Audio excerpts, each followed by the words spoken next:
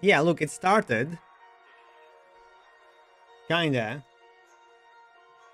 Oh, now it's... Wait, this is all extra weird. Test. Oh, okay, now it typed everywhere.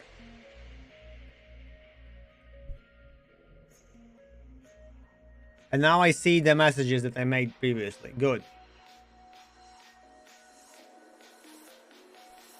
Good. So, not that anyone cares. Also, yeah, if you missed, the finals and the Raiders, those two games, are done by Embark, but Embark is being controlled, Embark Studios, by Nexon. So, and Nexon is the company that they were very greedy, and also they killed Dark and Darker with bullshit claims. Bullshit because it was proven that they are bullshit. Like, it's like it was initially they said that, hey, the guys actually stole their game.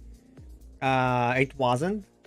They just used same assets that were publicly available on the asset store. So, and then they actually made a lawsuit of like corporate espionage, which kind of closer to truth, but it also, no, this is like Nexon Studios, like fuck them.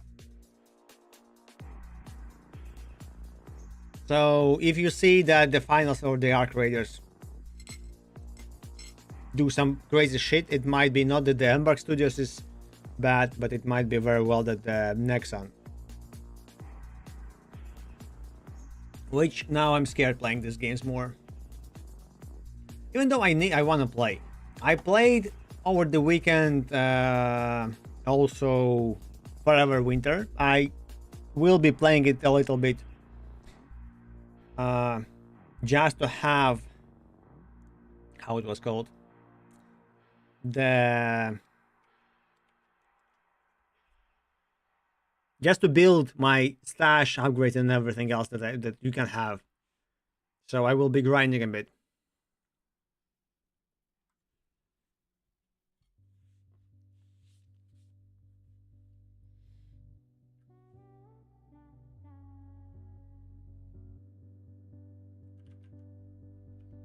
Mm-hmm.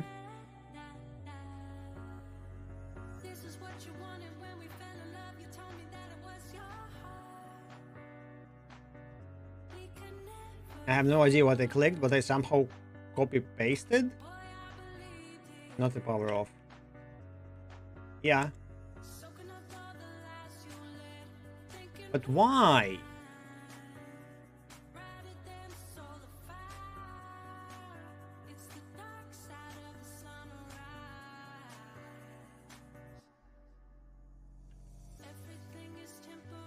UI input. Yeah, so it is there.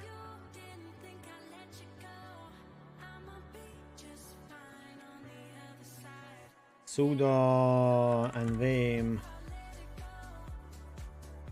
What is etc udev rules? UI input rules.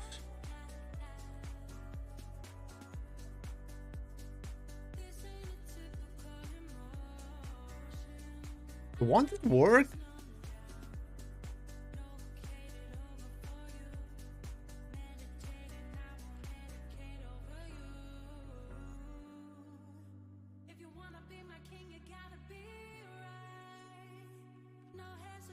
Where's my chat GPT? My chat GPT.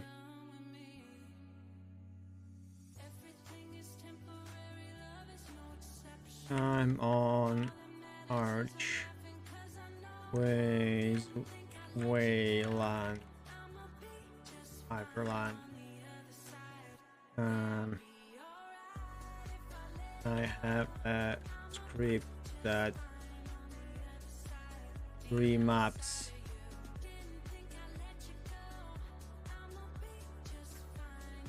unknown mouse input from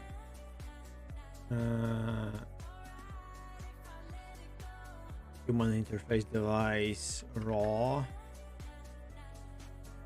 to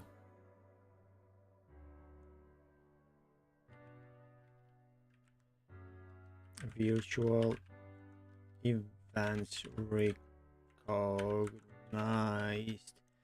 by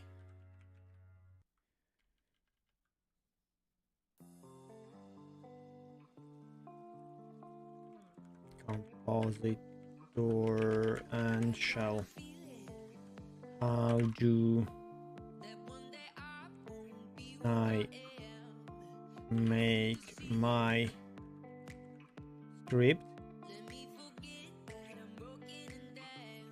run as sudo without user requirements?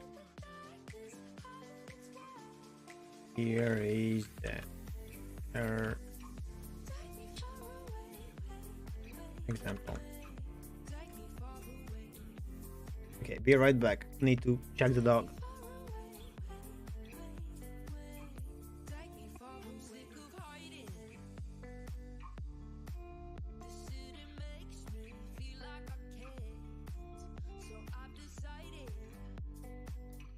Lizard.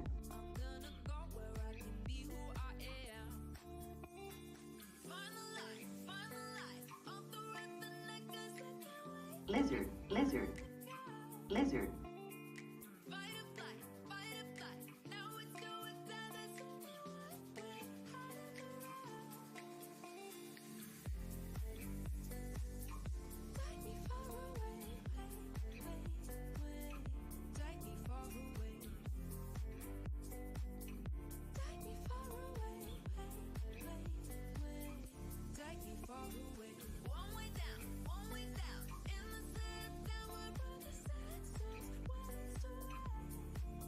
Lizard.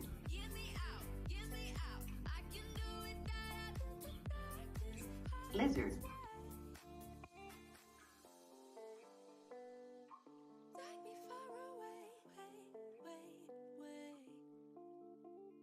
Lizard.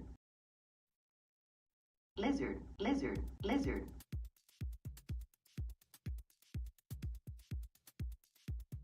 What is happening? Hi Cooler. Have you managed to build the user quarters, the whatever quarters in Forever Winter?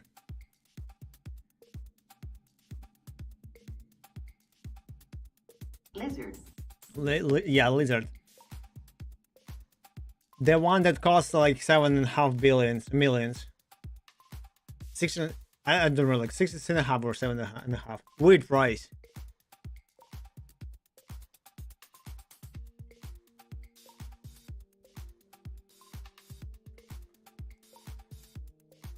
Also, one thing that I need to check, I still need to check in Forever Winter, like in terms of the money income. Maybe it will be faster to Lizard.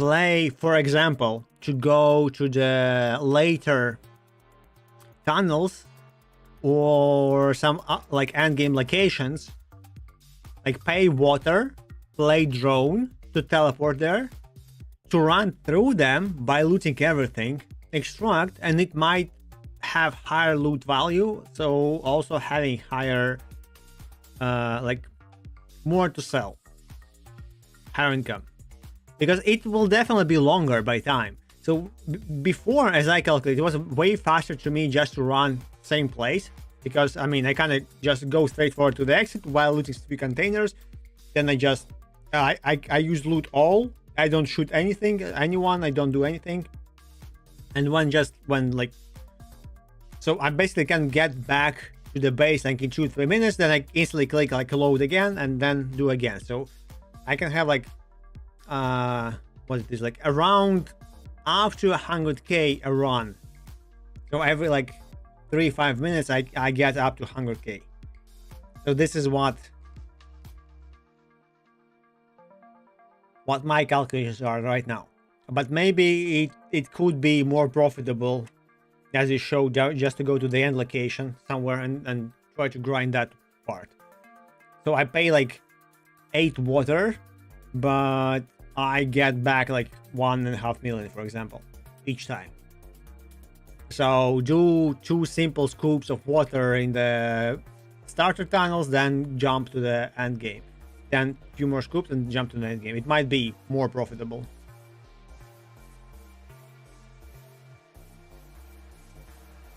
Also, now I have a quest where I need to kill the water thieves. So my plan is to level up a bit more. Nothing wrong with pseudo. But my current kind of problem is wait, I got confused. I confused myself with some extra thought. But yeah, so my plan is in the for winter to get the granite launcher and go full nuts,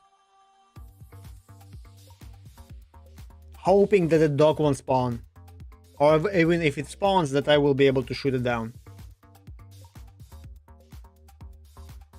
But for that I need to level up the bagman, because the amount of loot I will be I will need all of that loot to bring out. Yeah, with pseudo, that I don't want to use pseudo. I cannot use pseudo while the system is loading.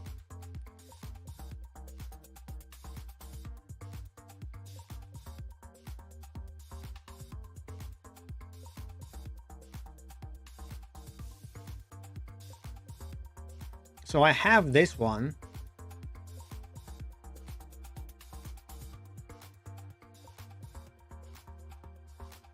Wait, am I dumb? Lizard. No, cooler broke. We broke cooler.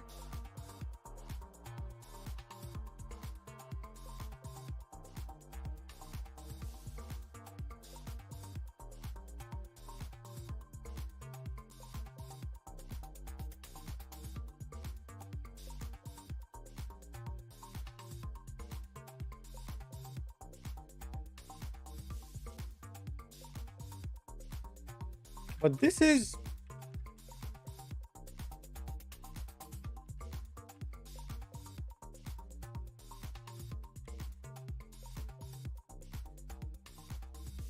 Yeah, this is for everyone.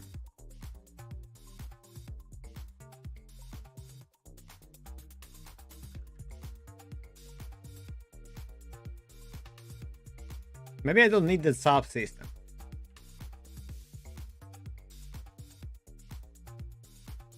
Yeah, he doesn't use the subsystem here. Maybe that's the thing. The thing.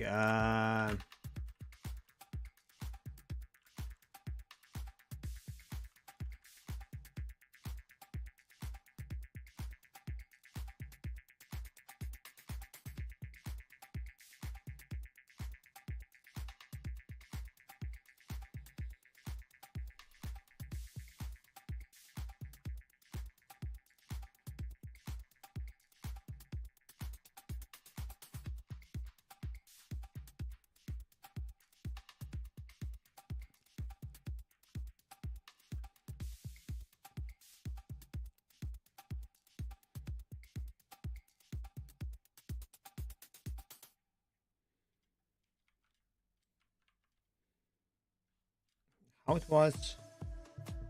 U dev admin. Sudo u dev admin.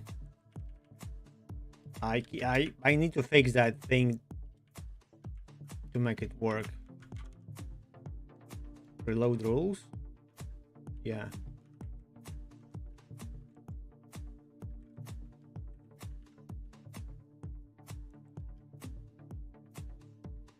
Trigger.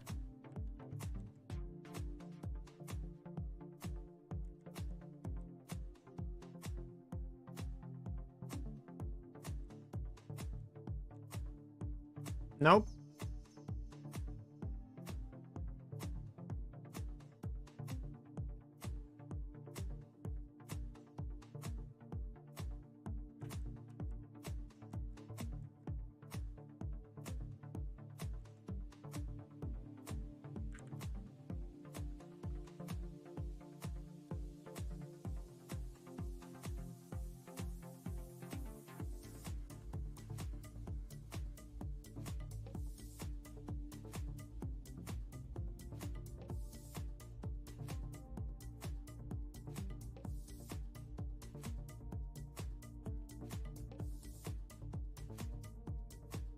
Hmm.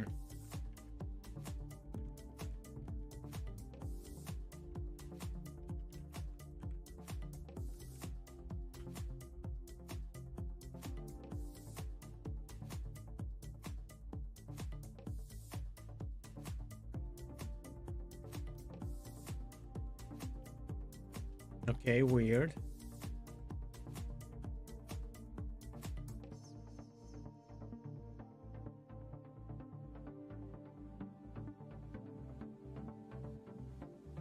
Maybe let's use this one to actually make it as a service.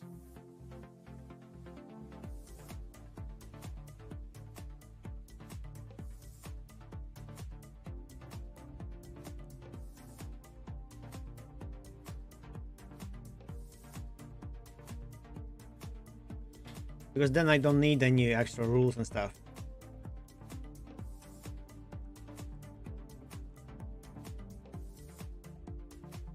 System D, system heat mapper dot service.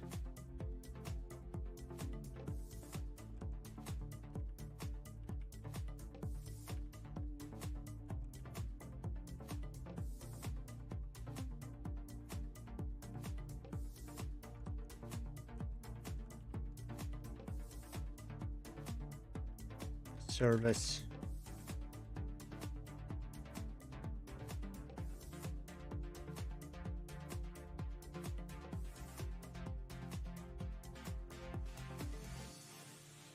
Paste. Undo. Oh, I forgot it won't paste. I need to paste like this. So the script I will need to change. Let's see.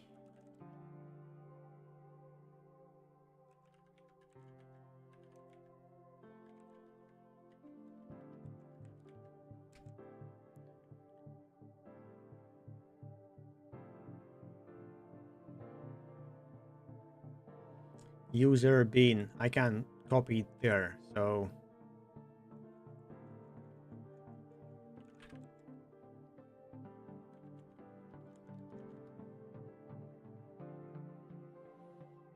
copy projects. Just Dynabits. Oh no, it's just Linux. Linux mouse mapper Python to the user bin. I never knew like what those folders are.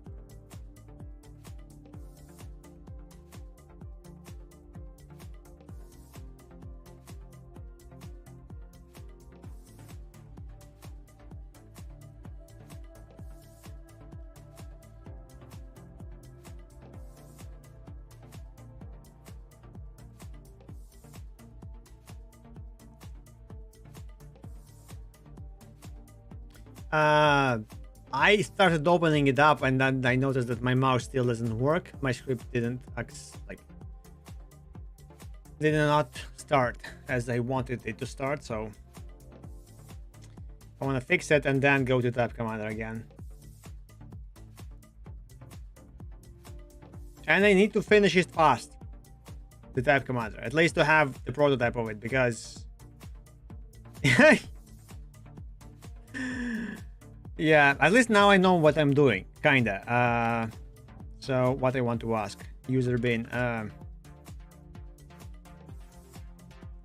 I think it is better to move my I will go with service approach. Where should I move my heat mapper script?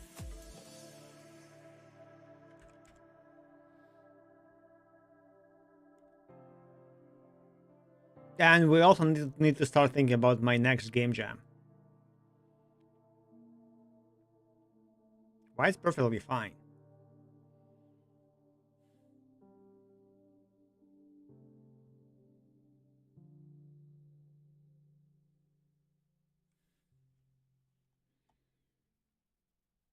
Okay, this is weird.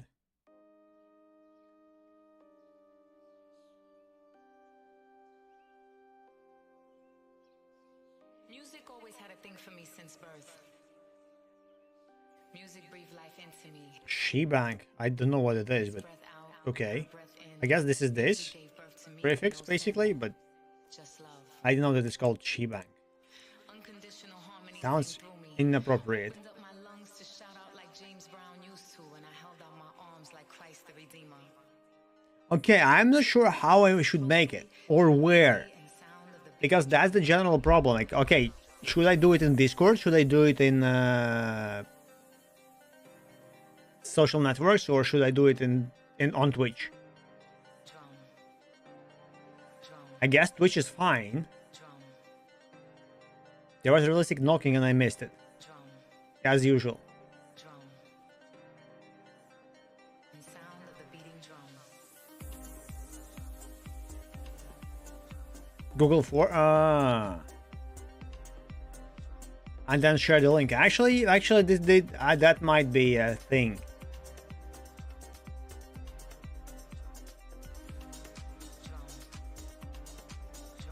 But also,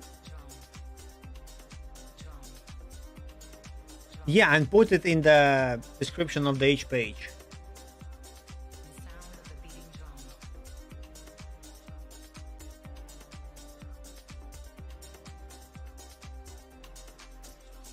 So the ones who participate. Yeah, this is so weird that I cannot. It would be so nice to know the persons who voted is actually the participant of the jam. Because it just occurred to me this weekend. So what if we will vote on them, like at least on the sum of the optional features? Since birth.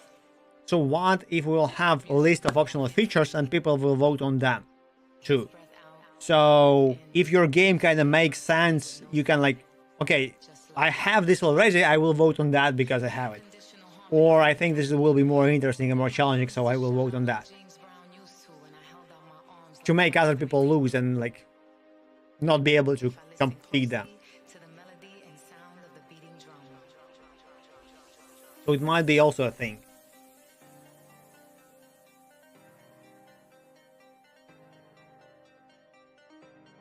Drum. Drum. Drum. Okay, I guess I should not move it. Drum. And sound of the beating drum.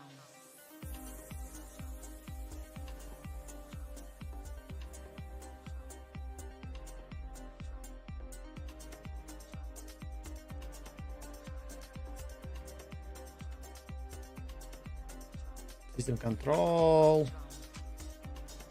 Drum. Drum. Demon reload. Drum. Drum. And sound of the beating drum.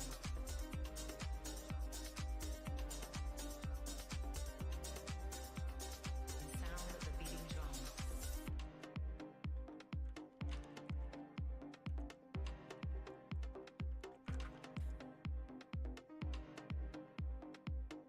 Oh, look at that.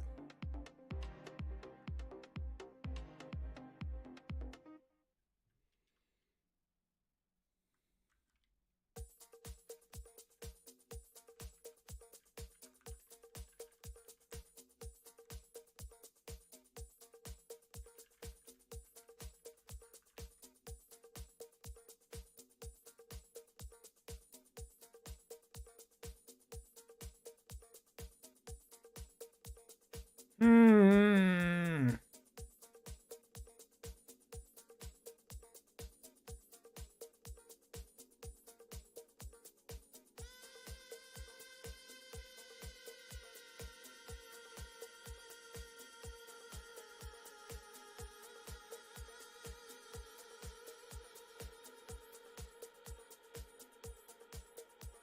How was to see the log?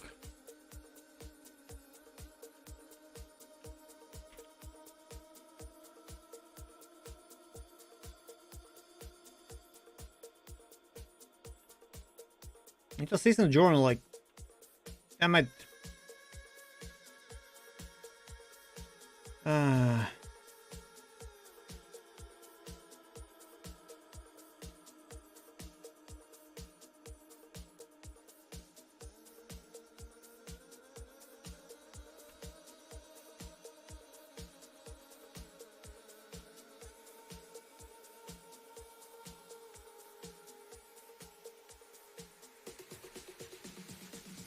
If I do this, user bin Python,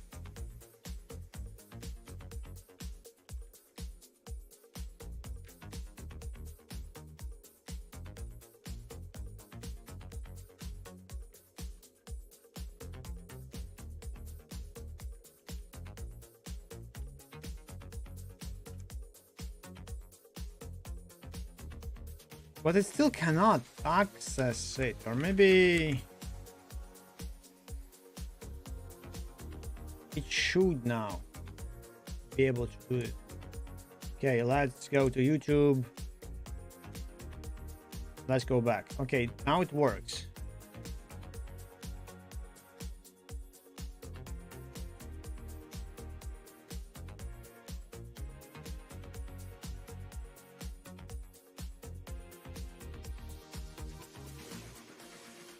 It's not about the how old, it's about how years of experience. Generally. Hello, Imperial.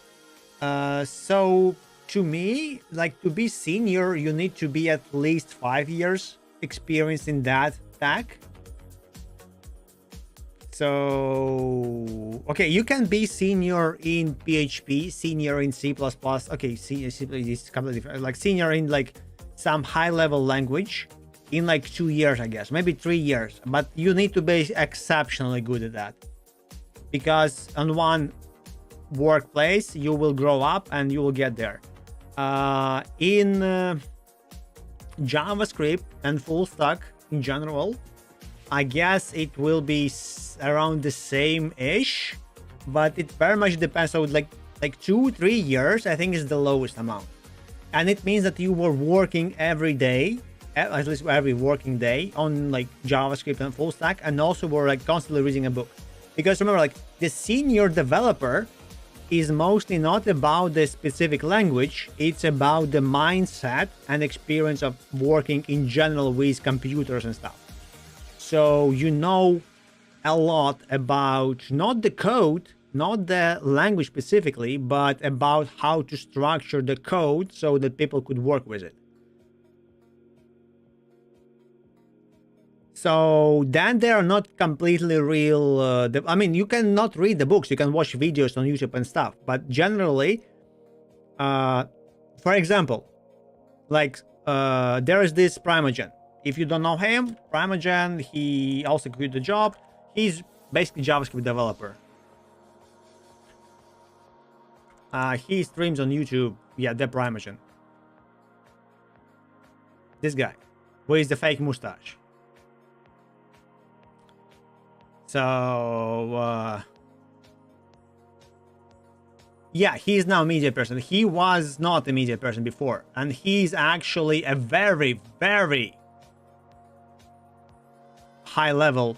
I mean, I can consider him as a senior JavaScript developer, like TypeScript, JavaScript and stuff.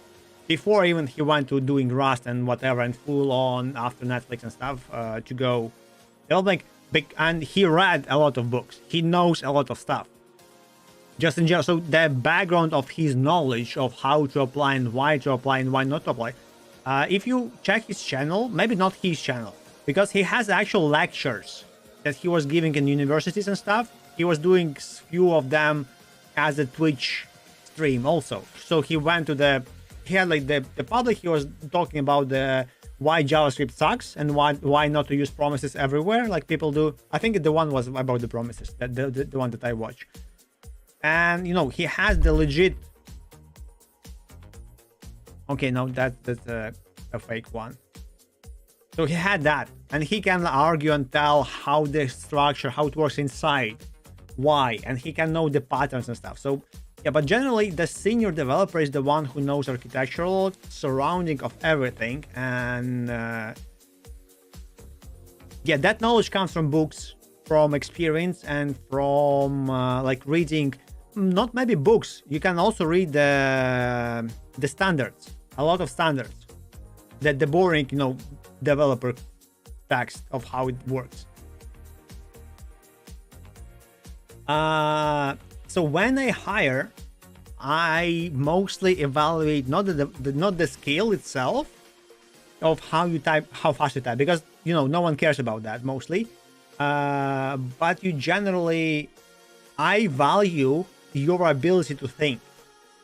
So as a stupid example, one of my favorite questions is to ask a guy to write a snake, or tic-tac-toe, or like some stupid game that my jam is about. This is actually how the jam came to be, I guess, partially. So I go and ask, hey, if the task is to do this, and this will be like completely out of what we will be working on. For example, if I'm going finance, I will try to ask not related to finance, but to related like abstractly. So I would see how you will decompose the problem, how you will attach the components, how you will be thinking on what you will be thinking first. Because some people just fail instantly. Like, okay, we had like the interview, like, okay, how you will do snake? And he like, I don't know.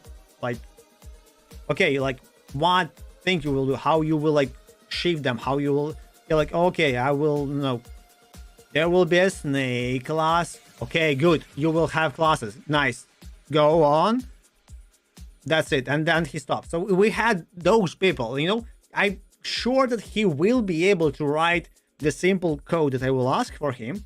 But he's definitely not a senior developer, like, because what I expect, like, from anyone high level, he like, okay, snake, some like abstracts, because maybe some tail on a hat can be like, have a tile based, it will be called tile. There might be coordinates, I will have a grid or something, I will have a map, I will have a food, so all of that. And we had those people that, they instantly start like swarming with stuff, with technologies, with optionals, with the abstracts, with the patterns, with everything. So that's what I expect from it does not depend on the language. This is what I guess one of the most important parts. It does not the language specific, it's just like the general way of how you structure that. And then we go into the language specifics, which might be harder because, okay, in JavaScript, you will have this prototype, you will have promises, you will have whatever stuff. In Rust, you will have those shields and like borrowing and whatever. In PHP, we will have like the framework and how the framework is structured, and the basic pattern MVC and how to have entities and what's not. So it's like, then we go into that. Also, I don't see a lot of chat, so how do I make chat bigger? Maybe like this.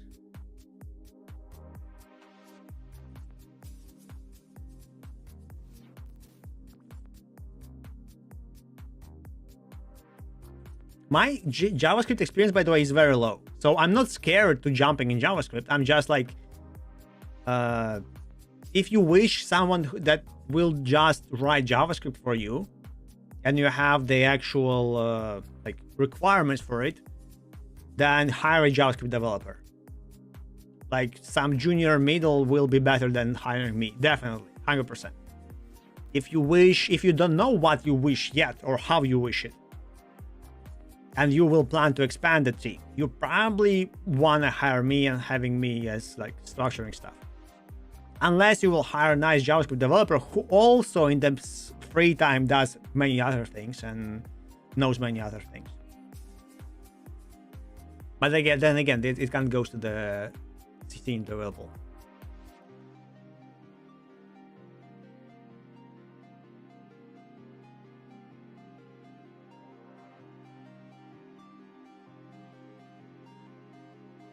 Yeah, wait, if my Microsoft system, they have the books, yes.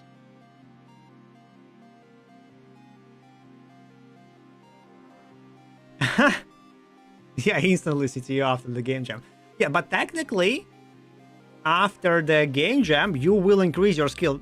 So, I mean, if you go how I imagine it, you should like be higher level as you were before the jam, because you will see other people's code, you will see all the other structures, you will see the other variants, you will have that common like, okay, I could do this differently. How? There are like 5 different versions of the game, of the basic simple mechanic that now you know, okay, I can do it with signals, I can do it, I know, with loops, without loops, with something else.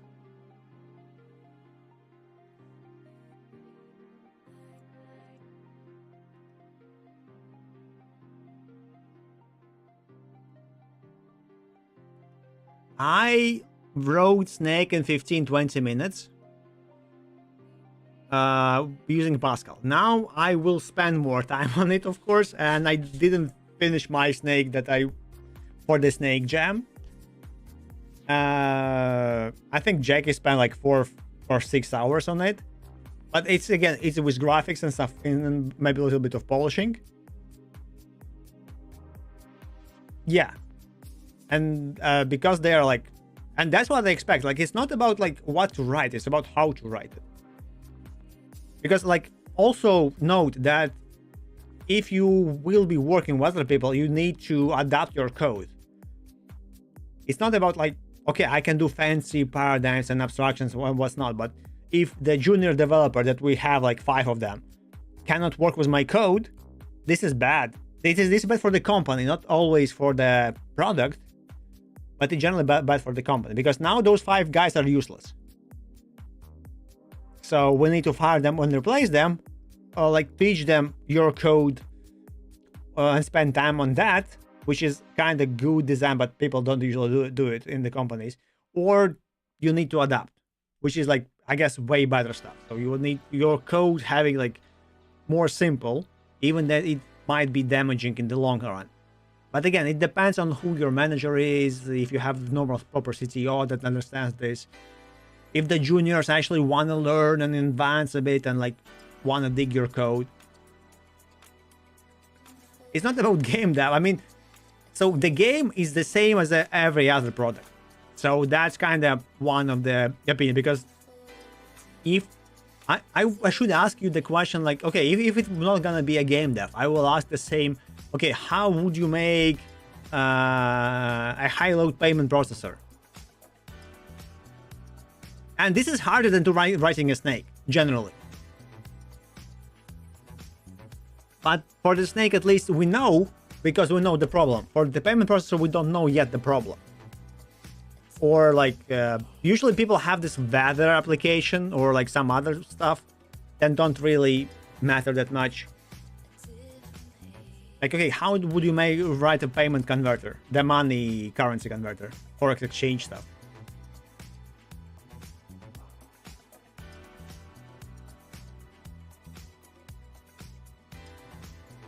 It's, the domain is different, the approach is the same.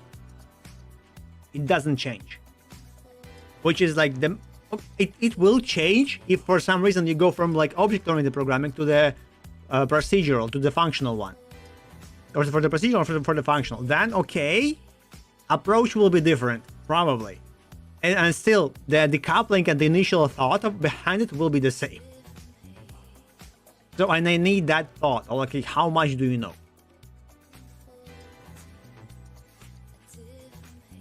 Like, even if you have functional, it still will be the same approach. We will still go the same route, figuring out, okay, what the hell? How would you, because, you know, you have a big task, and the actual, like, programming part, the most important, like, the skill set that you should be, like, developing from basically from the childhood, I guess, to be, like, very high advanced, I guess. Like, how to split the big task into simple step-by-step guides. No, those are, you should know about those. Yeah, so as a senior developer, you should know about those, but you also should know why those are not good or are good, or argument between those both. Like, because for example, like, don't repeat yourself. dry. This is kind of good, but this is completely fine if you repeat yourself. If you have the same stuff in two different domains with the same that do the same exact thing, because they might be different in the business logic. For example, or it's actually sometimes way better to do the same whatever, loop, sort, whatever, in the same parts of code, in different parts of code, the same thing, than to actually figure, okay, now let's make it a service, let's drag it through all the stuff, let's now couple those things, because now you have this extra coupling. Why? Because now the stuff won't scale fast and better, because now they all depend on the one simple whatever you did. So it might be actually better to repeat the code, have it both places. So yeah, this is a book, by the way, that you link. Gang of War, they made the basic design principle patterns. It's called, they were called Gang of War, but the book is called Design and Patterns. I don't remember. Many people have it. So all of those are from their book. Just this website has them nicely written. Also, this website I think is Ukrainian, as I remember. Yeah, so you need to know those. I do not know those from by head. I kind of, when I say it, I will remember it, but it's not you basically do them after some years of writing code. You will get them automatically without knowing that you're actually writing a pattern. But you need to know them. Also smells, yes. This is they're called smell because it's not that it's bad, it's because it is it might be bad. You don't know it yet, but it's one of the first indication why it is that it can be bad. Because even the monolithical structure can be good.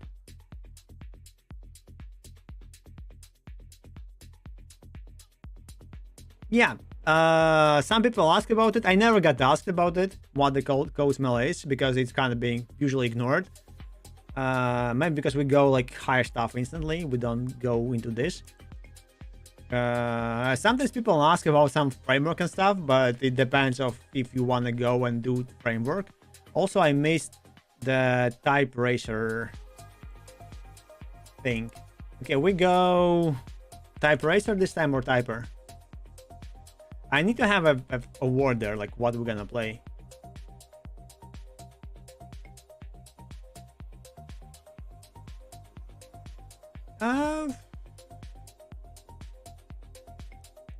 So also know that they are called smells, but again, there might be very legit. Any okay, let's go type then, because it is faster to click a little bit.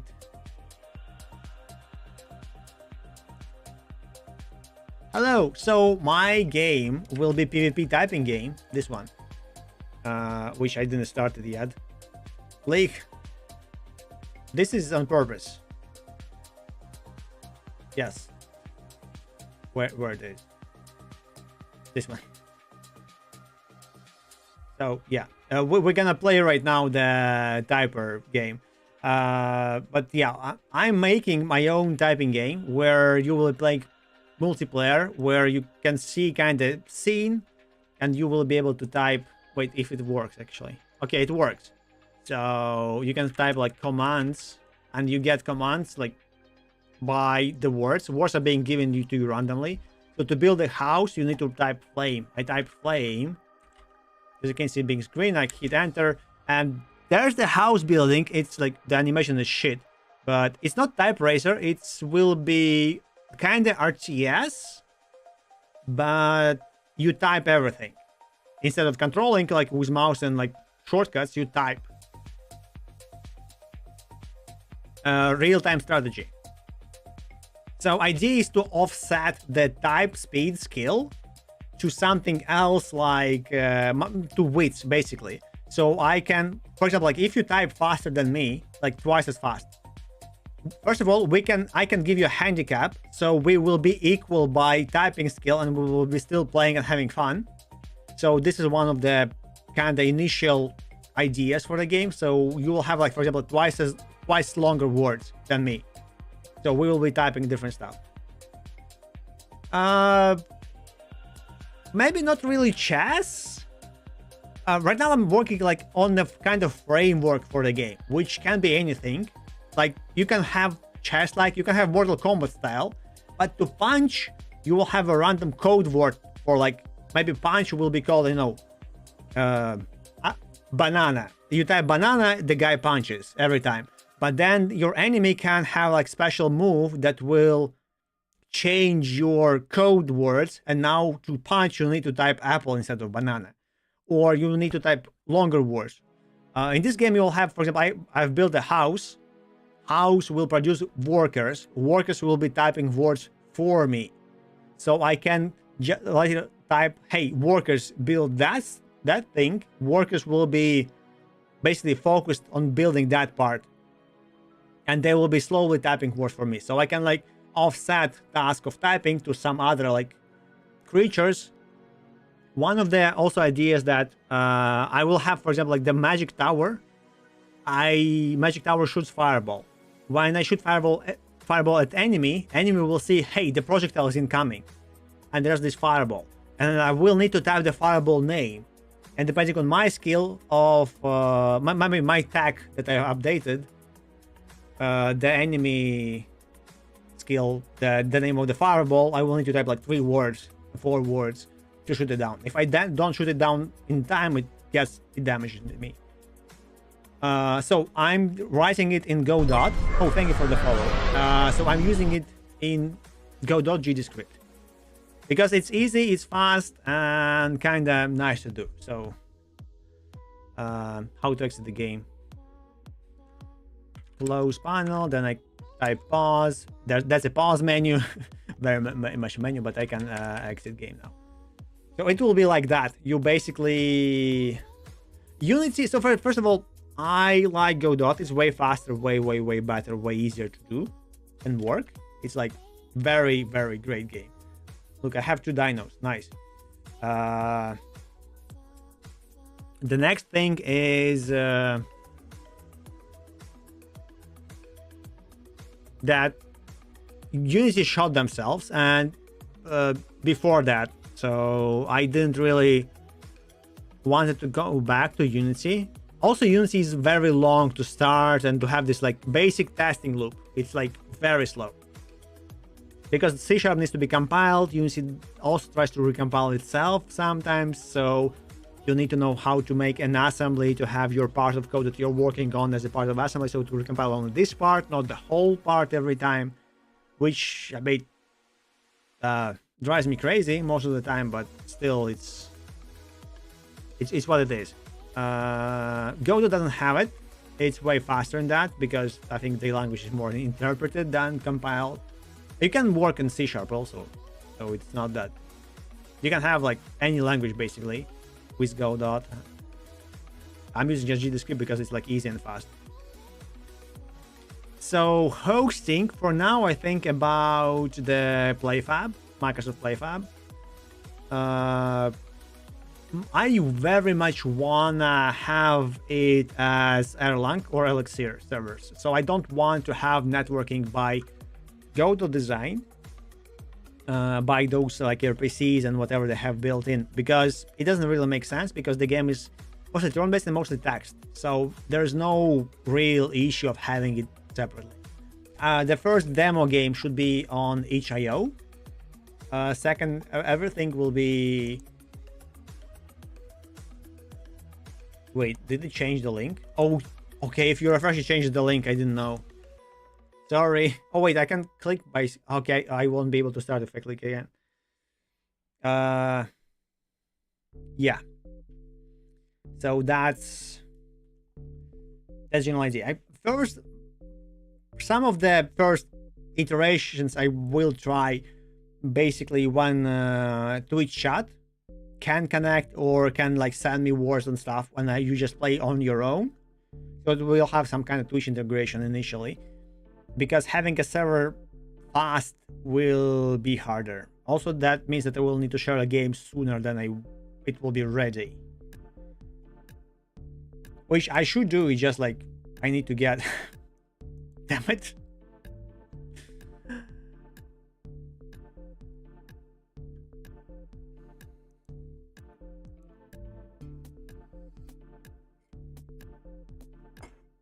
But this is one of the games that I want to make. Many other games will be like, next one will be turn-based game, like board game style about robots and how they trying to get energy, kind of card robot game.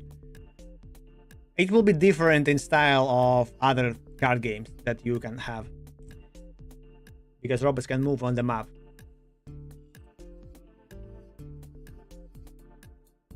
And of course, the dream is to have space multiplayer game, kind of MMO. But that's, I don't have not money, budget, skill set yet. So type commander I can't finish because it's kind of, it has easy steps, but you need to work on them. Yeah, for now I have only a framework for the game. So you can build houses and stuff. Now I need to put the content, and I need to have a logger for the game to like see what's happening, so I could later debug and see easier what happened. It will also help by on the server side. Also, when the client experiences the bug, it could click, hey, send report, and I see all this, how he managed to explode it. Yeah, but not today. Probably I will be already next year, because I want to finish the game for a single player, basically, so I could play with chat. Basically, chat maybe redeems sometimes me some words and stuff, and I will see them in game happening. And I will need to react while also playing, while also like trying to achieve something. Then after that, I will try to create and work on the server. Server will be again PlayFab using Erlang. So the website and stuff will be itch initially. So you go to itch, you have a kind of demo access, you have the web, you log in and all that matchmaking and whatever is already free option of the PlayFab. I think about the PlayFab because it's free, because I used it once already. Well, like twice again. It was for the game jam, for the actual robot game that I want to make, still want to finish and make completely. It was on Unity, by the way. So this time it was gonna be Godot. Godot is very, very easy and fast. Also, I'm hosting a jams, by the way. If you don't know, I have a special jam. Wait, it's called Jam. Oh, Cooler, wanna join us? This is a previous jam. This is not current jam, this is a previous jam. But basically, jam is special in terms of that everybody makes the same game and we check code of each other. Also some additional stuff, but basically code matters. So you make game, you can use tutorials, you can use AI, you make the game, you finish the game, and we can like check your game, and you can check others' games and their code, which is the most important part.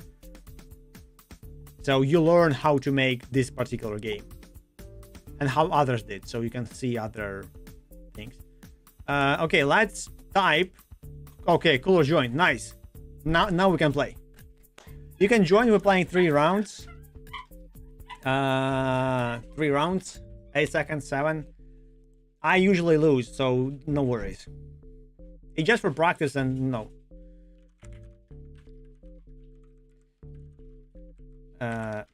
For the game research. Okay, I guess we actually tricked the dino. Perfect.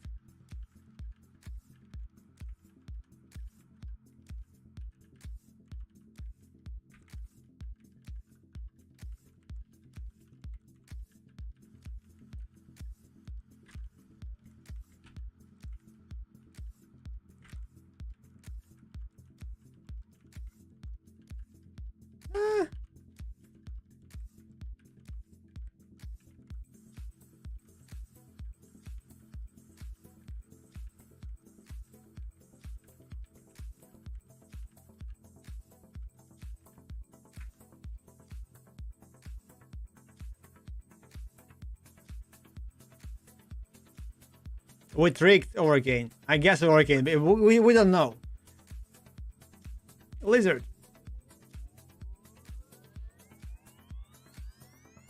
So next game jam will be end January, February. I need to start preparing it this week.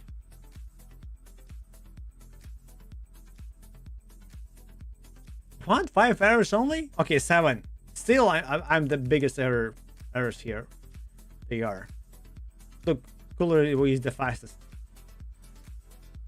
Okay, new round.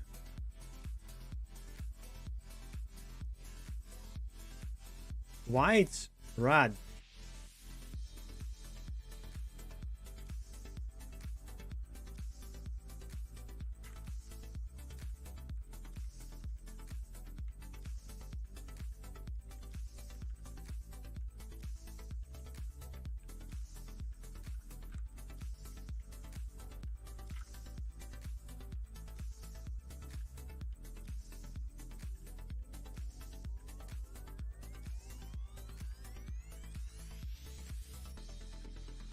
What?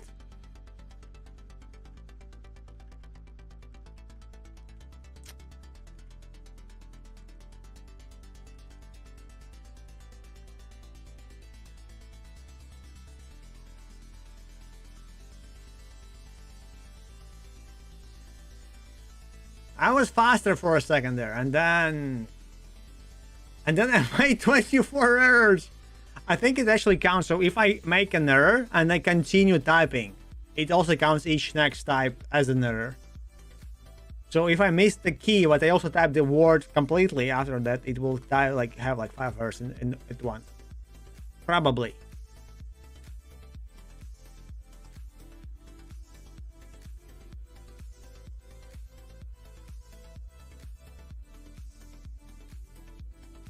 But yeah, by this end of this year, I very much need to finish the how it was called.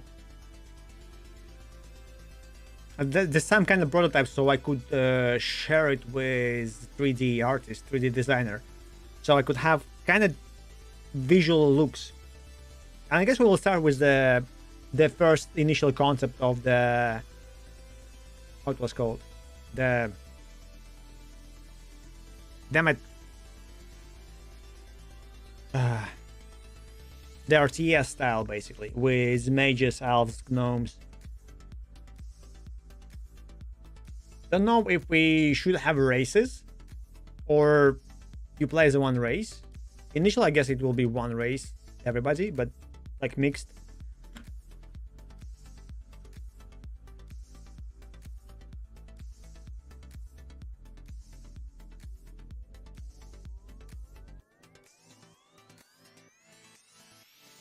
Also, I don't know if like if you should have like resource management. I guess we should,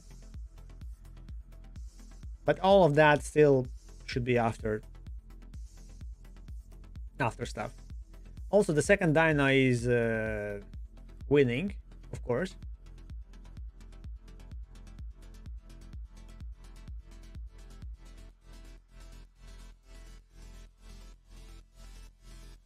The Princess Bride.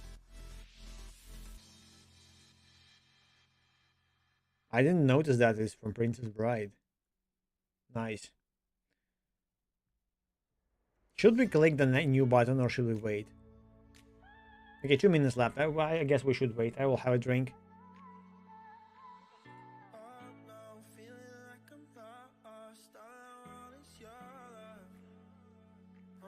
Then I'll try to figure out why my service doesn't start for the mouse, and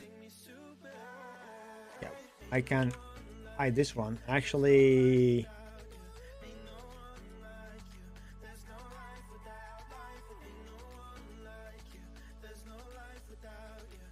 can I GF it? Okay, I can. Can I? Oh, no.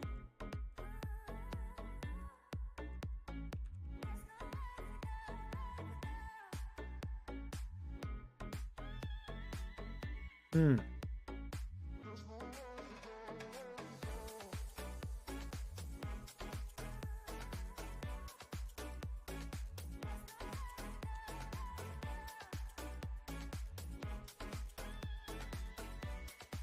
48 seconds. Wait, done a win. 15. Okay. New game. The last one. Oh my god. That's gonna be the fast and ugly. And okay, let's have as less errors as possible.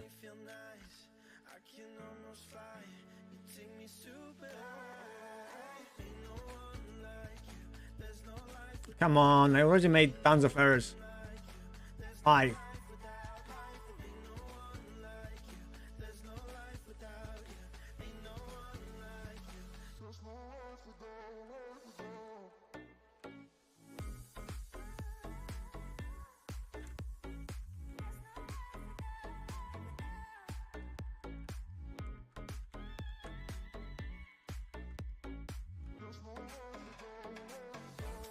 Come on. Wait, it's... Oh my god. I think I hit the caps lock. There. That's gonna be the slowest. I'm focusing on making it correct, but I'm actually making more mistakes. Damn it.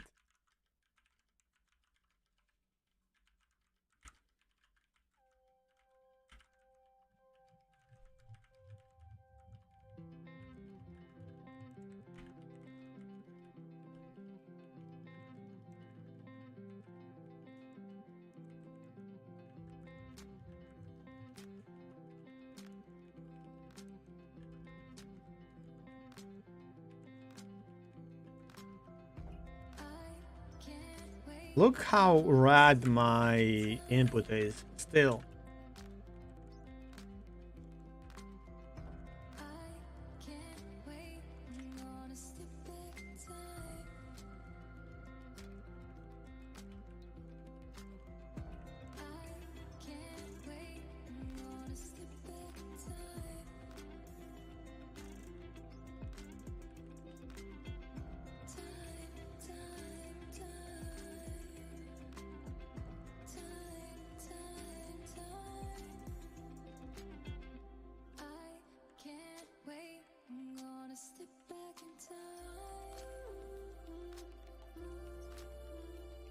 It would always feel this way. 30 errors. Cooler 8. Oh my god. He's the best. Look at that.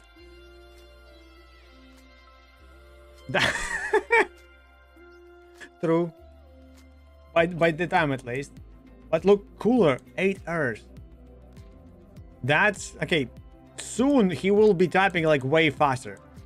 Because I remember like the first time Cooler participated, it was like 45 words per minute. Lizard. So yeah, nice job. So I will need to finish my game and already put into the game like if your nickname is Cooler, you have longer words.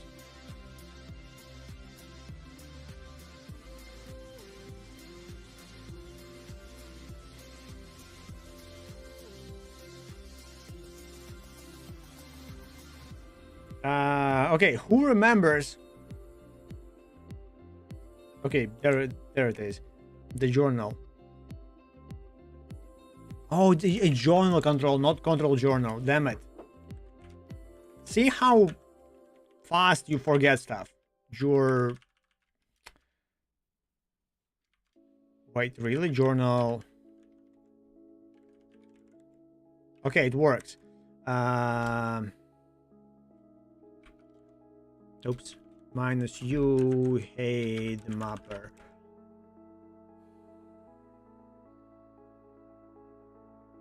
Group credentials. What?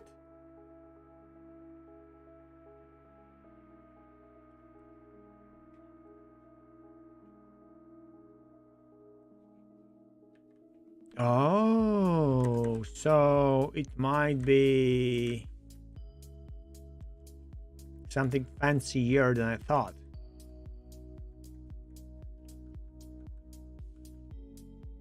This one. Okay. Wait, that's not the one. Damn it. Control R. Head mapper up. No. Control R. Head. And now I do Control R again. And controller again, and controller again, and controller again, again. This one. Okay, so multi-user target, description, mouse mapper. I think I don't need this part because it knows. Oh wait, there's no such group.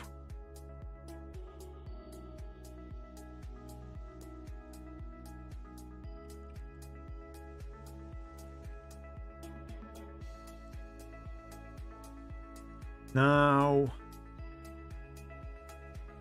reload, yes, and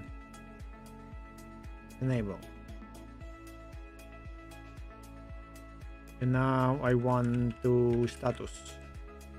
Yay, it is running. Okay, look, it is running. Is it running? If I go here and I click YouTube and now I click back on my mouse, yes, it works. Finally, I have, it will be working. It will be working. I switch to one stable. Only go to user local bin. So it was because I didn't have a group. Which makes sense.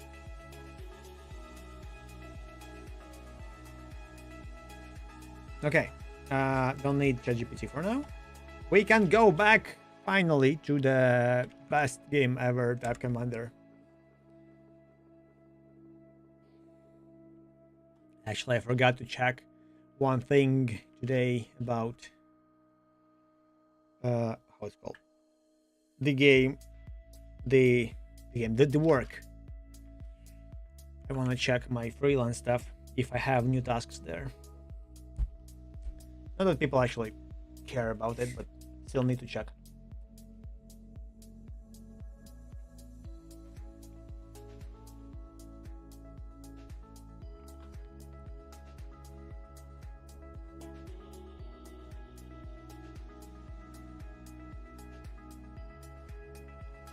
Yeah, my hand still hurts. Okay, what was that? Editor plugin. Okay, yeah, so I'm creating a plugin right now to actually see my logs and see the log as I wish them to be. Two questions, like, should it be like this or should it be like this?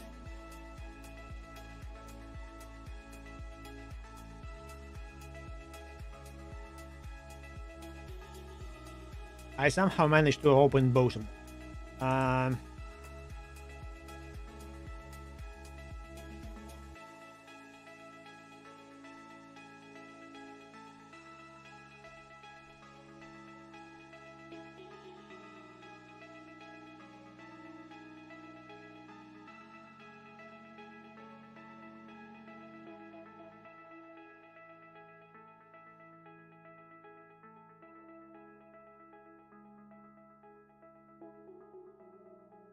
Visual shader not comment.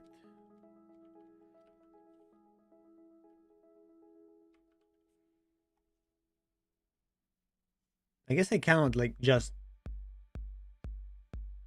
get list of icons, or maybe I can. This is something that I kind of hated a bit. Returns the icon property defined by param name and param type if it exists.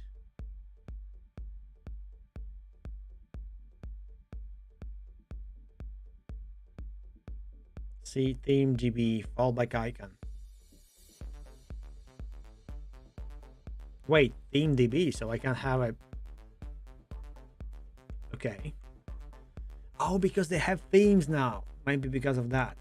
So I can have a global theme with all the icons there. Interesting.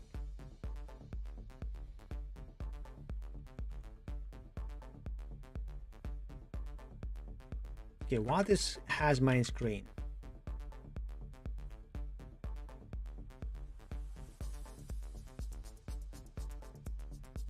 Workspace selector together with Lizard.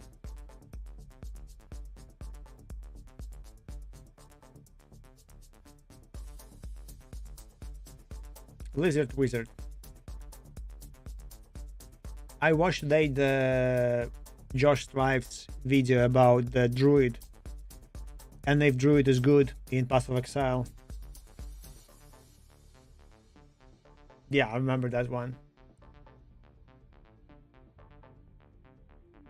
Cooler Wizard.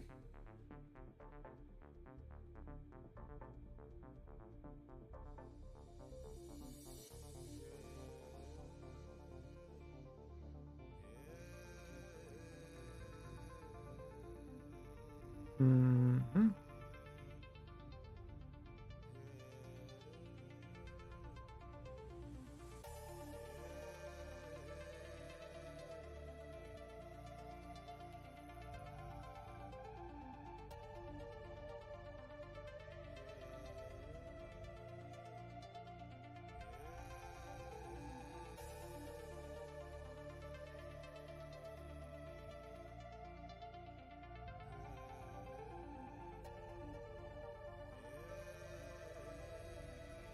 So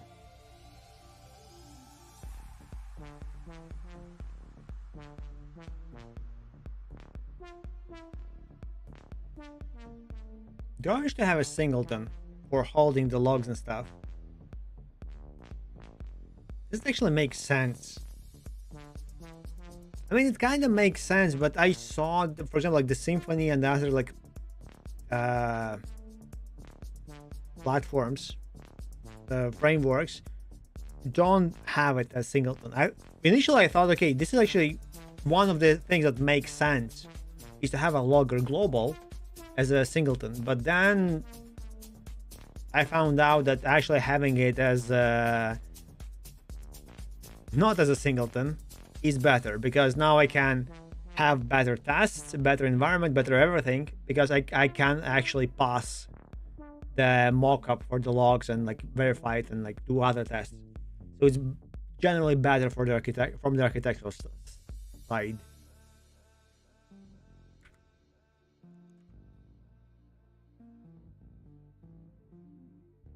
Oh, that's where I am. So let's go to the logger GD. So yeah, that's the logger. It also can have, oh wait, I should not have a name for this.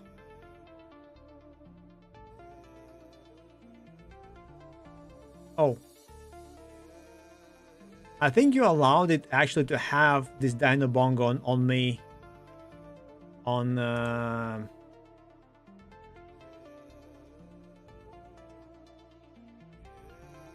wait, I won't have it. Oh yeah, because yeah, as a plugin.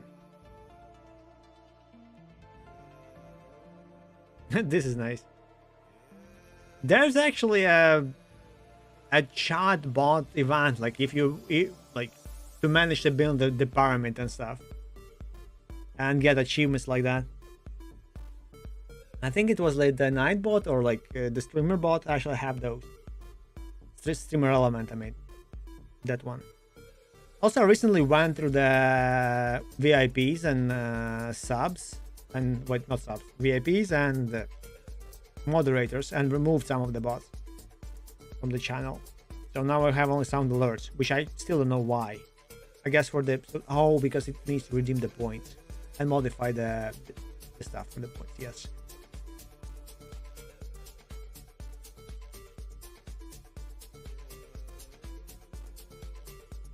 Yeah, and I disable the stuff. Yeah. So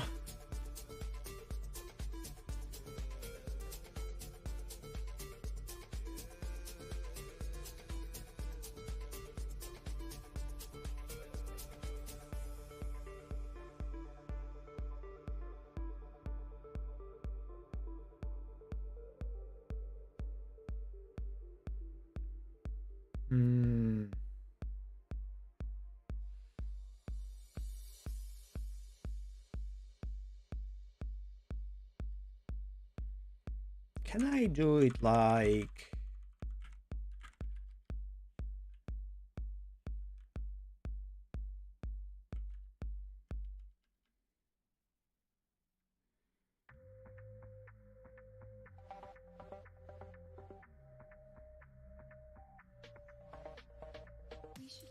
Maybe class will it work? Yeah, I guess it does not complain. So generally, if I will do add auto load singleton,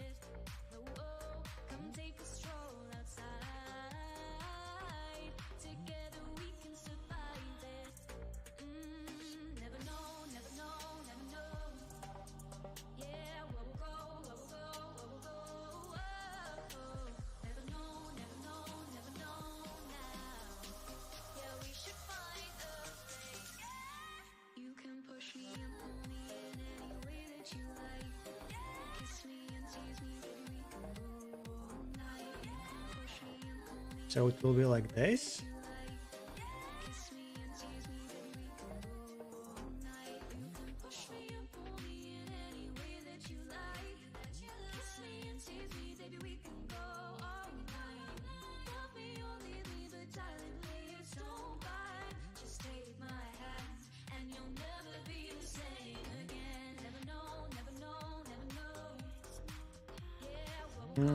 Can I check if it's a build or if it's editor or if it's something else?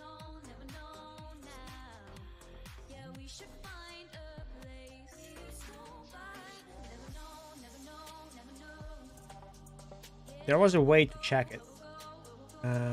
Go dot. Check if editor debug build.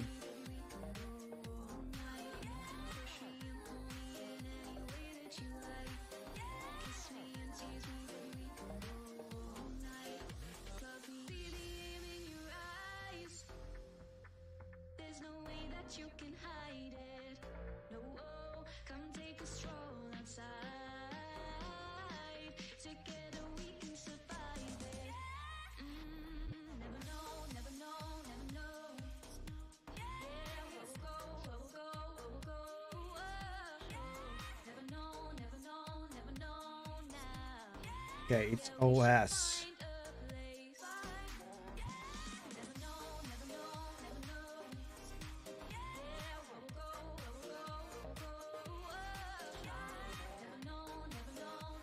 But that's a pass for a singleton.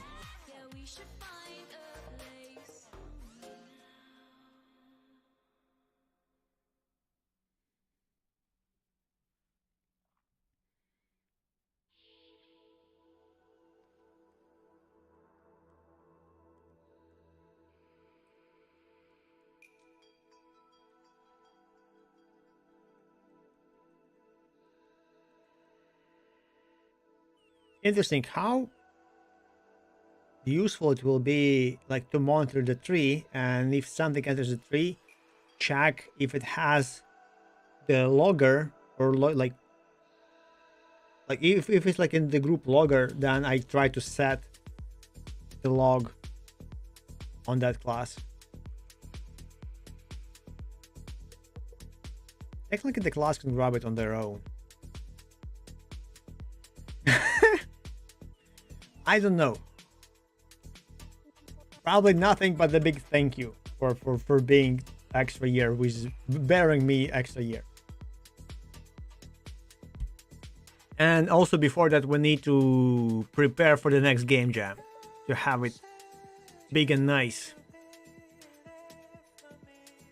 But yeah, next, so few ideas for the next game jam. I didn't occur to me until the last this weekend that we can actually have vote on the features. So not as you suggested, basically having the different games that everybody does the different games, but have at least different features and maybe vote on them.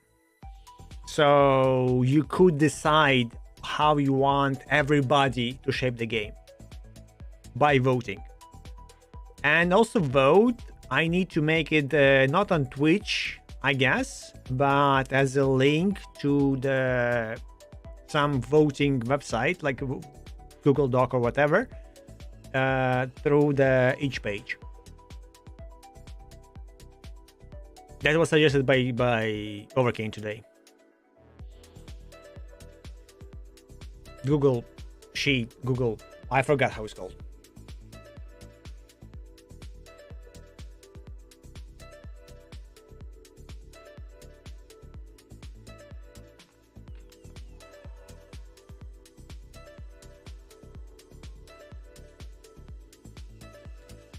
Also, I will need to, I might get a job. I'm not sure. We'll see. I don't wanna, but we will see depending on the proposal, because I'm searching for a specific job. At least I will have a thing that, hey, I actually went searching and I actually went to interviews and stuff. So that's gonna happen this Thursday, and also I'm having a chat, I mean mails basically, with someone.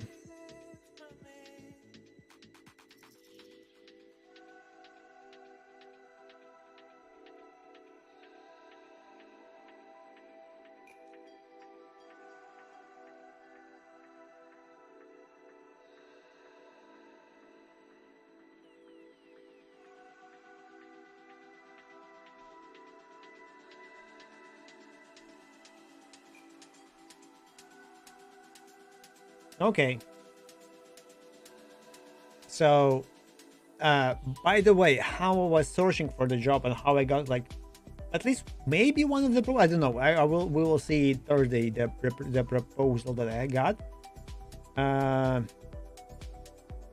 how it goes. I'm not gonna like have actual details about that if they're like NDA and stuff, but generally, if people ask me, hey, do you want to be a PHP developer like with us? I'm constantly answering like, hey, I'm not searching for a PHP position, even though I can, but I'm trying to aim higher, like CTO or director or something like that. Maybe you searching for those. Maybe, I don't know. And sometimes people actually answer, hey, because they then now have you in mind that, okay, if we will need a CTO or someone who will control stuff, we know about that guy. So I guess the interview might help also to show them that I know stuff or that I don't know stuff, and they will ban me permanently.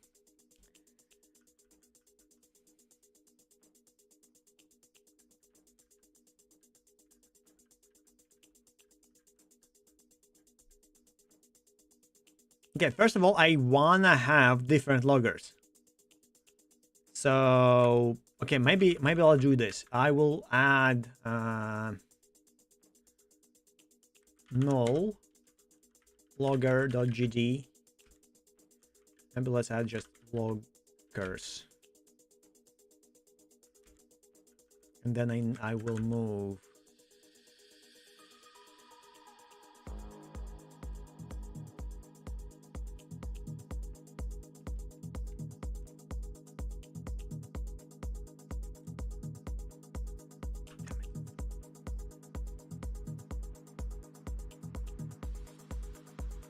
what is Shift M?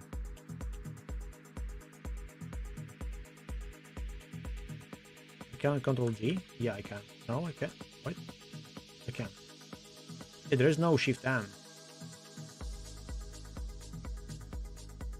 So I guess it was the something else. Logger.gd. And null logger also goes there.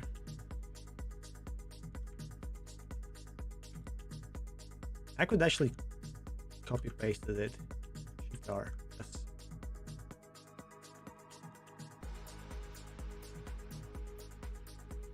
Good.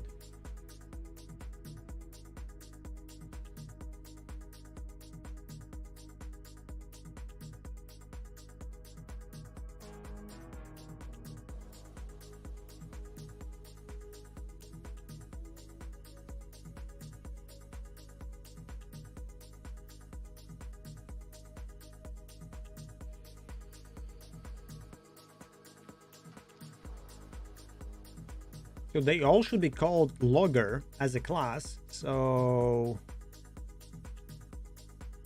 it would make sense to have a static class for that. I guess I can have it as instance.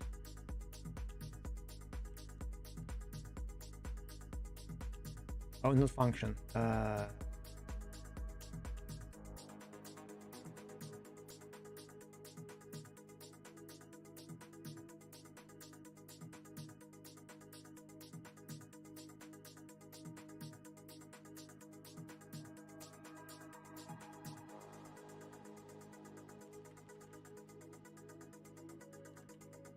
Instance, and it will be something.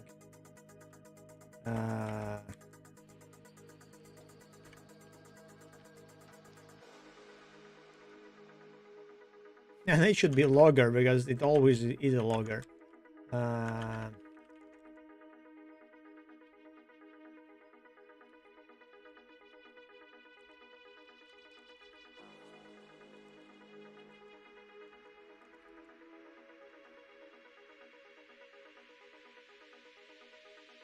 Oh wait, but that's abstract. So that's global singleton.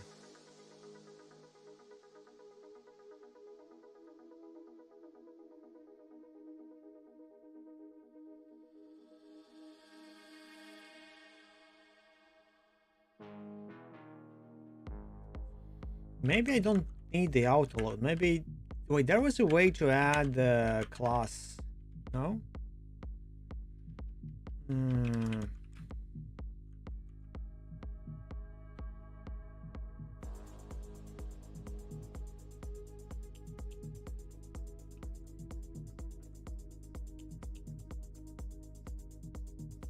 There's the editor and there's the. Okay, let's look into this one.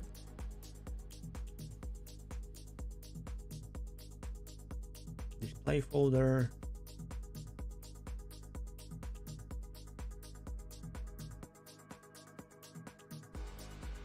There's a thing about going into classes itself.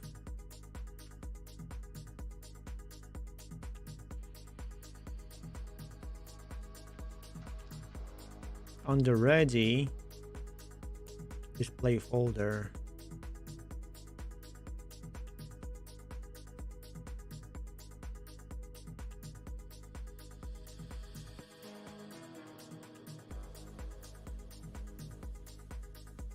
What is this one?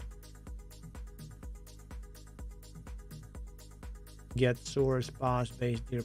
Okay, say JSON.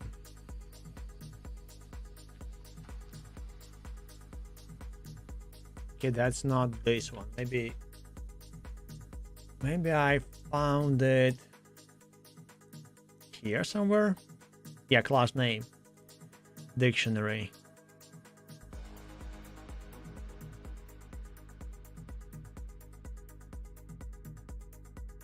Lock utils get singletons.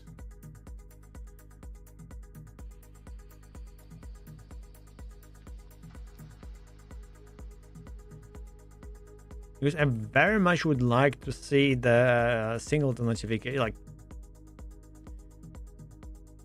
extract class name from GDScript. Like, can I add my class to the global pool of classes? Because if I can manipulate that, it would be amazing. Then I will have my global logger, which you can access however you like.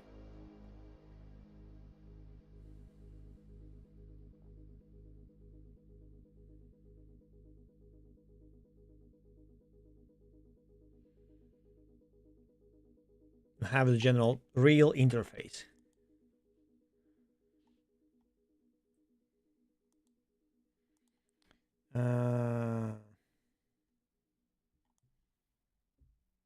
Okay, go dot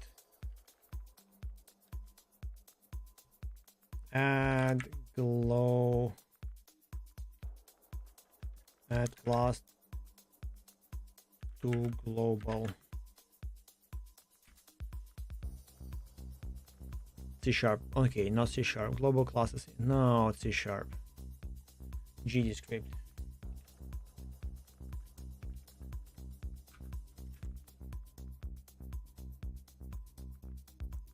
Maybe like plugin register class global.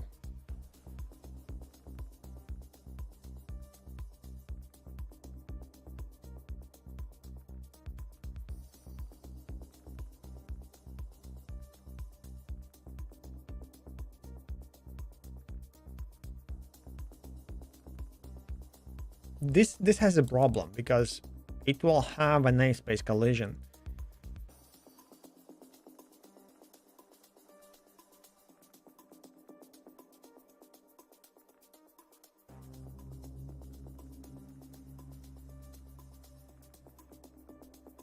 This is weird. I don't understand this. Okay, what is inside the maker hides a global script class?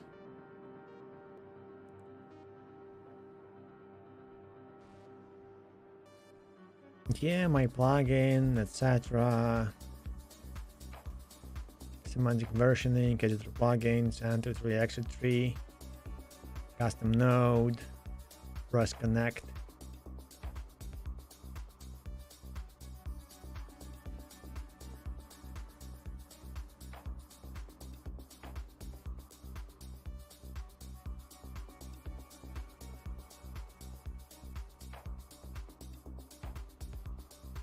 Add custom type. So it adds a custom type. So I can use that one.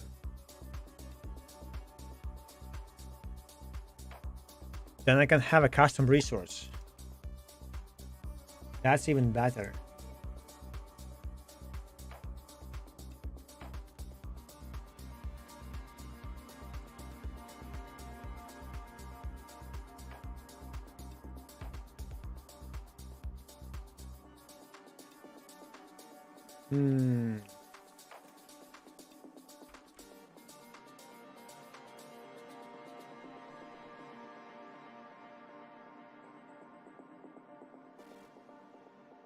Add custom doc.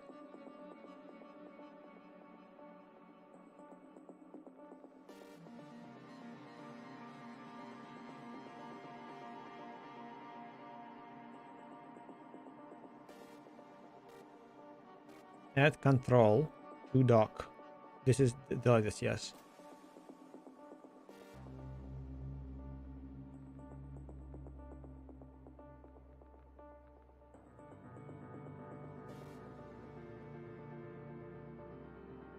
Register and auto-load singleton in plugins. It is possible for editor plugins to automatically register auto-loads when the plugin is enabled.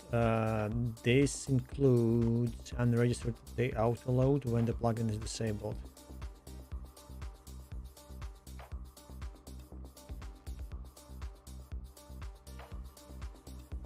Using sub-plugins.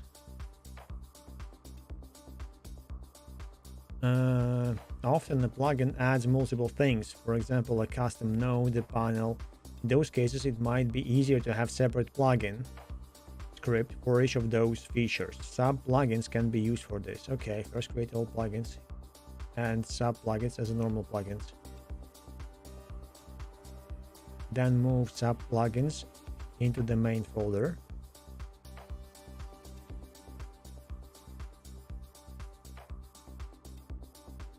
Oh, this is interesting. Editor interface. Going beyond.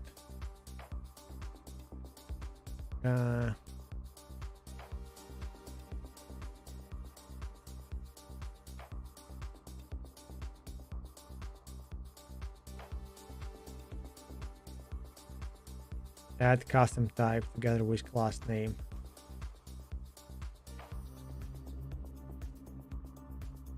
Maybe a custom type not really needs to be part of the node.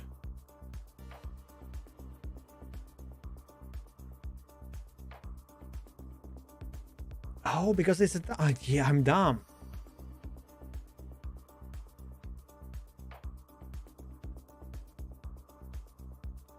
Okay, let's read about it. Oops. Type.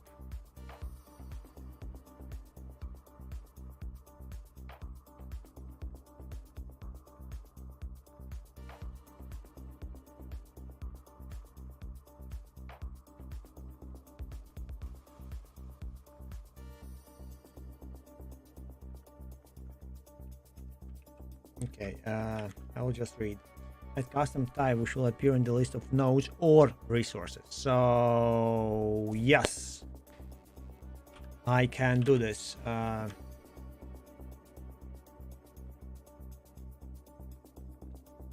will go to my logger.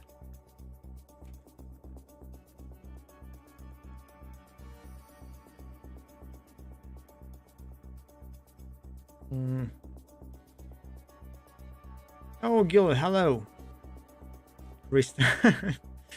Nice one.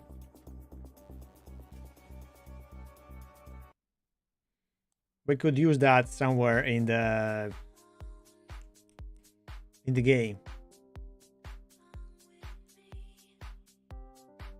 I actually had a friend. He had a program or something like that that could kind of decipher any nickname, any name.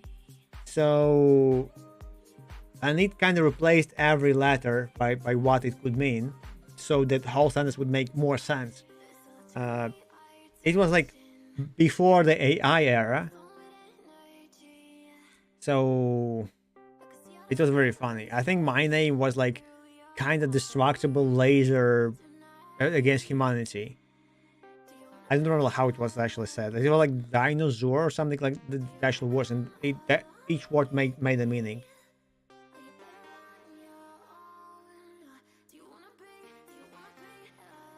It was the Skype era, so when he made the thing for us, we used that.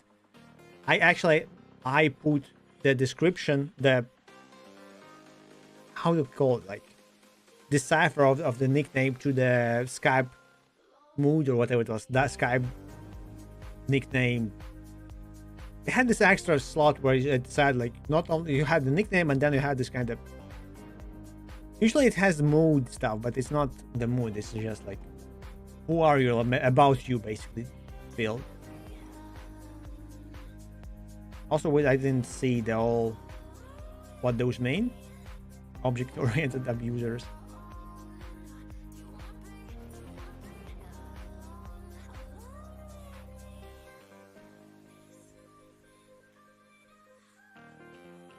A refused back west.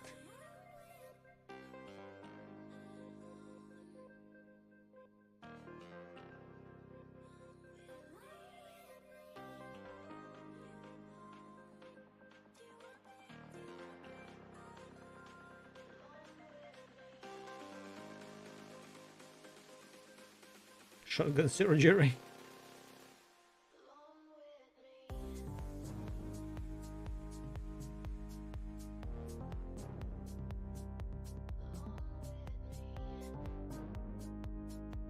Yeah, coal mines is actually one.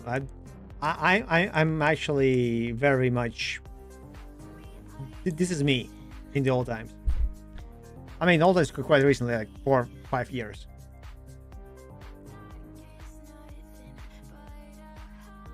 I don't know about this one. That code, yeah, also. So this with comments, yeah, that was me. Duplicate code, it's again debatable, but sometimes yes, sometimes no. Oh, couplers, yeah, that's one, the big one. I need to read those. This is actually very interesting.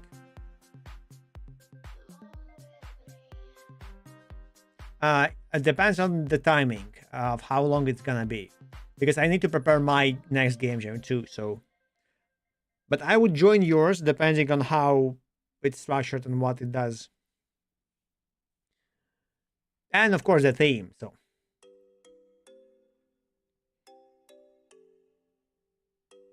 Lana recently did Friday to Sunday. I might do it. I don't know. This because like this Thursday I have the interview for a job. At least they will present me what they have, and then we will discuss what we're gonna do, what they want from me, because they proposed they wanted me to be PHP developer. So, and I said, hey, I actually aiming for higher stuff, but thank you for your proposal. And then they said, hey, do you want to still come and talk to us? And I'm like, okay, maybe. So, oh, then it can be cool. Then I may join at Friday and finish it Friday with some extra challenge.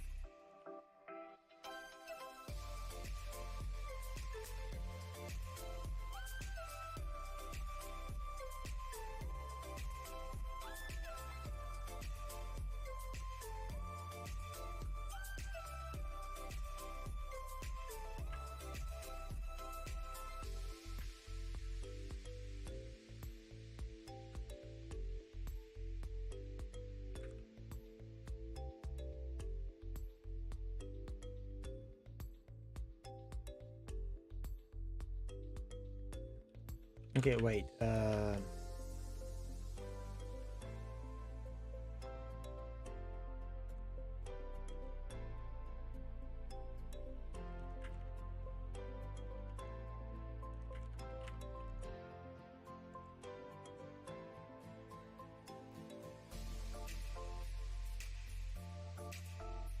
Should the base logger be a resource?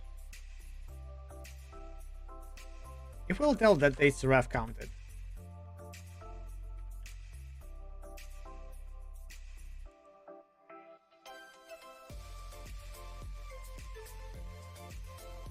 And script will be logger slash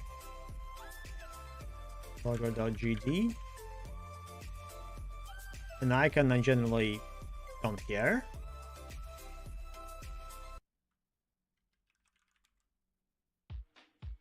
Invalid argument for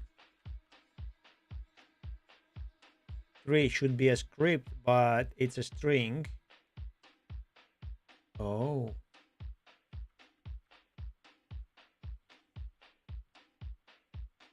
Okay, one mechanic. Okay, good. So it's similar to mine.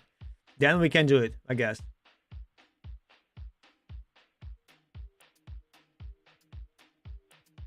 Yay, we'll have more mechanics game jams.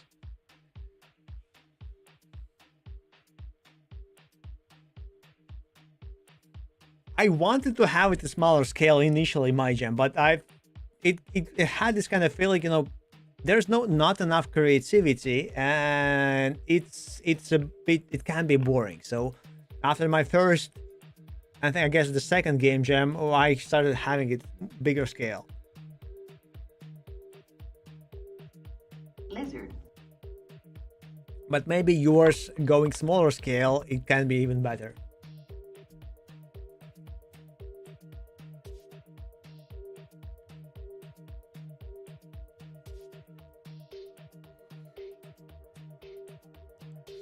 Guess we'll see.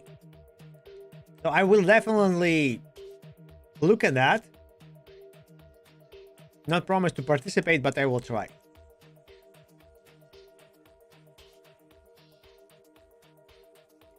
Yeah. Wait, what mechanic we had? We had idle mechanic, which is not really a mechanic. It's just called idle. We had dino runner, which is not the runner itself. But then, okay, like, the question is like how to judge it, how to, because if you judge only code, that means that you don't have a game. So you basically have nothing to show except the link for the GitHub.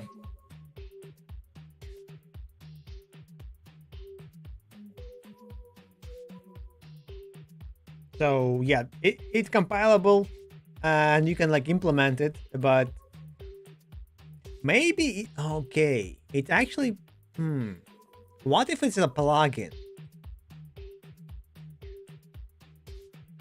But you cannot show the plugin.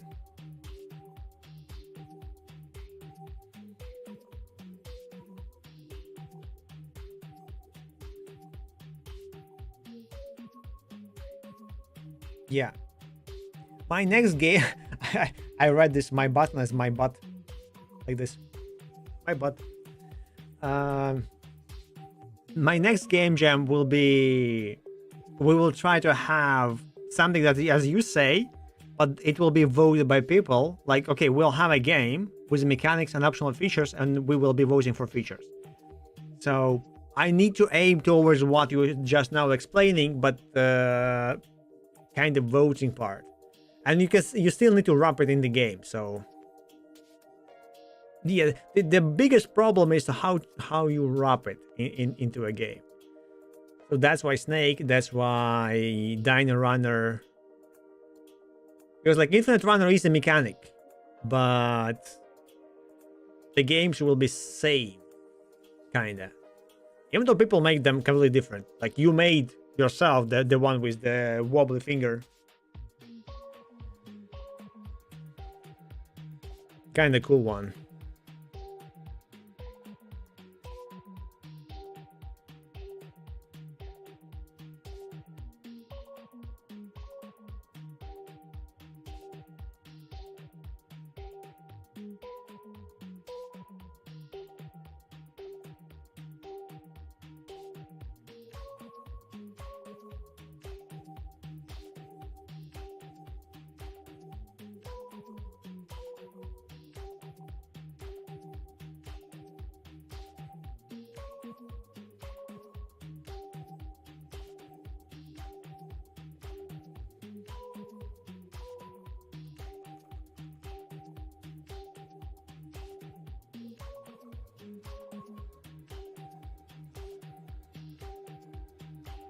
Okay, so it needs to preload the script and it needs to preload the PNG. Okay.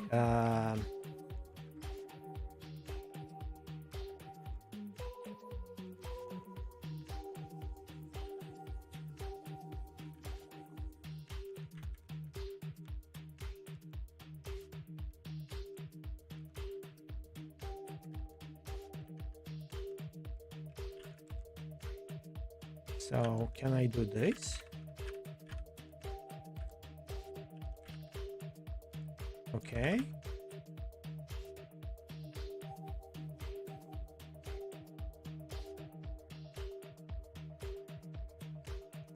Can this one be null? Too few arguments. Okay. No, wait. It can be. No?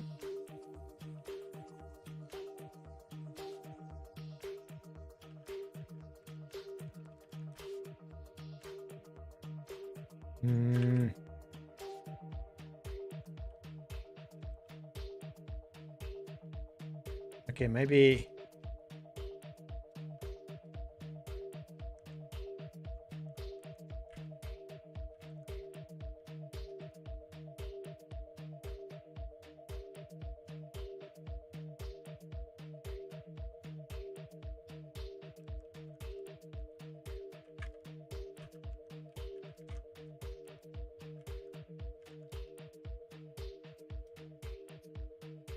What type it should be? I have no idea, but it will be preload icon SVG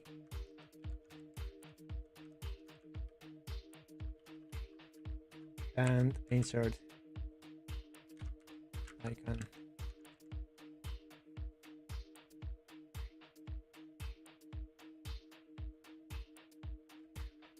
Oh, I removed the logger. Do this.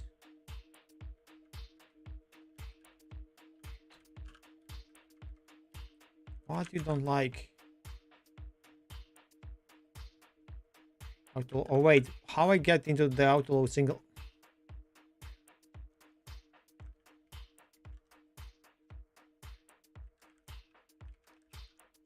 This is a weird song. So idea is to have a custom logger. Now I'm writing it as a plugin, but the goal is to have a logger. First of all, that if any error happens on the client side, it would have all the what steps were taken before. So I want to have a proper logger system when I go into my, I don't know, any class, and I like, okay, logger info, logger.info, and I log as an info stuff. So later I can like see all the steps that user take and all the classes and how they were executed. This is the first. Secondly, I will be able to have it on the client, on the server side, also investigate. Then I should be able to have this cross log, like finger crossed logger, where if the error happens, it would send the log like as a debug log, but if error doesn't happen, it logs only info or like some level. So I could have them leveled. And also I should be able to see what's happening in the game by hitting this log. It says Dino log here if you don't see, or like this global log part here. So it will show me the something. So that style of log, the one that I want to have. Yes. So that's like, you know, that general like frameworks have this logger inside built in. So I don't want to have it like the static one, the global one. So right now I've figured, okay, maybe it can be a resource. So I will spawn it as a resource, and later I can save it, I can serialize it, I can do whatever. And the two main things that I should have for this, I should have different type of loggers. So I want to have a null logger, the one that I pass. The game still will be running, but nothing will be logged. Then I need to have a normal logger that logs everything, and then I want to have a test logger that allows me to see what's inside the test logger. So I could have tests later on and see, okay, I want those commands be executed exactly as I wanted them to be. Then I go and write a test, and test says, okay, go into the log and check, okay, I need to have those records in that order. So that's what I want to have in as the end goal, but before I trying to wrap it out in as my own add-on right now. And yeah, it's not as easy as I expected it to be. Shadow's a native class, which will be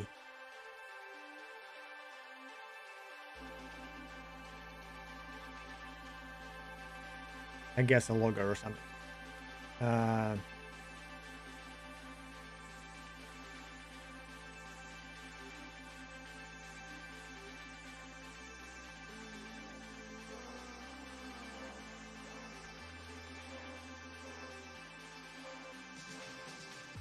So this one creates me a normal logger, so I can potentially go to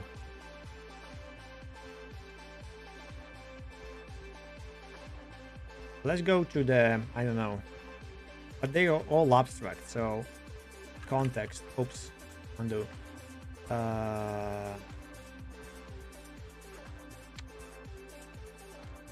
It's a global context and get code.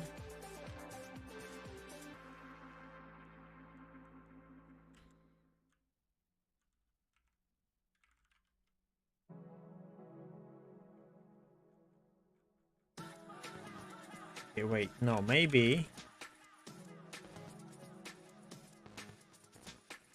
action.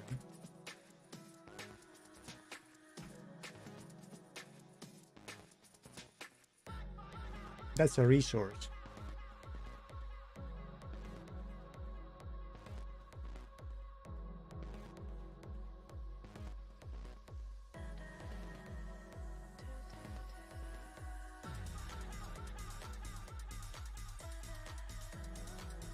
But that's abstract.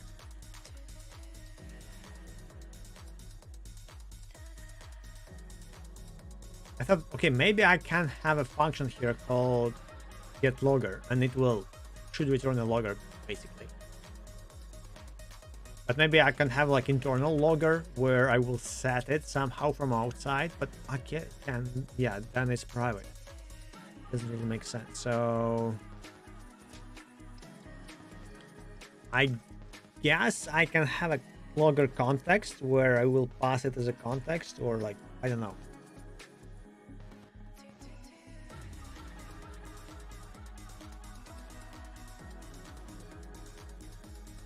Because if I modify this part, means that everywhere I will have it, which I guess I don't want to have it like that. So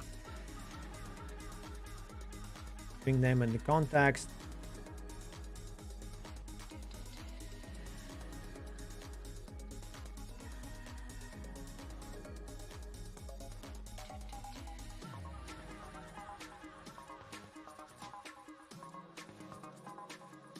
Or just initially, let's have the logger. I don't know.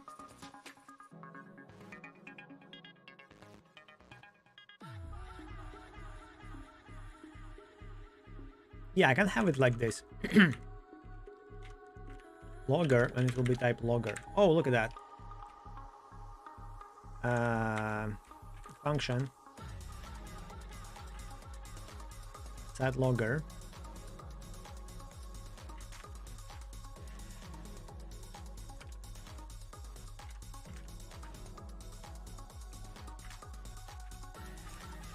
So when it's being created, I somewhere should set it up.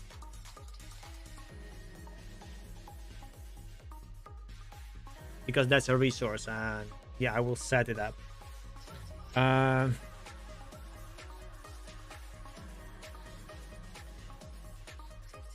Interesting that it knew about stuff, so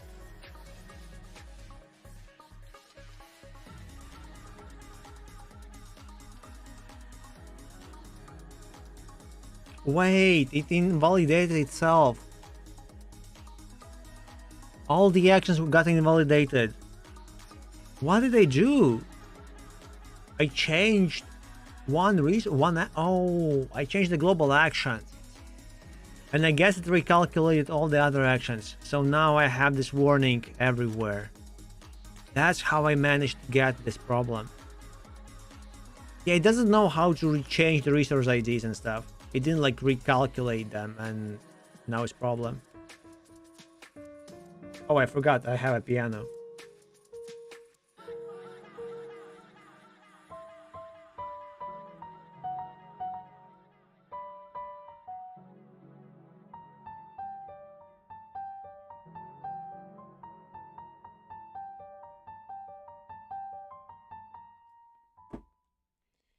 Yeah.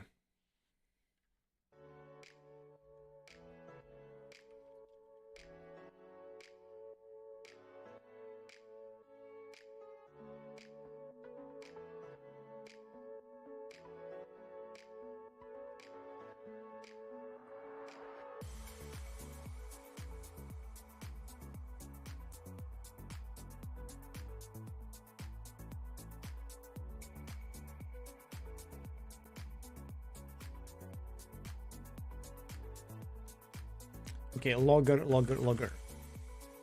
So it looks like this one will work, by the way. So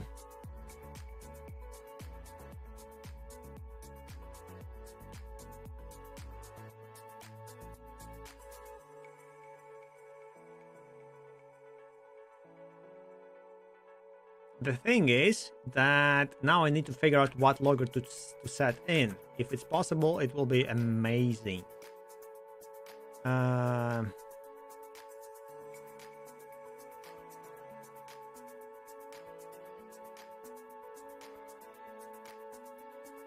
Or should the logger be a resource? No, probably not.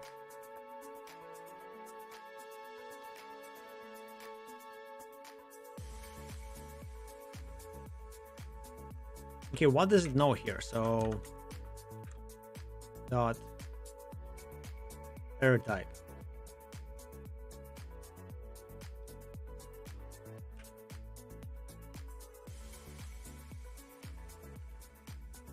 Yeah, this one. Get instance and info.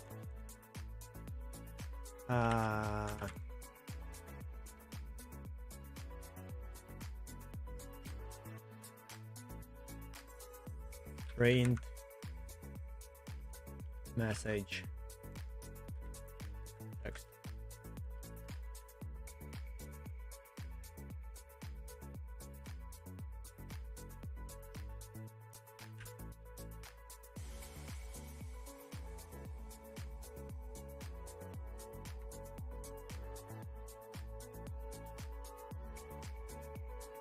Okay, it knows.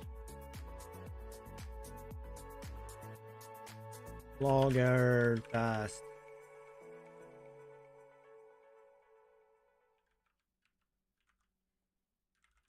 Context.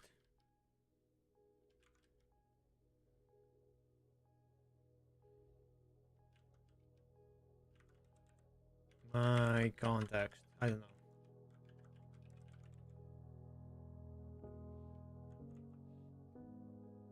Expected what?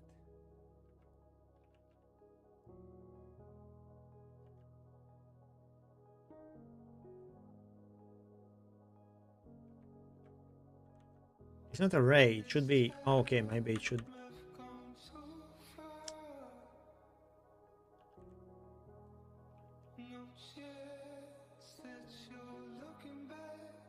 R. Oops. So R. R. Bum. R. Bum. Okay. Found it. There was a shortcut to replace the brackets, but I forgot what it was. Okay, let's now start the game and see. Init action started. Yeah, but the method set was not called. But the game still works, so I guess now I need just to set a logger.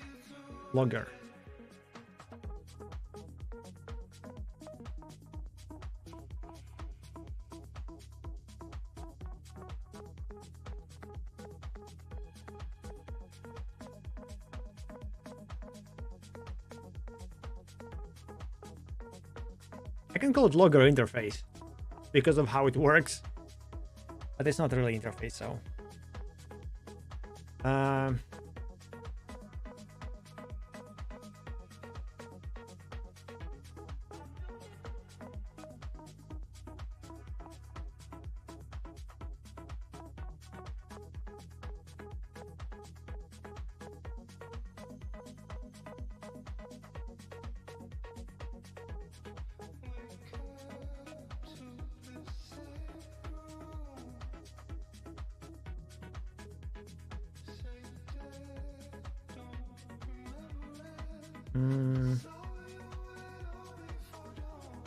but where do I call it though?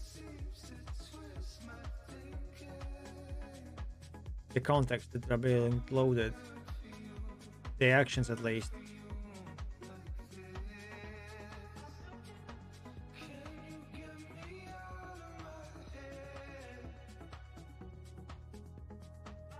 Action manager.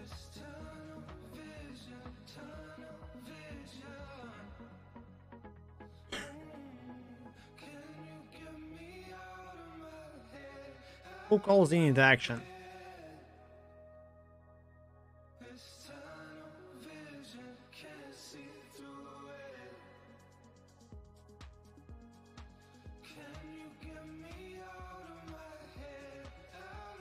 Yeah, how to...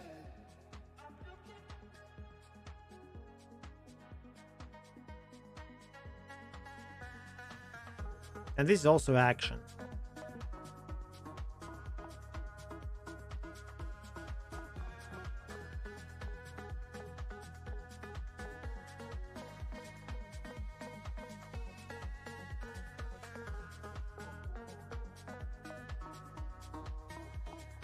I guess I should have a logger here. It should be exported. Yeah, because init action is here.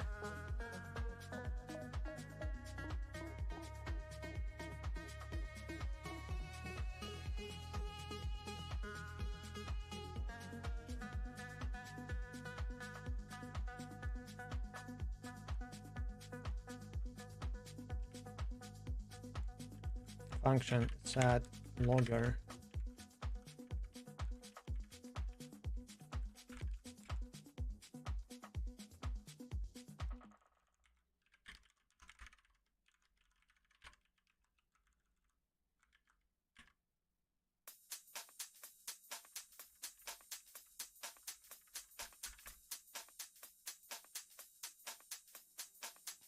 In parent class. Oh, because it already exists. Oh, in this method already exists.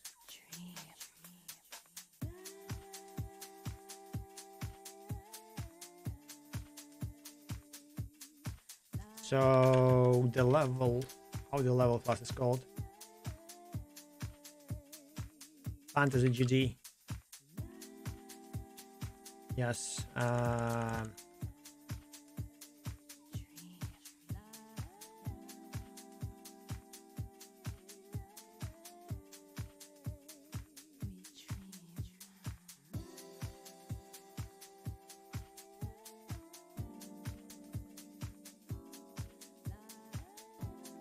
Let's have var logger.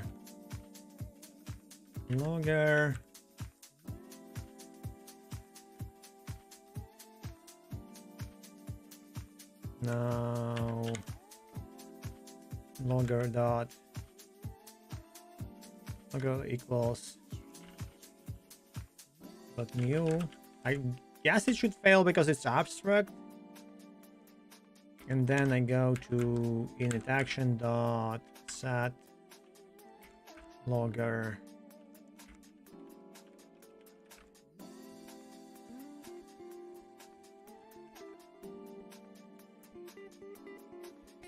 maybe context manager should initialize. Yeah, why is it called context manager, not action manager? Do I have action? Oh, I have only context manager.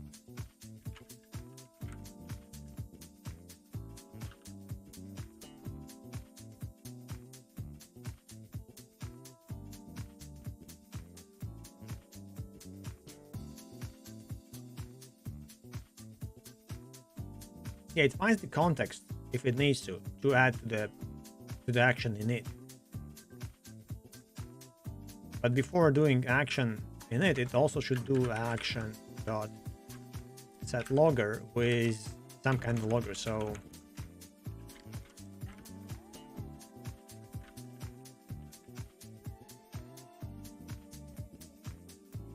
where does it get one? Oh yeah, it can get from fantasy.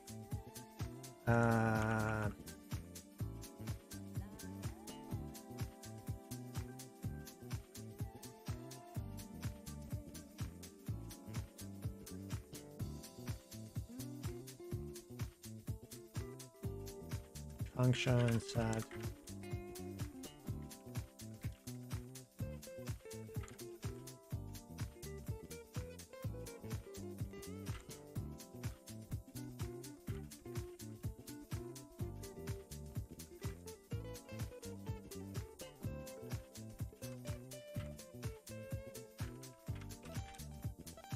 okay, so I can go back to my logger here.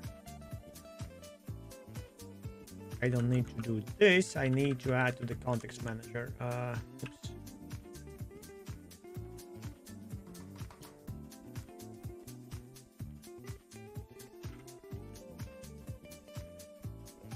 Nah, normal.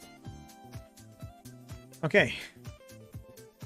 Let's see if it will fail. It should fail.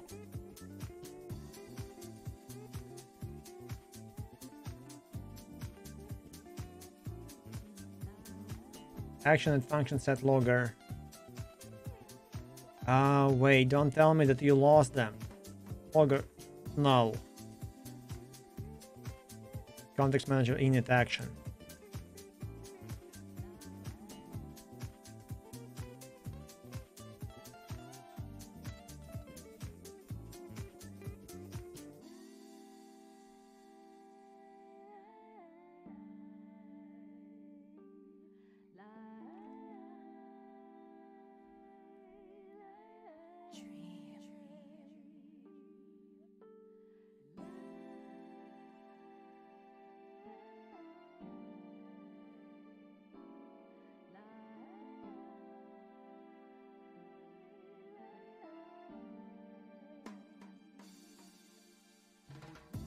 But JavaScript has their own event emitter.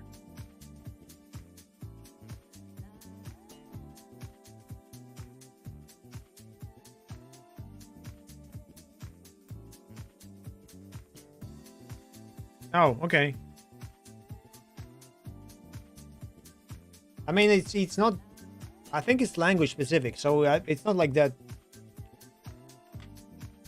Yeah, I think it's JavaScript internal one, so it's not like Node.js or not. It's, but I'm not sure about that.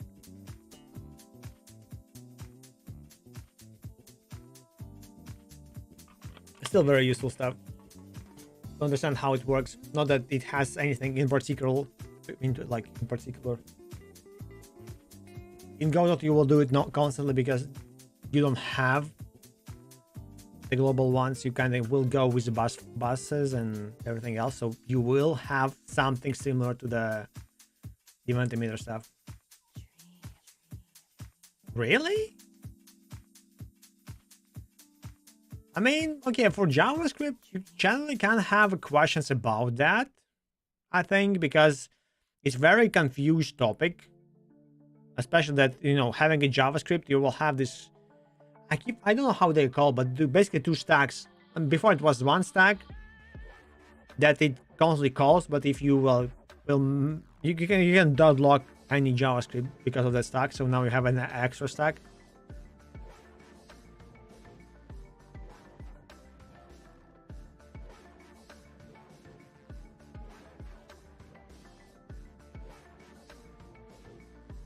Oh, okay, that part.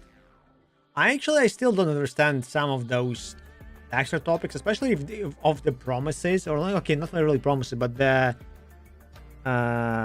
whatever it was called, like then, if, oh no, not if then. There was like then, there was some other concept. Oh yeah, nowadays you can also be asked, for example, what happened with Cloudflare and Node.js failure, and why it crashed. By the way, so knowing about that can be actually very, very huge plus, showing that you like interested in what's happening in the world and what's happening with JavaScript.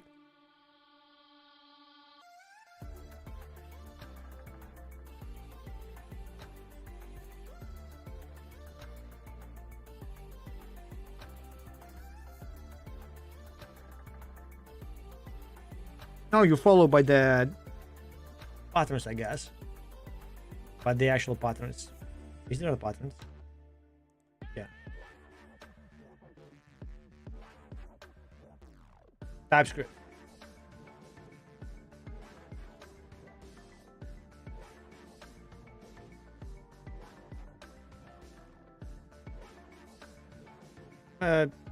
Wait, proxy is behavioral? No? Really? Really? It's structural? Okay. I usually mess up the word is. Proxy.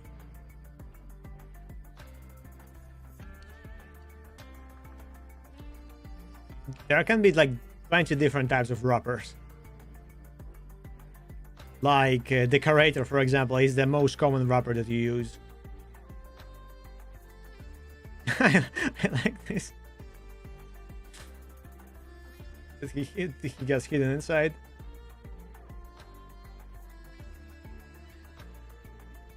I mean, you definitely used it. It's not like it was your choice.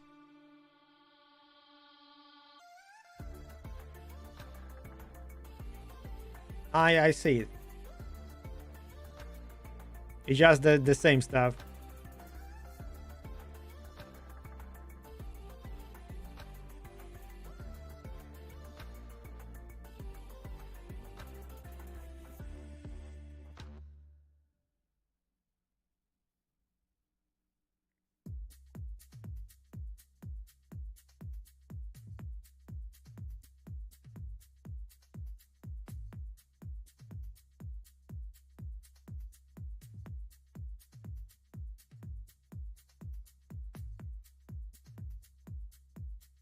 Yeah, it's close.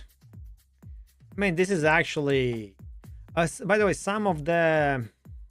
How are they called? Frameworks have...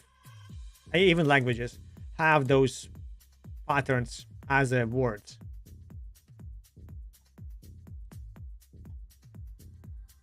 I mean, the word proxy, I mean, where do you think it's coming from? This thing was developed before all the languages, before the JavaScript. Okay, about that I'm not sure. Let's actually check. Gang of Four.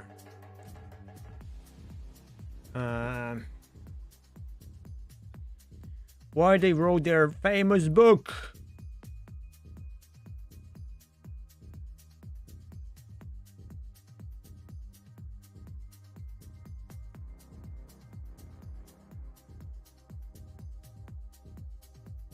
Okay, it didn't say. Maybe they will have a link.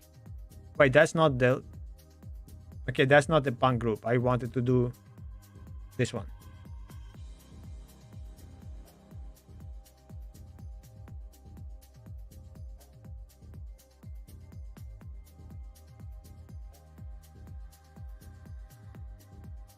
What? How it can be anything but the...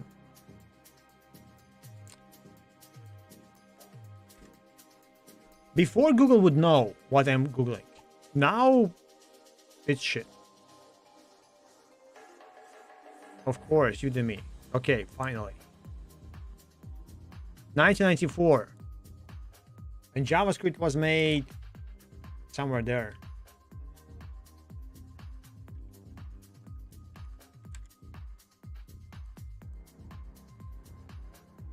$1995. So yeah, the patterns were there before.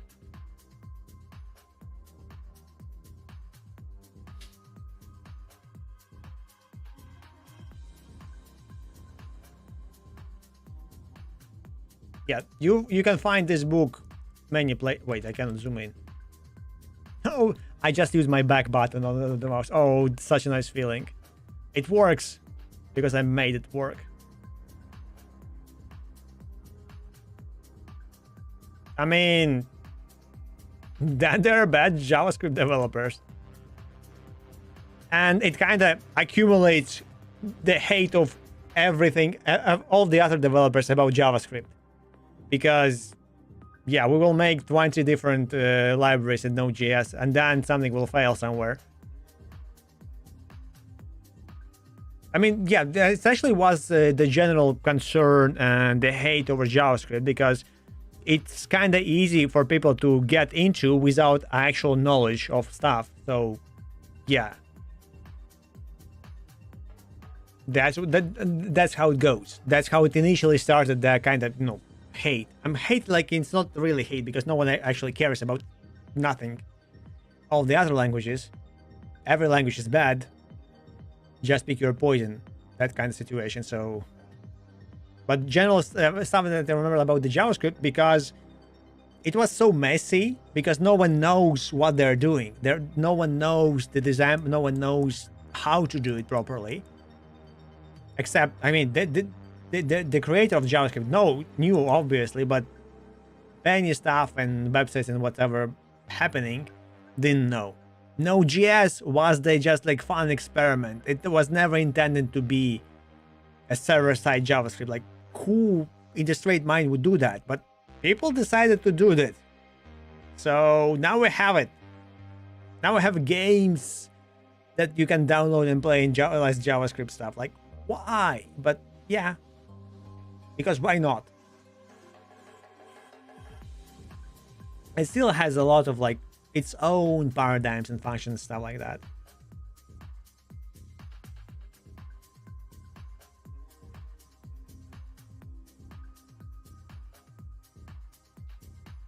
Yeah, kinda, yes.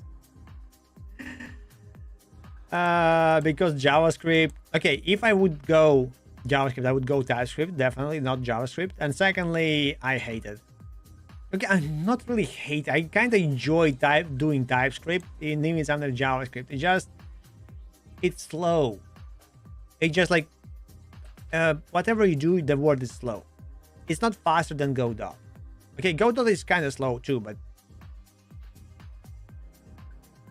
no, I should type TypeScript, but like, it's not. The whole reason about the TypeScript is to have normal JavaScript.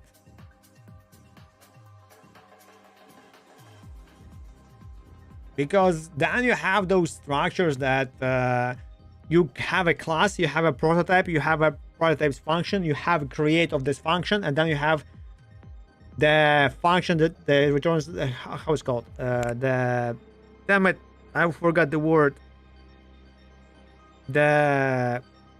Basically a function inside the function inside the function that returns a function that returns a function, and that kind of loop. I like C#, but it has its own problems. JavaScript allows you everything everywhere, which is the biggest problem of JavaScript. You can literally assign the object to the string, to the some other types, and it will all work magically without any problems and stuff. And later you don't know why it doesn't work. Like recently, the crash of the Cloudflare stuff was because there was a because someone, by the way, decided, hey, why not to use JavaScript on the server side. There's like remote code executions, Node.js hacks. People managed to hack Node.js. Wait, variable name poop emoji? What? Do I see that? I don't see that.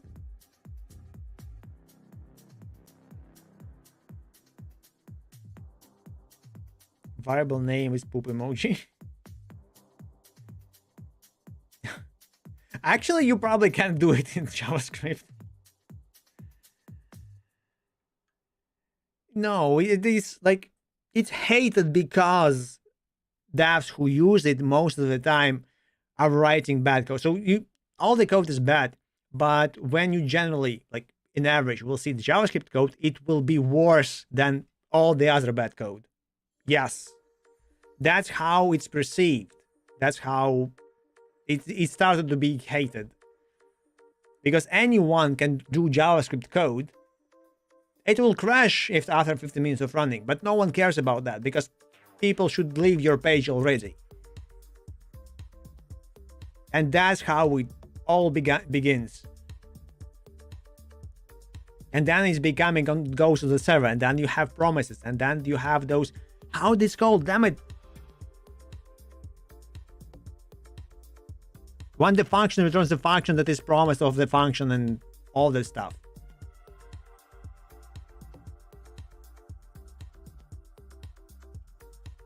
No, not recursive, but you return a function. The lambda, closure, yes, thank you, closure.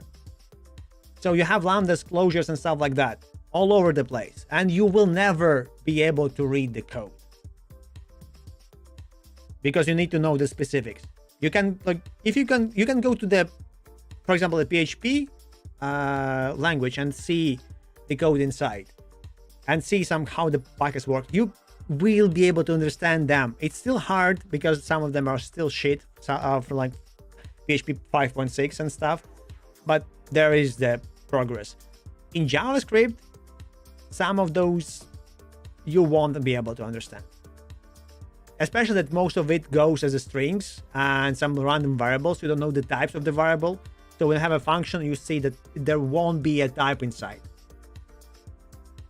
Closures are about, I forgot the word, enclosing the variable into the space so it won't be accessible.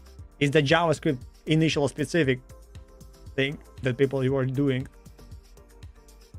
The scopes. Yes. Yes, exactly. Not always, but generally of that stuff. So lexic, what? I didn't heard about that phrase, lexical environment, but again, this is a JavaScript created problem. I mean, I can do closures everywhere, but generally, I know what the closure is. I'm not clicking that. I will look at this. But generally, it is stuff that after something happens and it explodes and you will have an error, and you will definitely have an error sometimes, someday. you won't be able to understand what's happened because you have a closure inside the closure inside the closure inside the promise. And it's everything like will be a mess.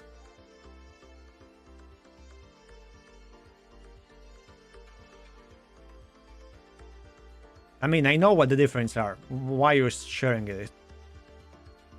Front-end interviews.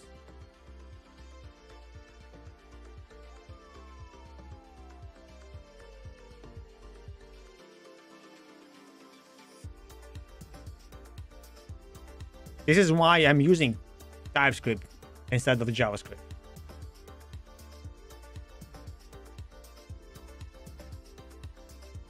You can literally see how it compiles, interprets your TypeScript into the JavaScript when you build it.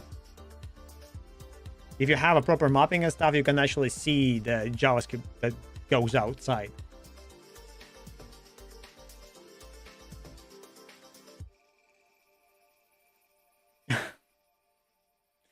I mean, it's not... It's the community's base how it's being done. It's like when you work in your like with other JavaScript developers and you do somehow magically you decide to have a Node.js server and you think that it's, oh, this is nice and fast and now it can like handle our like notification and payment process. It's up to you. It will work. I mean, big companies use that. There is no problem in that. It just when it crashes like miserably and explodes because someone did some comma somewhere.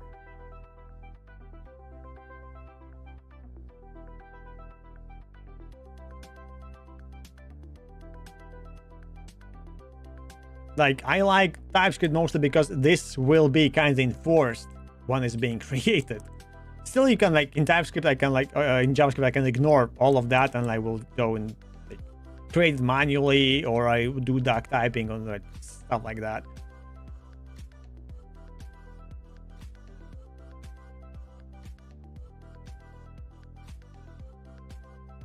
We actually had this in architectural lectures in the university. Not TypeScript, but the guy was actually going and showing the prototype. Because technically the actual OOP and prototypes are a bit different by design. Okay, this is the most... So this is why I stopped... I didn't learn React, this part. When I saw this, I said, you know what, I'm out. I'm not gonna do React and web development. So it was already hard in Angular when it just first appeared, and then the full React stuff happened, and I'm like, okay, you know what, that's too much to me. When you mix some custom tags, HTML, and general functions and actual code, and you don't have brackets and stuff, it's too much. I don't wanna touch it anymore, and I went out. I went fully PHP mostly and did that stuff. So I can read it, but I'm not gonna write it.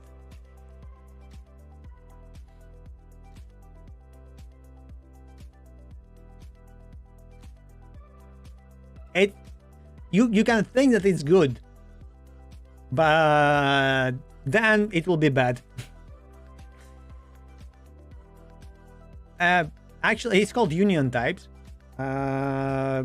You can have them in PHP and other stuff, but it's something that I would go like we had.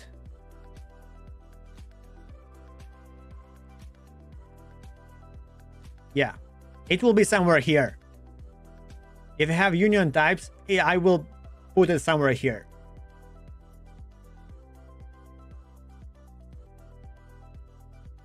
Maybe it was 8.1, 8.2. Maybe it was 7. No, probably it wasn't 7.4. It's definitely somewhere 8 stuff. Because like, okay, by the clean code architecture, you should not, clean code writing and design, you should not have, like, so for example, I have a function, I receive a variable. I mean, I have the signature of receiving like some type. Maybe it's union type. And then internally, I go and do like, hey, if this is of type this, then return, or if this is a type this, then return this. There should not be such code, because I should receive what I expect to receive. I should not receive anything else. So I should not check the class of the variable that I received, because that's not the point. I already have a signature of the function. JavaScript allows anything. One of the actual examples that I can probably remember, jQuery. When jQuery appeared, it's absolutely I still love it. I still gonna use it probably most of the time. Screw your frameworks, I will go jQuery because it's old and it works. You know, I will be lazy most of the time to go beyond that. But there are functions that I can use, so I can. The signature of the function allows me to, like, it accepts two variables and I can send them any order and it will work.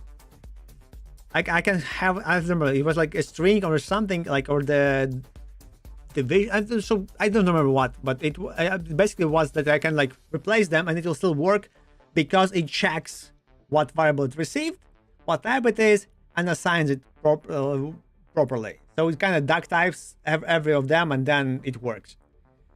Which was like, but then in my mind, imagine it does it every time when its function is called. Every time. And if it's like kind of in the loop, or if some kind of animation or something in the web, it slows down the client. And yeah, technically, okay, it's a client's problem. We don't care anymore. That was the whole revolution about HTML, about the web stuff. But I wanted to choke someone when I was still like learning and stuff. But when I figured it out, oh, that's why my website actually lags and stuff, because someone decided to it's gonna be a client's problem, not other problem stuff.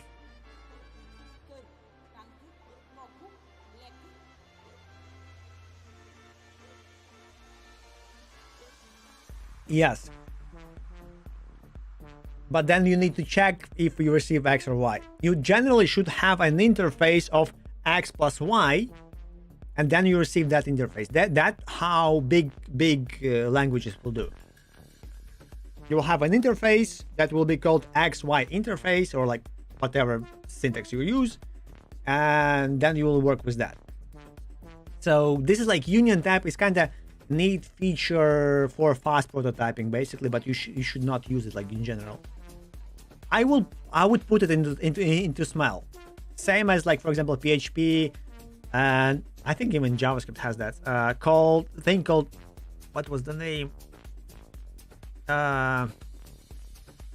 When you have templates, I guess it will be the proper name. When you have a set of functions, and you don't want to type it every time, you just copy paste them into the class.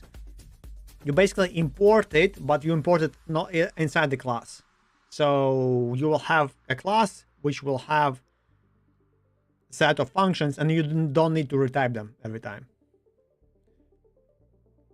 I hate that. It was also introduced in PHP lately, and like many languages has something like that, but it's in the clean code, it's almost never used. It's better to retype and have the code duplication, like not to be dry, but to have that. And then maybe if you want to be fancy, make it fly leaf, fly paper, fly. Wait, what? It was the design pattern of creational. No, structural. Okay, fly weight is called fly weight. If you want to be fancy, you can do fly weight and have it out.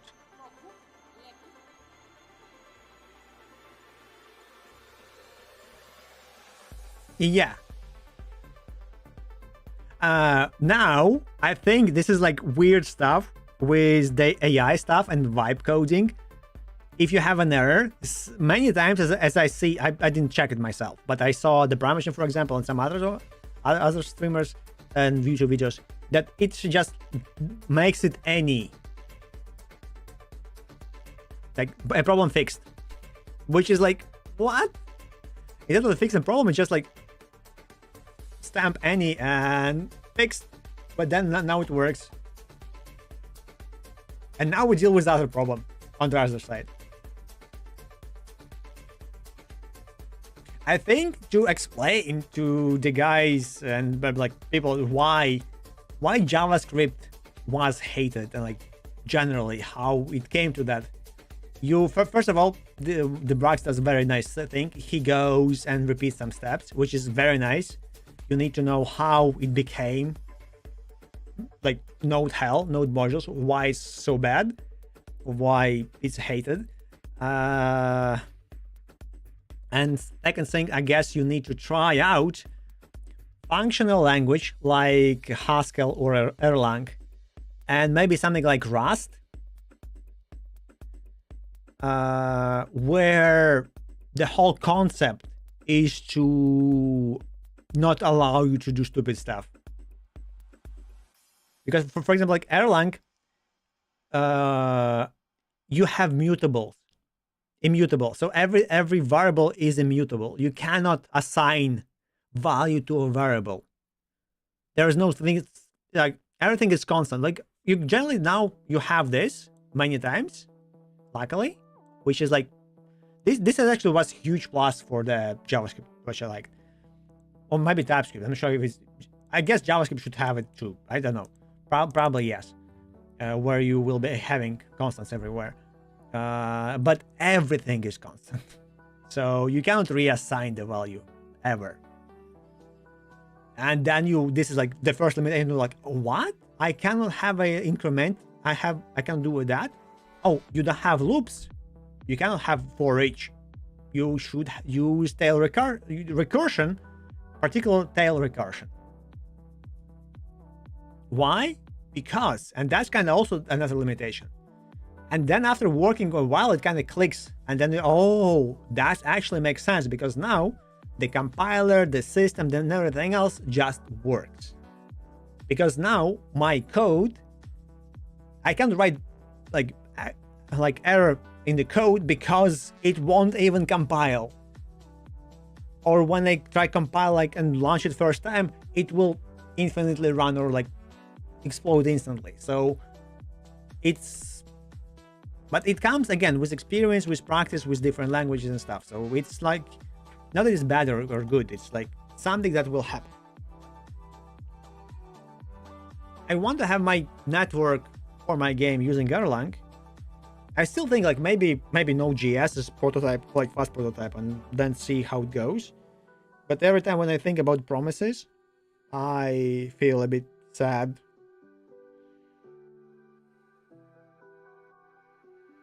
I still want to know how they scale. Because, okay, one of the ways how to scale the Node.js application, you have a like load balancer, and then you have different nodes. You have like 10 servers that do the same stuff, which is like, but you can balance that like any language, any model like that. Now, what about just scaling in terms of like, okay, I have a one server, and then I have a Node.js running. Now I just increase load like 10 times. How it's gonna work? Now I increase load like 100 times. How it's gonna behave? Where it will start failing? Where will be the bottleneck? And how can I negate that? Like basically like thinking in terms like of what if I throw money on the server and make it like CPU, increase the CPU or something, how it will like behave.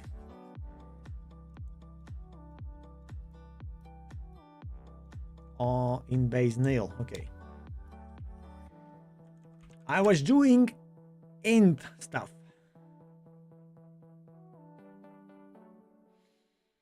I need to read the history of Node.js again, because I remember like it was so cool when I found out at university, and oh, you can use JavaScript locally, so I can now have a console stuff, and I can write a local script that I can like fast execute, because it was way faster to actually launch some okay, Python. I didn't know that back then. There was Ruby that people used around me.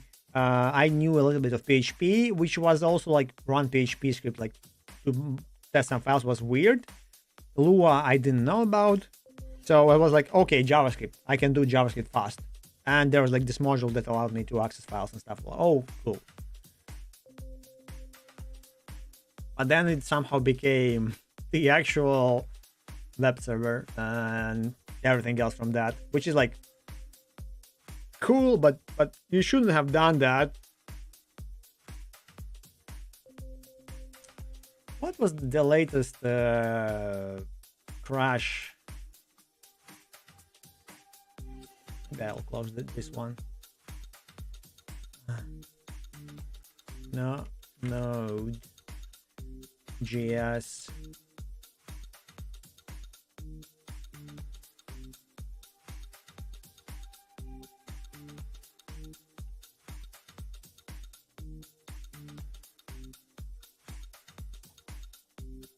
There was a recent exploit of some Node.js fancy library that many uses, which to me sounds like how it's even possible, but yeah, people managed. We now at that level when I remember this is JavaScript. This is like something.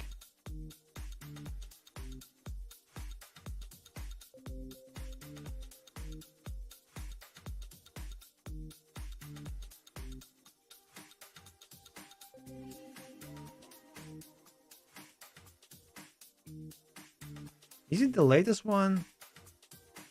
The latest one was amazing.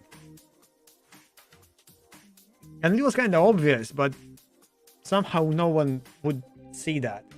I think Primogen had the video about it already. It doesn't have a date. I mean, that's gonna happen constantly nowadays. So this is what I'm scared of.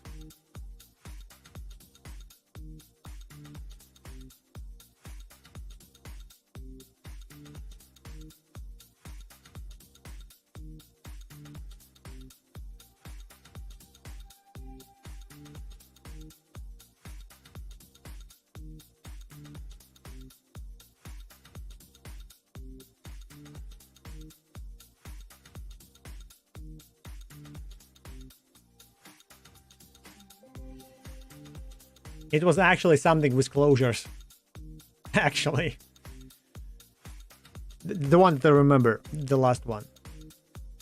Yeah, I'm okay. I'm unfocusing myself. Wait, I closed something that I didn't want to close. Oops.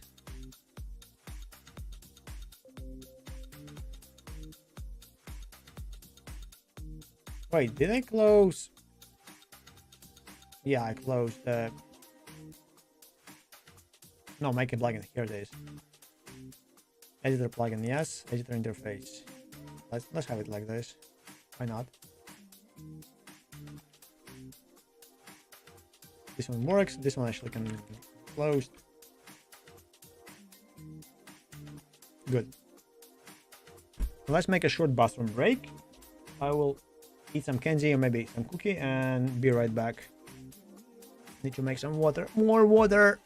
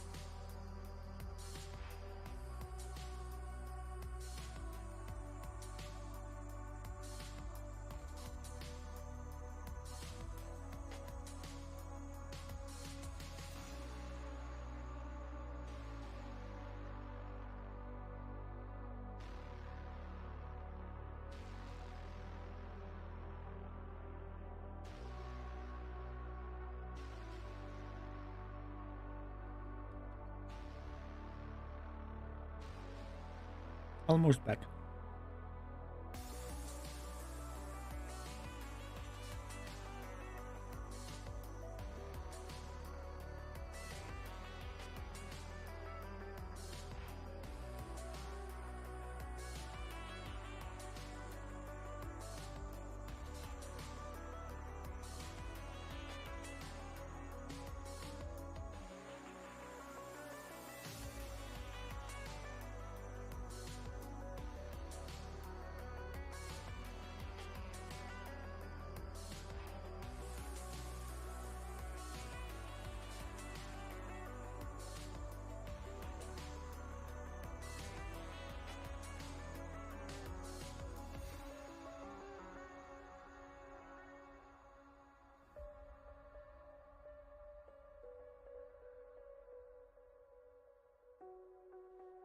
I ate the Kenji.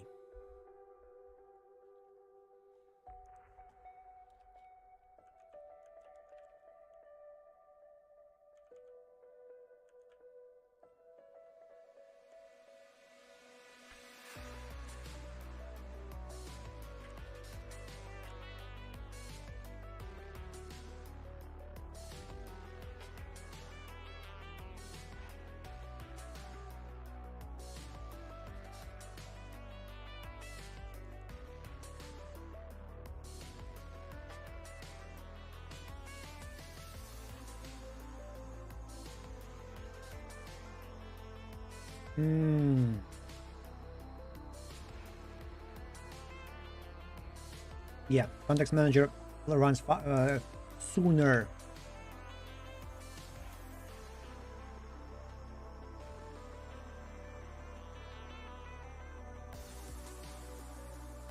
But it does not call set.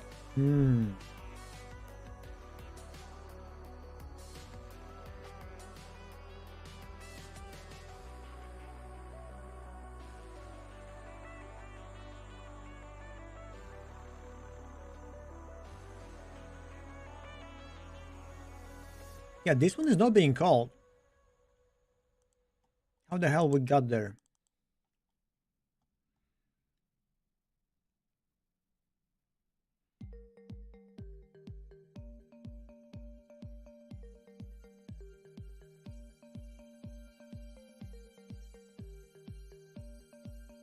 Why entity manager?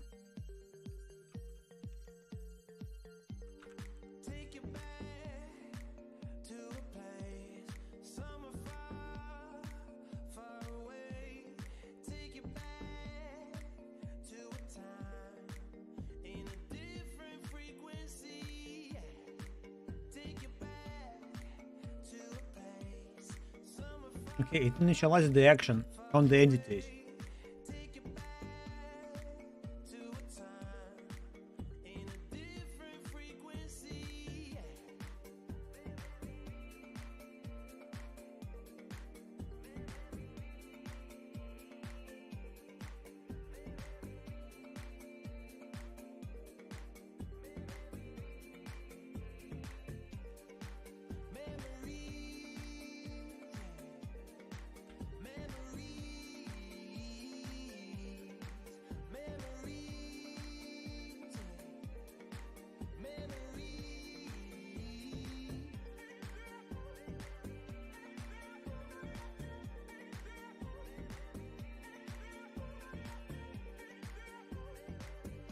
I think I should not initialize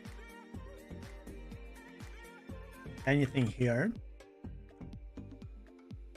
So entity manager is the one that is responsible for searching for all the possible buildings that you can build, all the possible stuff happening in the scene, and then calling initialize init action on all of them, just so the actions would be ready to be executed if they need to be executed. But it happens before the game starts, which, I mean, it makes sense because I can like easy recreate this level and see what's possible, what's not. I don't need to preload stuff, it will be all there. I mean, because everything will be preloaded, I don't need to like load it in the game while the game runs.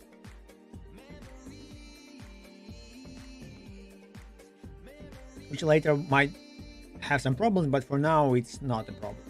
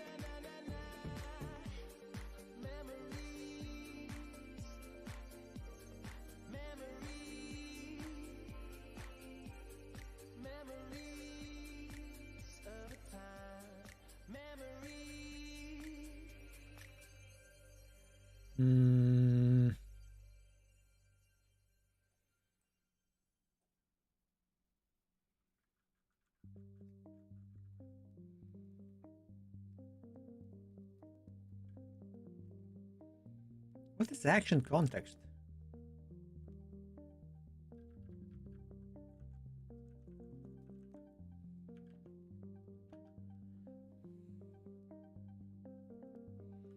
So I have an action context?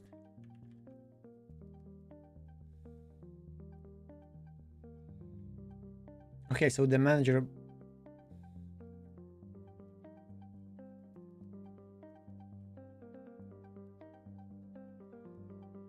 And yeah, and here it calls the manager.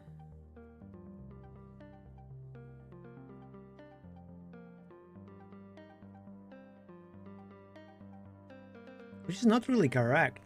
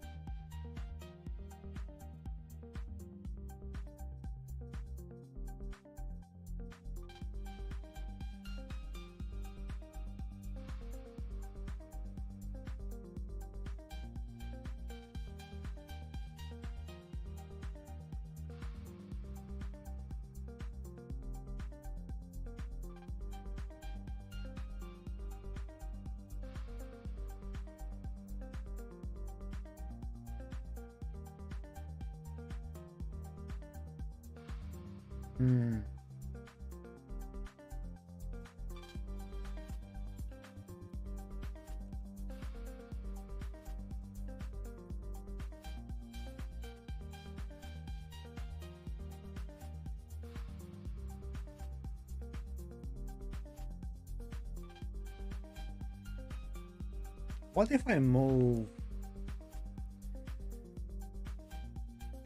the context manager to the action context?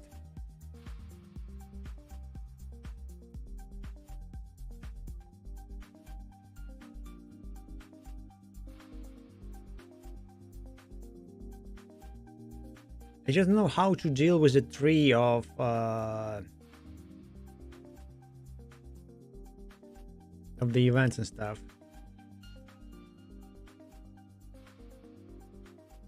I mean, I can kind of have a global logger, but I don't want to ask for it. I want it to be set.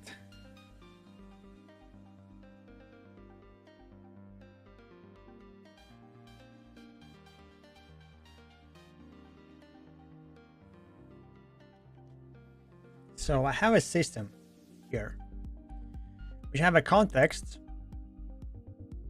Oh, wait, that's context manager. Okay, so the context manager has context inside. And there's the action context. And then there's the entity manager that requires action context.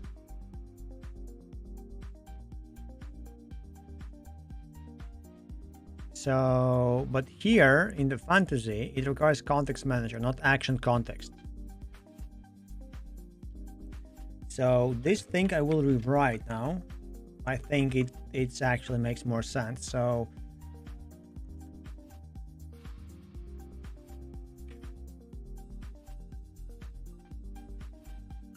okay, it doesn't explode or anything.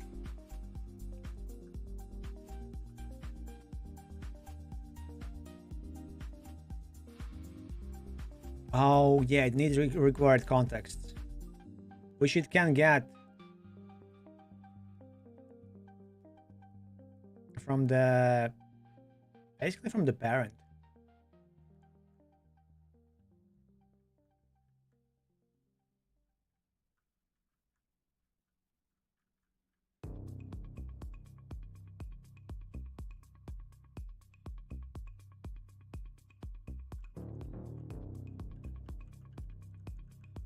So this one can be public.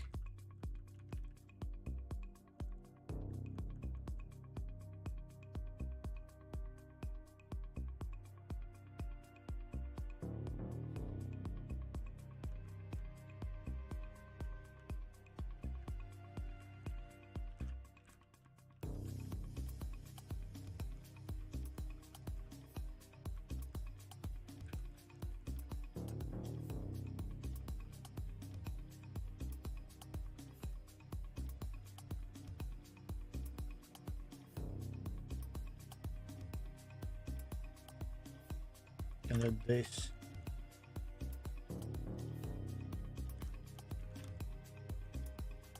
Okay, now as an action, I need a logger.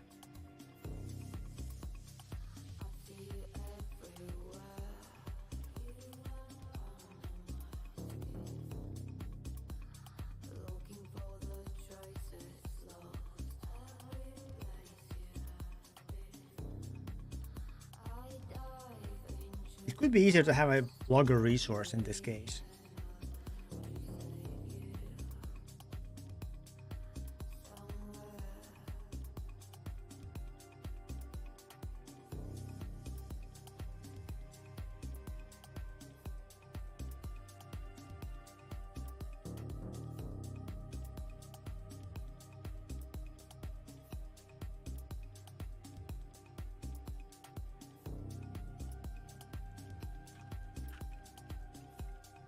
Okay.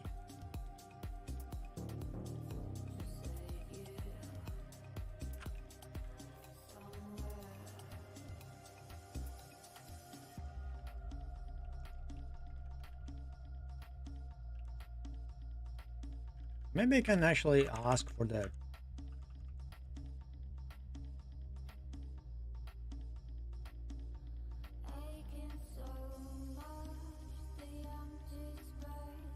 For the logger to get ready, but it's okay.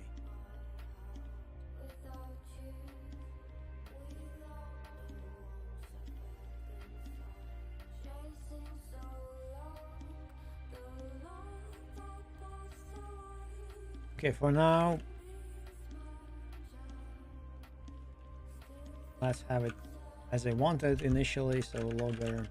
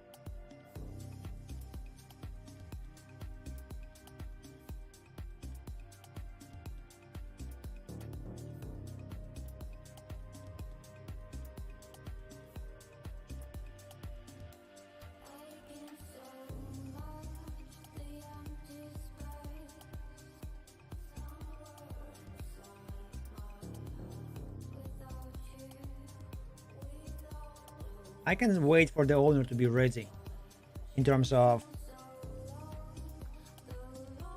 the big function.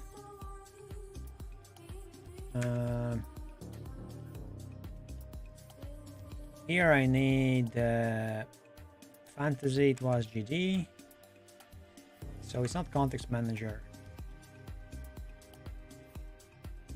I mean, context manager will have a logger, I guess, so it's kind of understandable.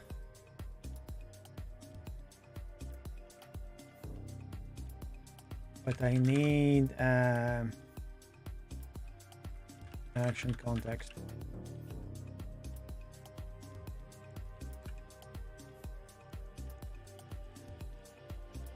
Because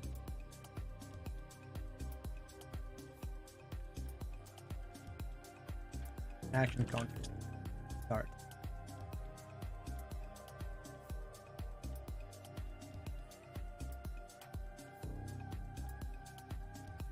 Context manager must grab a logger, so let's open it here.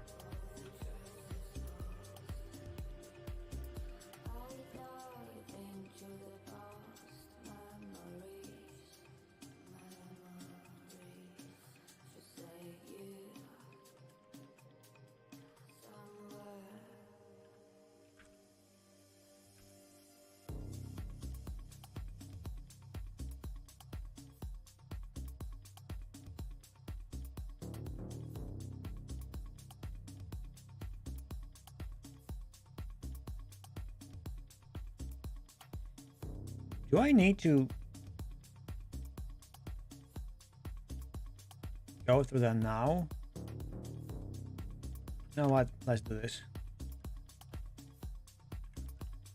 Context in context.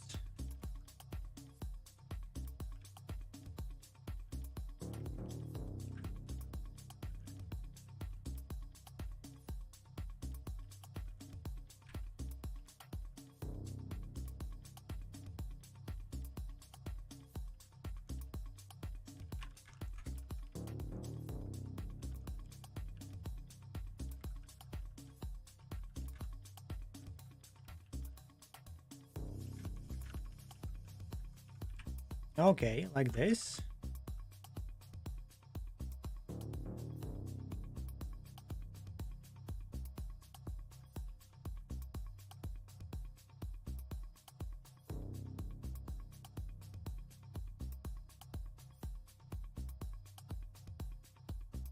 And paste 20.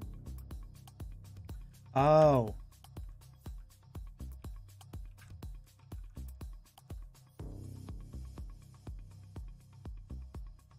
Values, okay.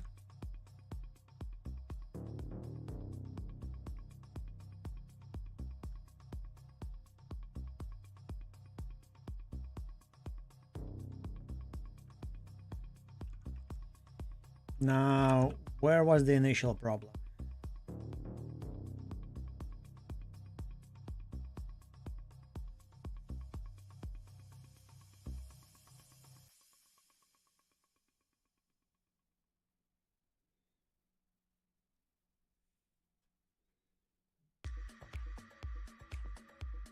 Yeah, the entity manager still will be late.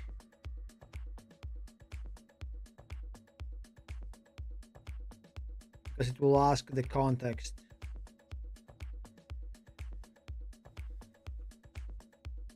Of action manager. What was the name of the class? Entity manager.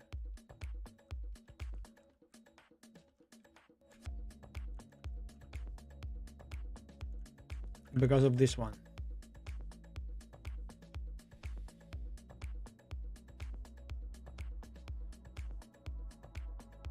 It asks for the action context.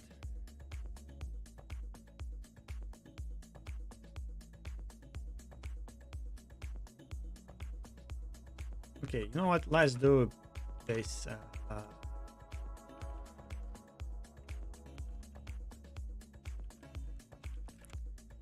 It should fix all of that instantly, kinda.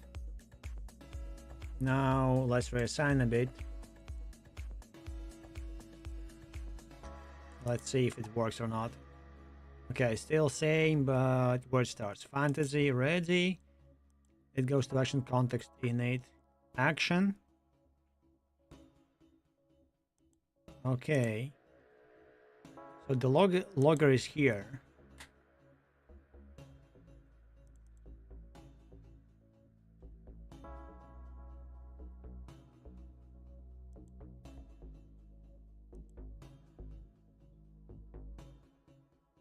And logger is null.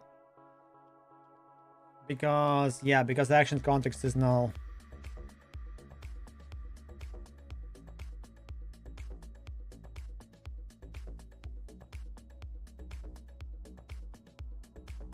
Because when the action context is being called, it will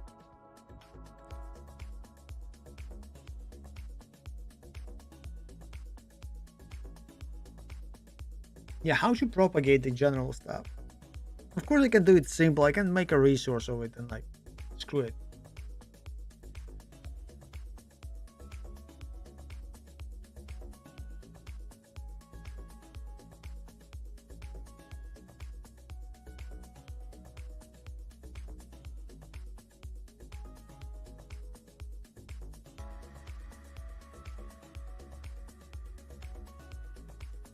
Is it better to have it as a resource?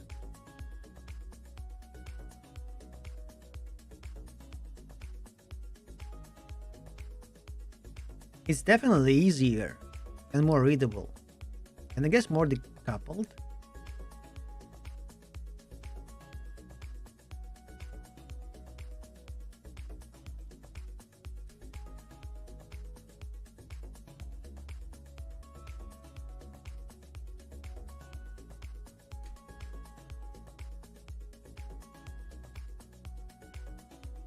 Caught a fly.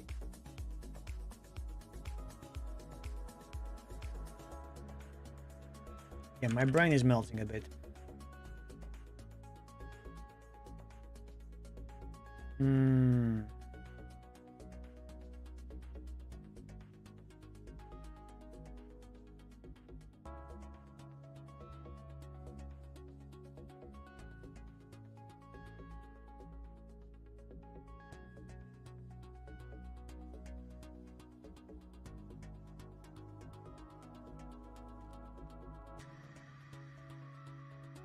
Maybe I should just revert it.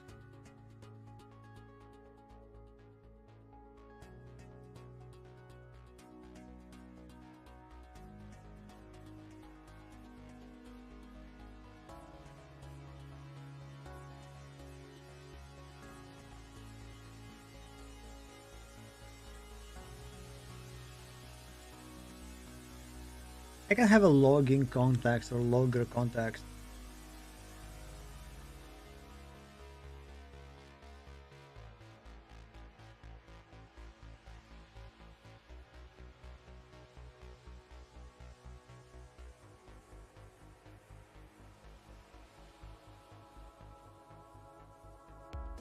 First, yes. Hi Dan. I might have found a job. At least I will have an interview. Probably I will fail it. still. An interview. Also Pacific Salad 2. You're not streaming again? Don't forget to cancel the sub on my channel. Smiley face. Actually, not sure if I subbed as automatic resub. I think I'm trying now to have like 3 streamers max to be subbed and 3 streamers top. I think it's Jekyll, Anna, and maybe you. I'm not sure. Maybe more streamers, but still, like, just to cut the expenses.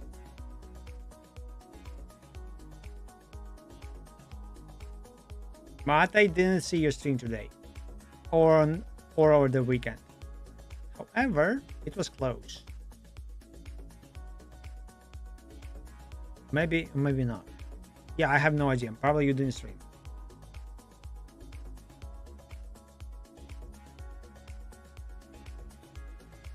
Okay, now I see your message.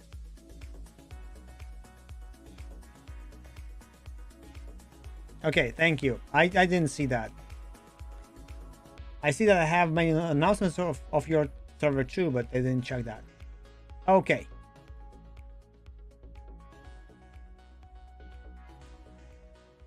Oh, that's the thing. Offline? But why? I mean, okay, working offline is nice. It depending on what you mean offline, because I can't work without internet.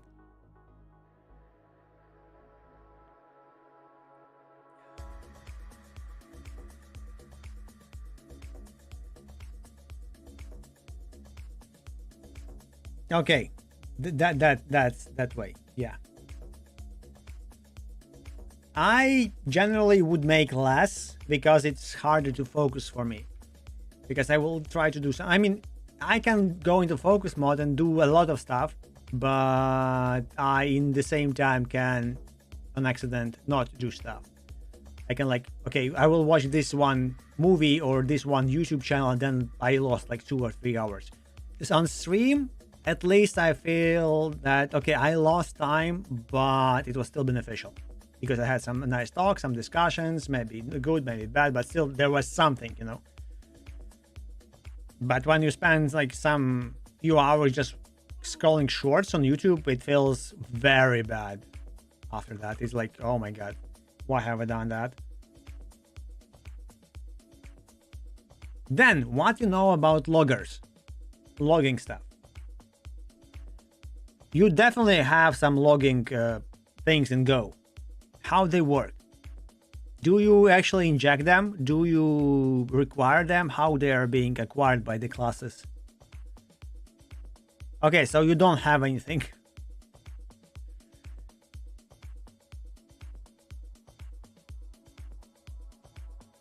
Okay.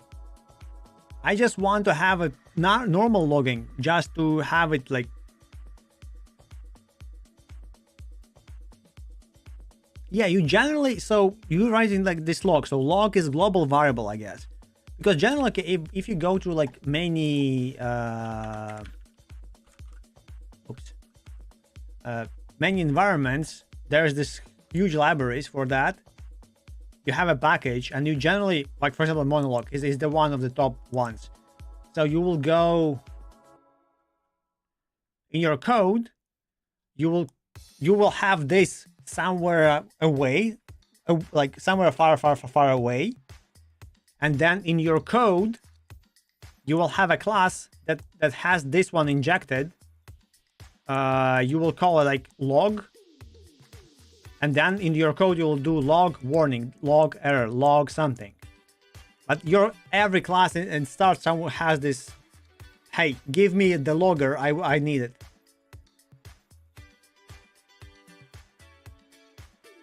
Yes.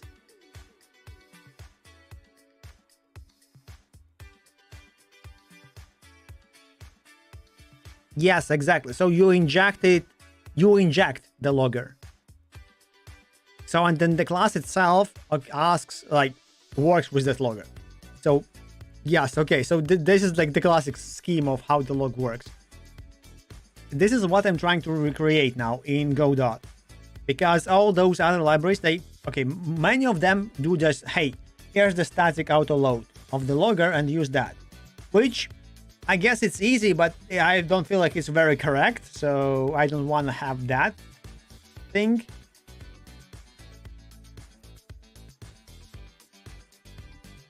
Okay, yes, so first you create the server and then you inject stuff, okay. Because right now my problem is that I have a tree of stuff happening, as you can see, but the order is not guaranteed. I mean, I know kind of the order, but it's kind of can be random. So if my global node of the level has a logger somewhere here, it will be last that will be created. So I cannot propagate it down afterwards. Or I need to kind of, hey, the fantasy is ready, the fantasy class is ready. Get the logger from it. So, and every class should know about it, which is like, it's very dumb that every class needs to go and manually grab it. I don't want to have static stuff. So yes, I can do that. But then I will try and go in every class and I will ask for it. Which is not injection. It's in reverse, like the bad stuff. I forgot, reverse of. So it's reverse of control, inversion of control. There's IOC, which is like the greatest pattern ever.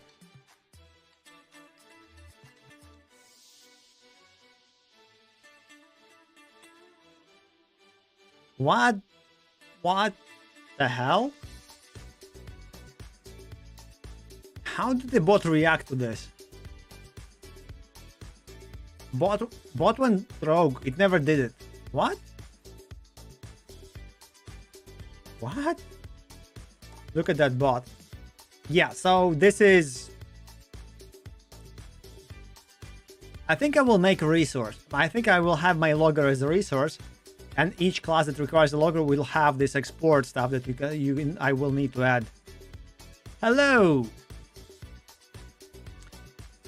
Yeah, I confirmed by Dan that my logger understanding is the same as his because he uses Go. I used only PHP and I think even JavaScript libraries.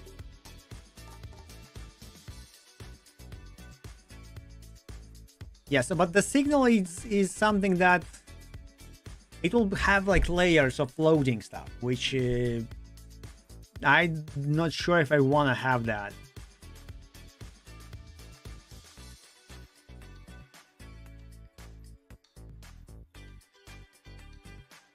So I will try to work around it. I guess I will actually go with a resource for now. Overkey, no.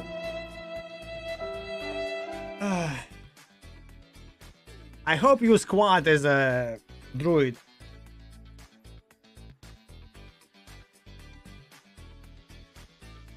Overkey, have you seen that Dan won't stream anymore?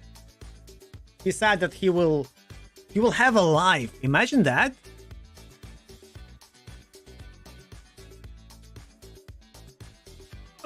One, 2, 3, 4, 5, 6, 7, 8, 9, 10, 11, 12.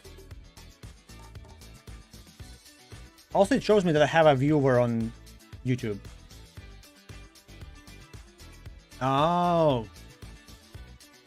you. I need to check if I'm still subbing to Dan or not. I think I went to manual resubbing because Dan wasn't streaming like sometime at the time.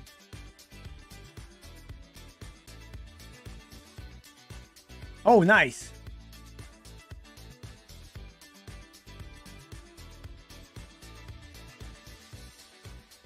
Somehow it feels like I am actually becoming more powerful with the squad. If it would help, I would actually prefer motivating you to work more, but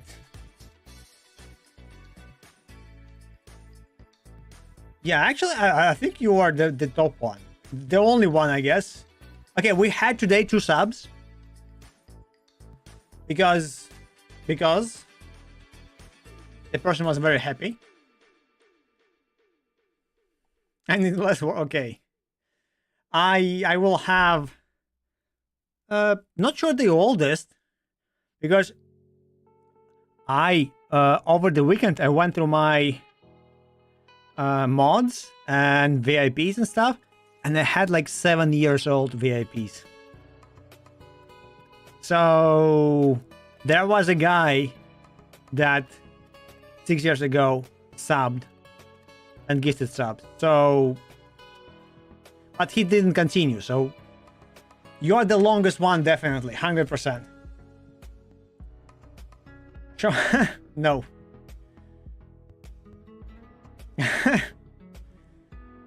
The dude was from France,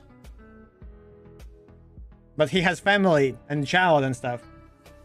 But it is very cool. I was streaming back using Russian and English, so I was having 2 languages, and I found out that it's a bit annoying. Also,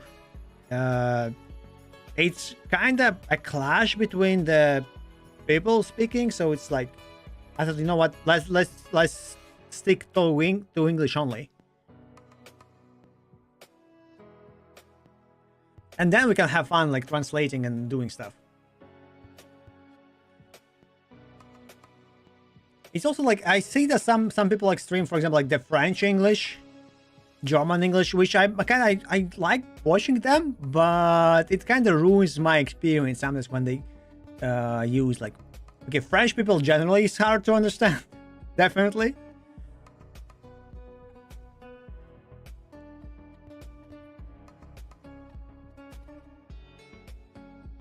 Yeah, I saw Portugal one. Also, I watched the. It's fine when someone, like, no, we speak English, general streamers English, but someone joins in and asks something like in that language, and you just jump across, and someone can make funny jokes. It's very fun, very nice.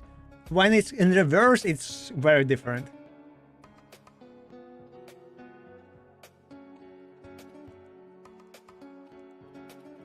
Okay, I will rework logger to a resource. So I thought, okay, if I will do this setter everywhere, but setter is a bit, okay, context manager should have a setter. Yeah, okay, let's go to a context, whatever, and I will just force to have a logger here. Okay, that's a function, so variable should be first.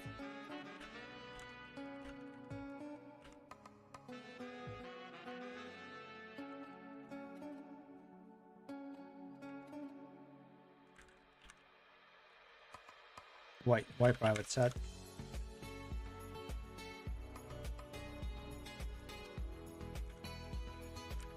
Come on, Dynatype. Thank you.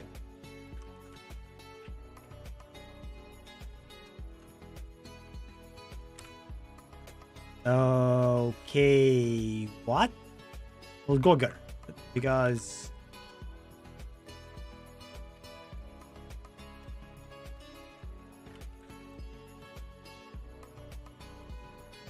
it's so weird that they actually in NeoVim, and I guess in Vim, if you want to accept the drop down thingy, you need to click Ctrl Y, like yes.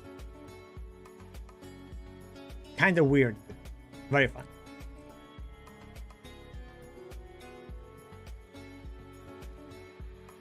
Or if you don't want to accept, it's like Ctrl N.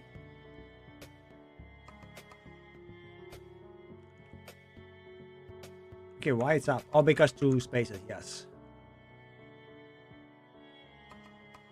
Okay, now I can go back here. I don't need the setter anymore.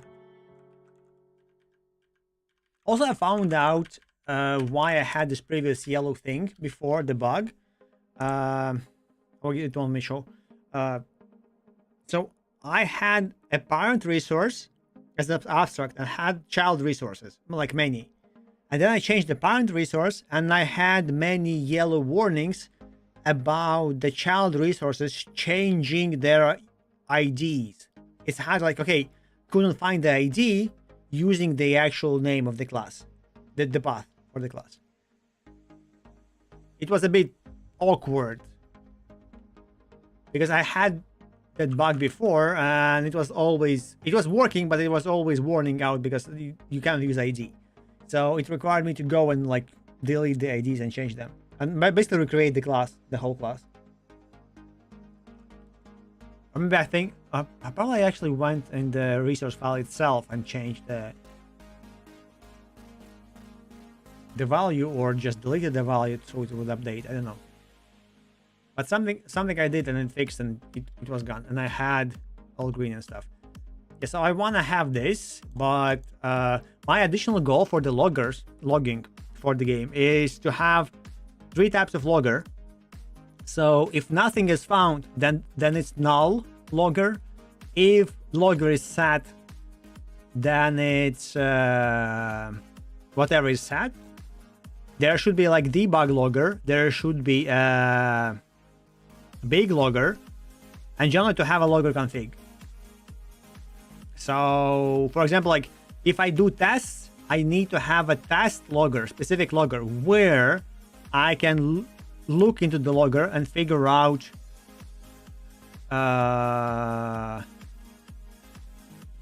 what's inside the logger, what classes in what order was called. Hi, RJ. RJ makes a new game. I was playing a new game today.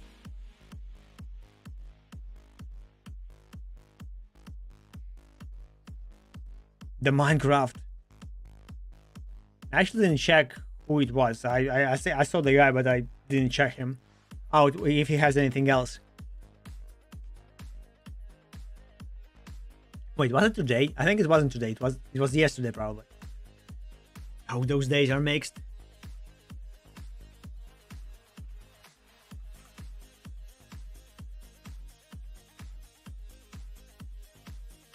I clicked Ctrl P because why not?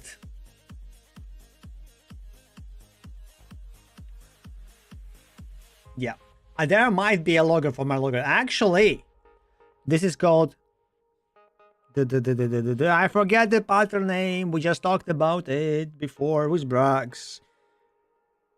He used proxy, but I said that there are many like that, and the one was called not design.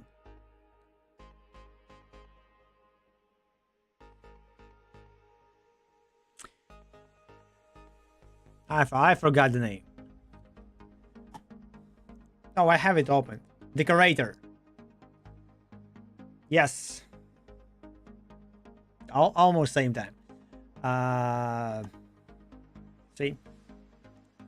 So what I can use it for here, I can have a logger that will decide what to do with the logger that it has inside. Basically, it will throttle some elements, and if, for example, I can have what I've already explained it. It's called like finger crossed logging, where it will be a logger, normal logger as I need for and stuff, but it won't log unless there is a crash or some error. If there is an error logged, it says, okay, that's an error. Now I should log out whatever I have in my memory. So it will have a logger inside the logger. So it's kind of decoration of itself. And it will have its own set of configuration. So that's how we gonna go. And that's how I gonna roll. Okay, so the context manager, it definitely has a logger because it's internal. Logger, internal. Was it Diablo internal? That was a game, something internal.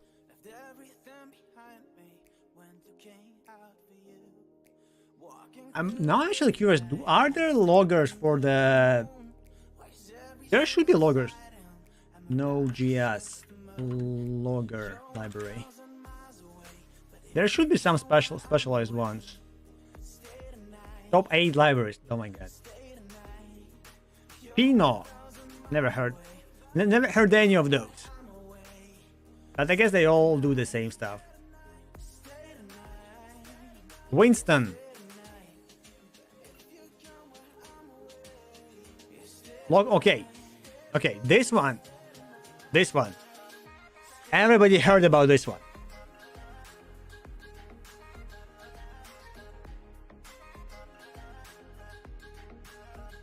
Okay, no, okay, no, I'm mistaken. It wasn't this one. There was Log4j.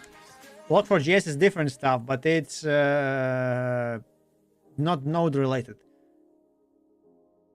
Yes, okay, so because that was Java and this was for JavaScript, and there was I think there was a vulnerability, but it wasn't for this library, for the JavaScript.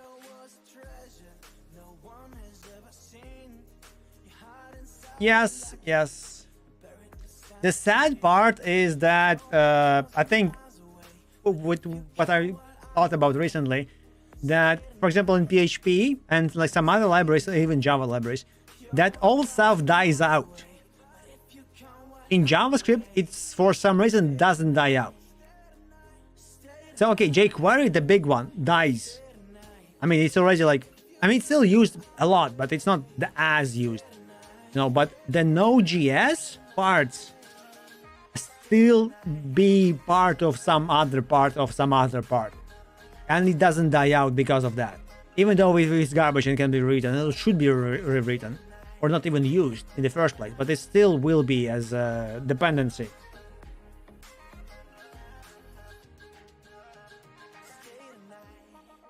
So I think in that term, because like, okay, the PHP Composer, there are like a lot of old stuff, but they kind of being replaced because the new stuff, when it comes out, there's no such mentality as Node.js has, like, hey, we will have everything decoupled completely.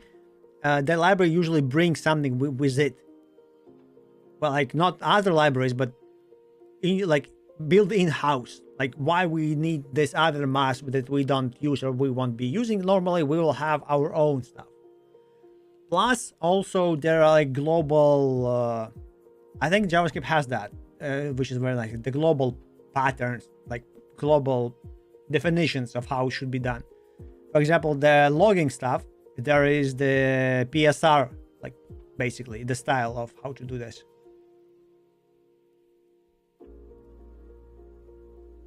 Yeah, we have Composer for that, but it still has the same problems. Yes. There's no JS libraries and stuff.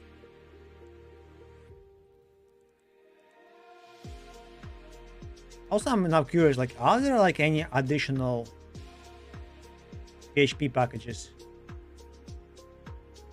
for that? Like a PHP package managers besides Composer. But I guess it's because of the frameworks. Generally, it might be dictated by the framework. So someone created a nice framework, everybody followed it. Like there was a KPHP, so the PHP is older than JavaScript, I think. So it went through all this struggle. Actually, I'm now curious. PHP wiki. So my new freelance work, they use Laravel. Oh no, wait, no, I didn't switch to Laravel. My new stuff uses New Zend. I forgot how it's called. They have a new word for that.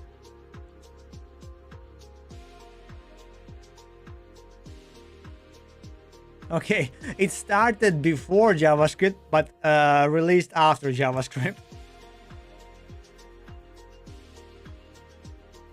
Yeah, I like that initially it was personal homepage and then it was hypertext preprocessor, which no one knows, by the way. Ask it on interview, people won't reply that. Even I wouldn't reply that. I knew that, I just want to remember that because no one cares. Same as what the hell Git means. Whatever you like that it means. Yeah, standard interpretable powered by Zend engine. Now they have, I keep forgetting. Not Laravel. They have something else. I actually need to look more. Maybe there are some like mixes and changes on Laravel versus Symfony side. I asked same questions not about PHP. I asked about how to write Snake and what do you know? What can you tell me about recent cloud for? So yeah. So generally, again, if I'm hiring high level guy, I asking more. Yeah, no multiplayer there. Yes, it's a dead game. No one plays it anymore. No one has Nokia, old Nokia with Snake game.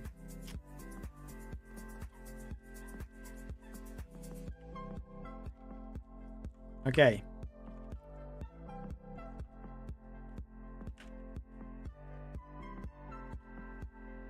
By the code? Same, I would say. It's like... Okay, Tetris has more elements. I think original Tetris has a little bit more logic than original Snake. Because you need to rotate an object, you need to know how to rotate an object so it won't collide. If it will collide, you need to have a preview of the next, whatever it was, 3 objects.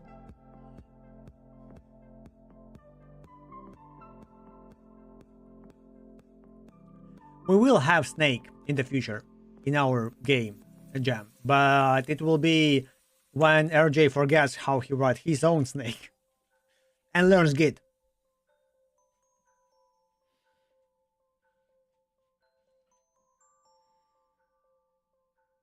I think I did it, but the problem was not the Snake itself, but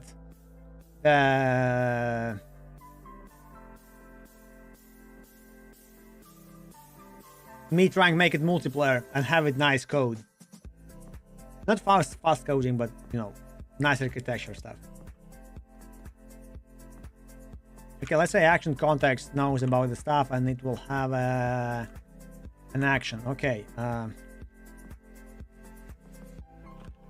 I can have control double space. I keep forgetting about double space command. It will be nicer to have. Do I need it? I don't need it actually. Because context manager will have a logger.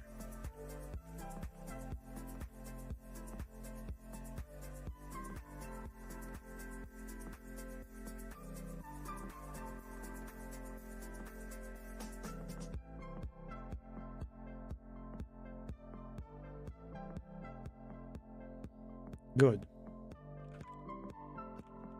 Now, what is this? This is context manager. Let's remove your set logger and you will have it. What was -2? -1. Okay, so it's -2. Yes. Export. Yes. Can be only built-in resource. And it will be built-in resource as soon as I go here to my Dynalog plugin. This one. So you are not ref counted, you are resource.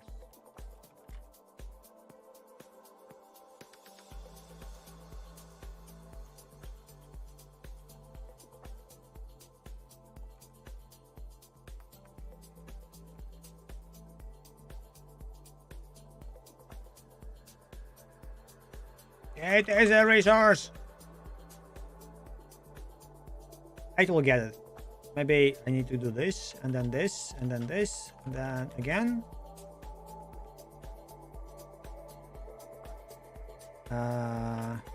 Okay.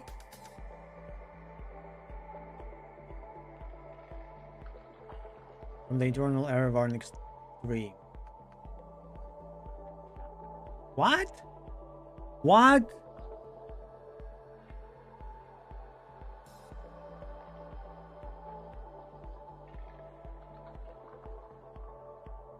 What? There is a logger?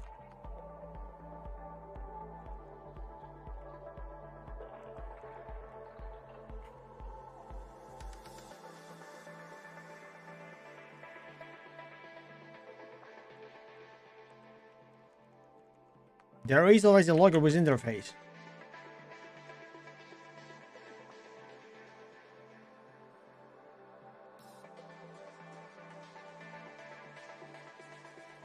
Oh my god.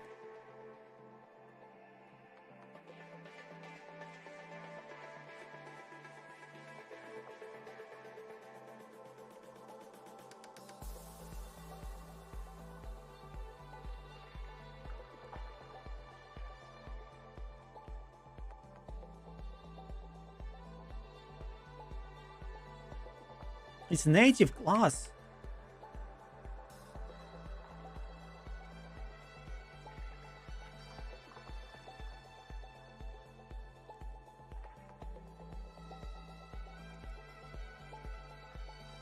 I've read the docs, but I didn't think that they have the big logger stuff.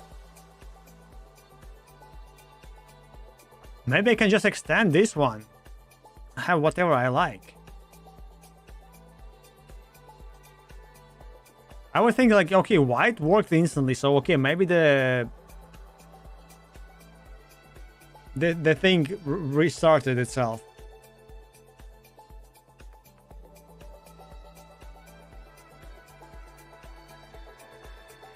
Run disable SD out.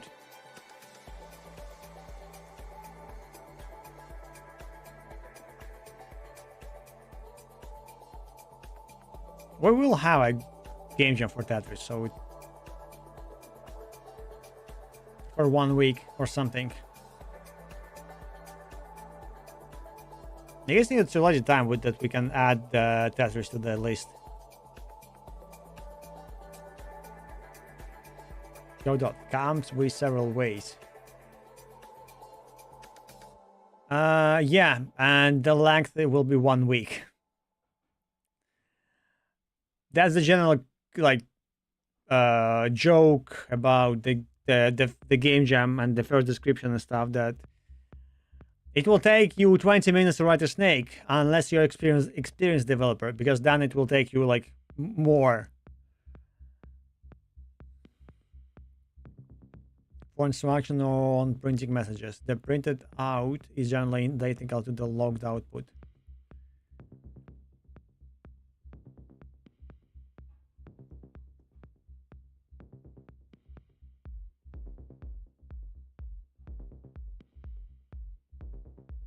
End of January, February. But they want to bug someone to actually make a nice page for me.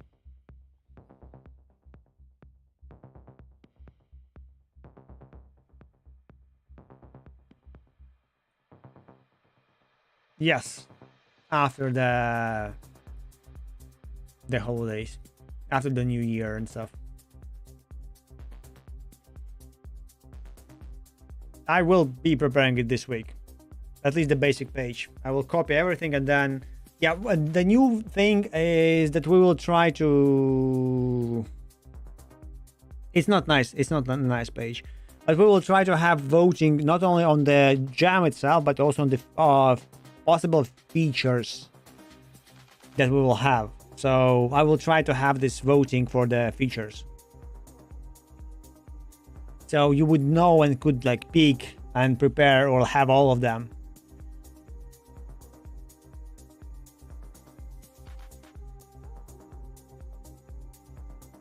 So there are like two ideas: the vote for the feature, optional feature for the game jam, and second one is to have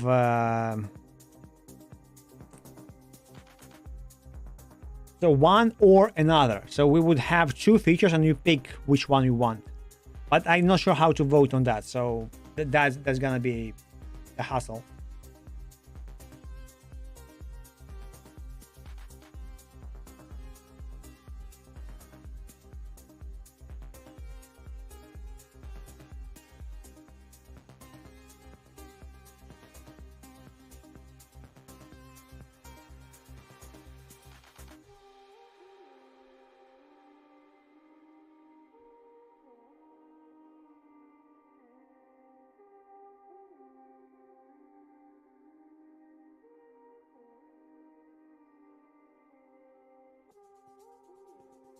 In release mode.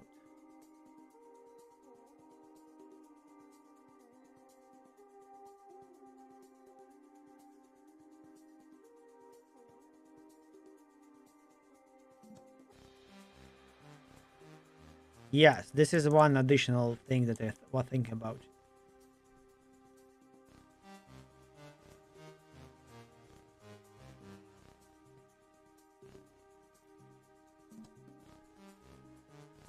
Yeah, so this is, they call it crash backtraces. I know it as finger crossed logging. Wait, okay, that's a backtrace where I crashed, not like.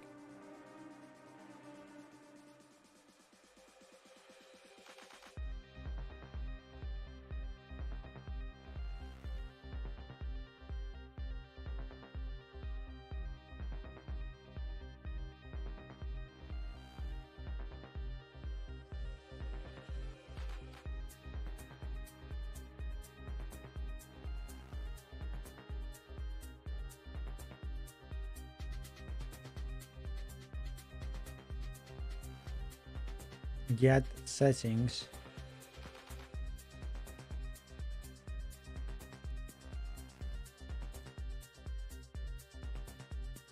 Get the last log file of each order since the timestamp is featured.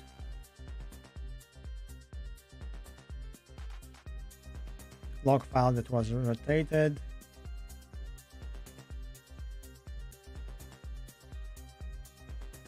To access the backtrace information after the crash.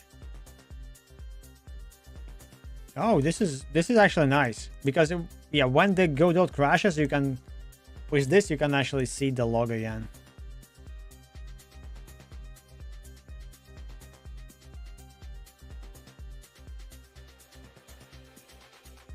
Okay, it's the new feature of Godot 4.5, so it's not that I didn't know about it. It's new. It wasn't there before. Can be used for many purposes. Show an in-game console with this, yes, without requiring other scripts to be modified. Report printed errors from the player's machine to remote server. Oh my god! So this is what I want. This is actually what we want to have. A custom logo can be registered by creating a class. It inherits. What the hell? From logger, then passing an instance of this class to OS add logger in script init method. A good place to do this is an auto load. The class must define two methods: log message and log error. Here's a minimal. Okay. Mwah. Absolutely great thing. And now we'll have everything. But then I can use the basic print and print error and push warning and all of that.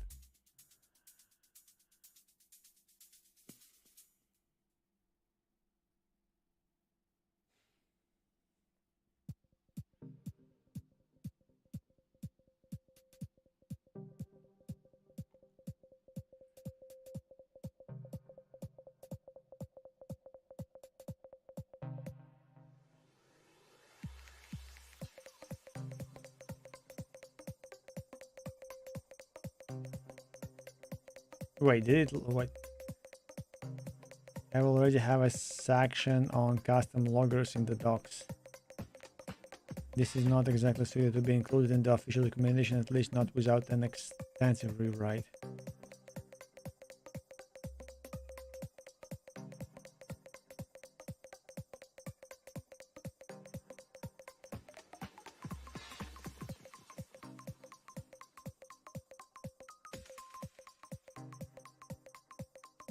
Log warn info.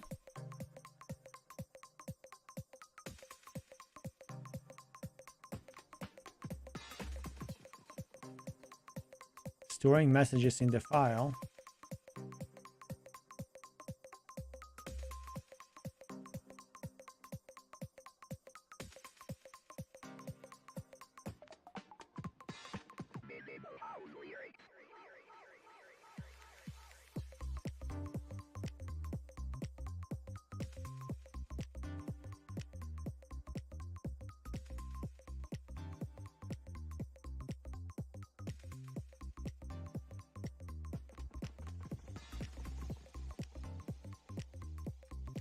This is so interesting.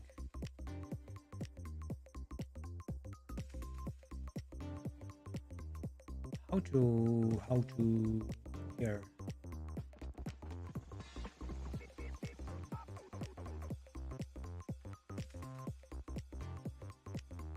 I also have a resource.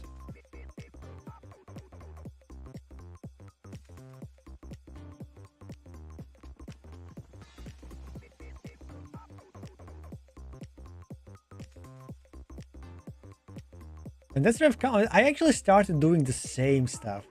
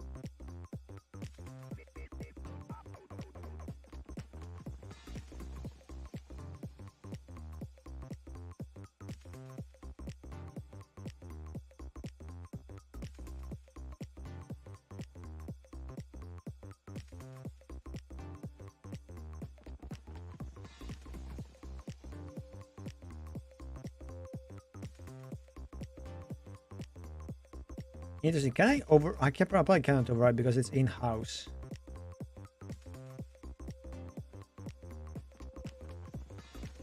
It would be such a nice thing if they would call it logo interface.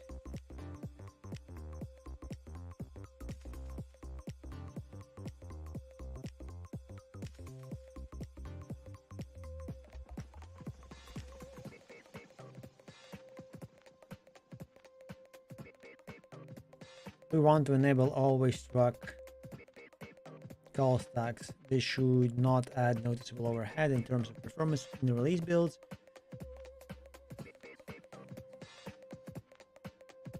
Worth considering, even without creating a custom logger, methods like print debug, push error, and push warning are also affected by this setting.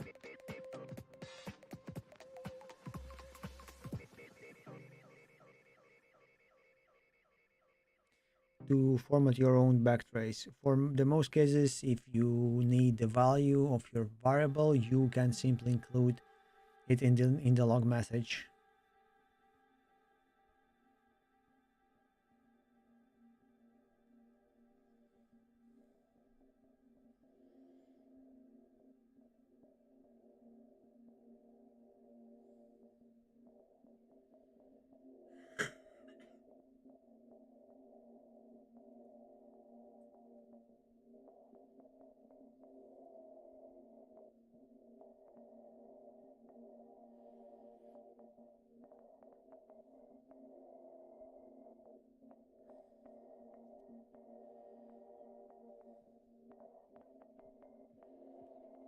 Why it's static?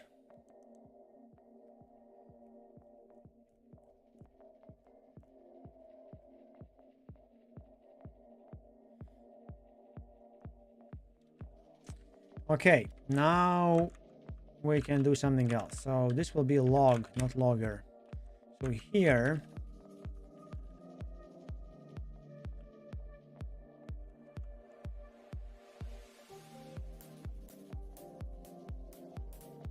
we're gonna have a custom log, I guess. Now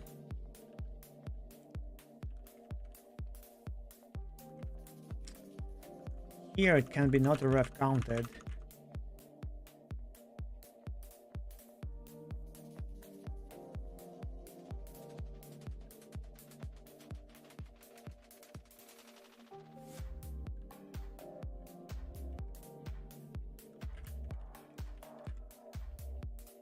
So this one.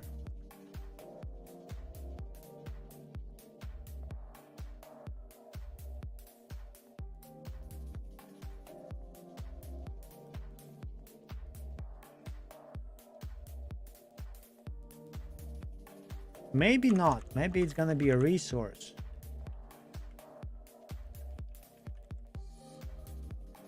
but the instance will be logger.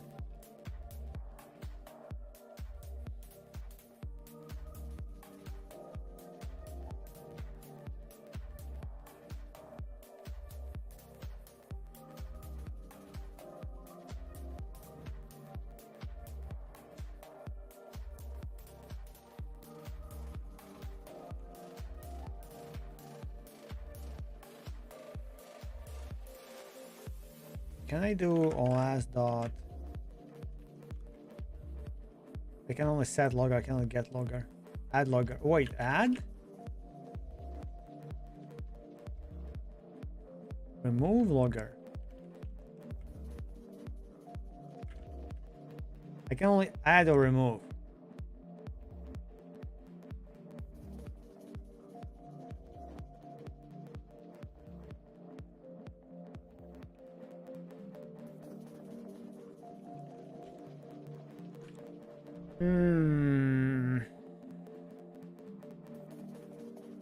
Quite interesting.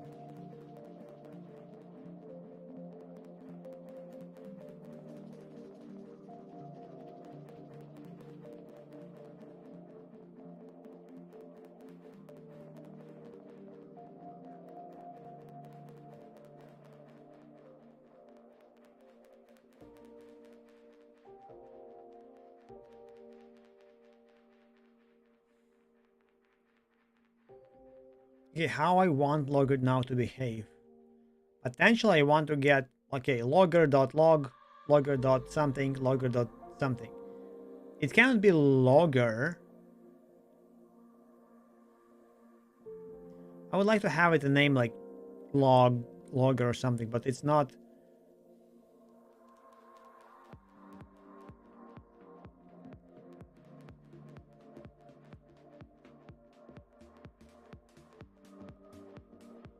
Really the same.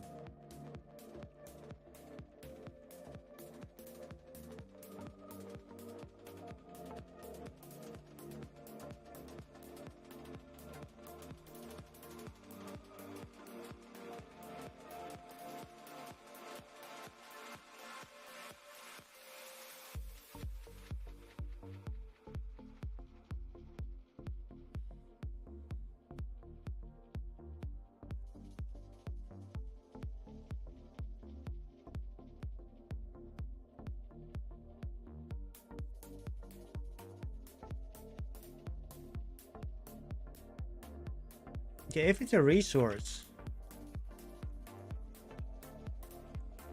will this work actually? Log is not in the current scope, but it is.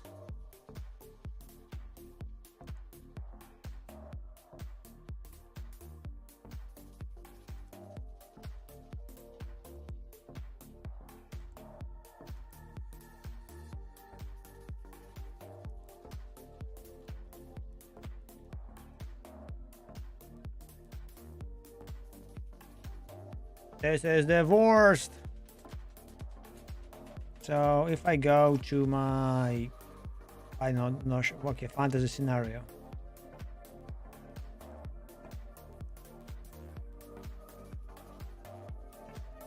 Fantasy, create new resource. Yeah, there's this log.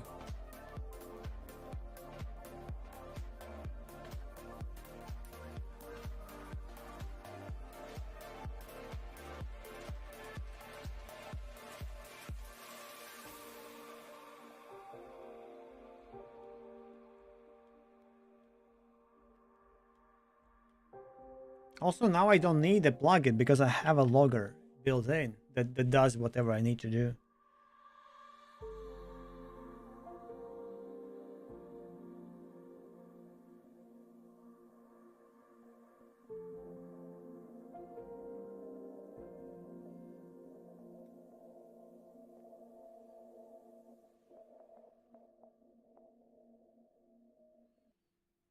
Okay, the second is that we're creating the new log file for every session, but we are not removing older logs anywhere.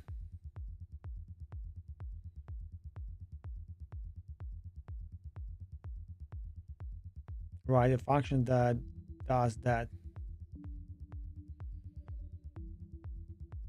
and call it before or after creating a new log file in static init.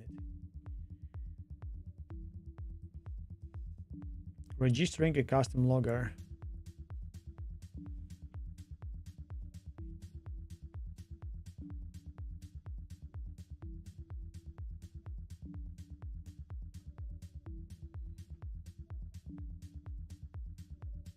Okay, 2 will be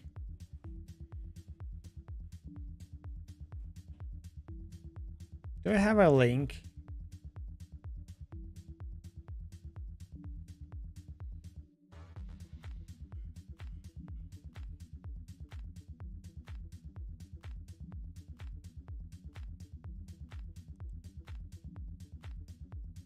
Okay, bro, but where's the full code?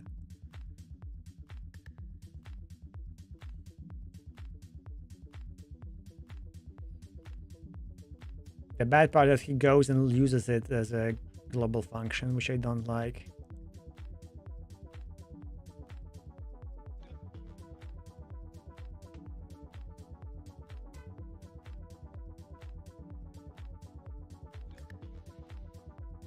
And here they said that it's better to this custom logging can be used for many purposes. The custom logger can be registered by creating a class that inherits from logger, then passing an instance of this class to OS add logger. In a script's init method.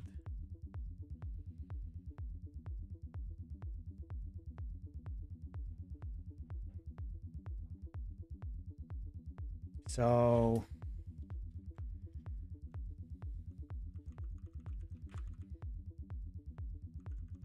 yeah, I will need a class name for the auto load.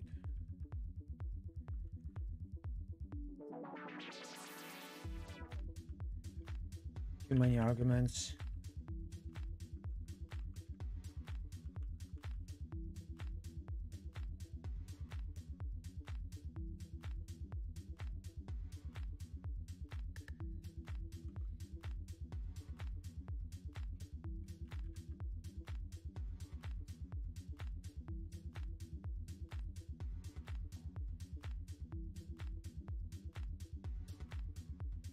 Actually, when the plugin enters 3,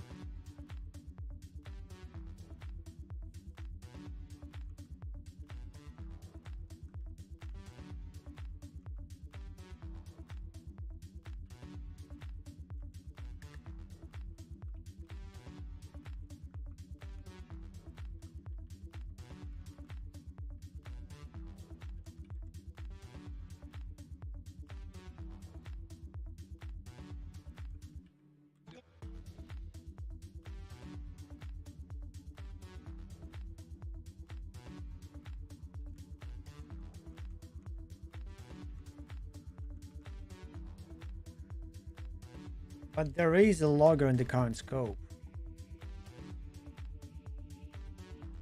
Okay, if I create a new resource and I'm gonna call it log,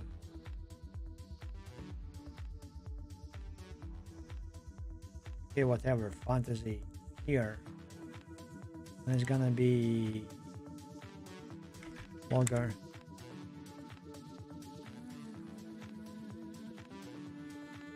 It doesn't have a script attached. Oh, maybe because I cannot create a... Okay, it might be the reason.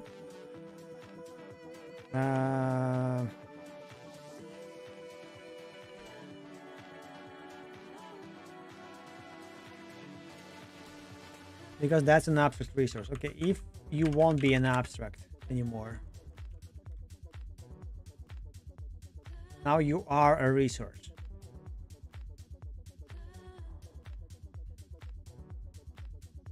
Okay, should not be abstract. Good.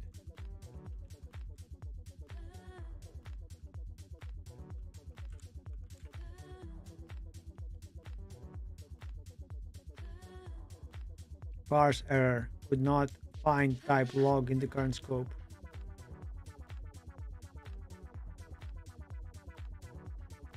I hate that it doesn't show the time.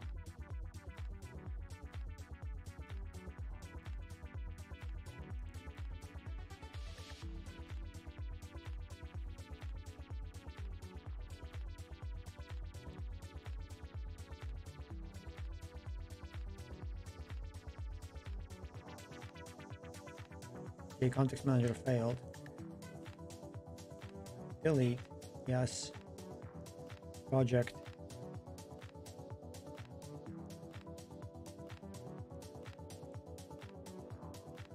Can't add auto load. Invalid name must not collide with. Okay.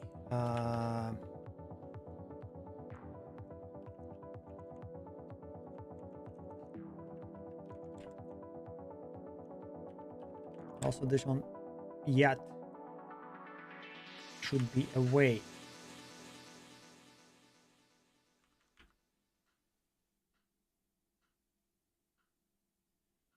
And this one also it should be away for now.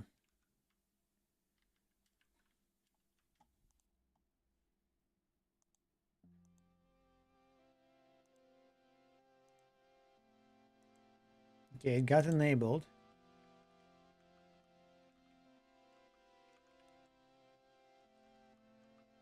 Could not find log in the current scope.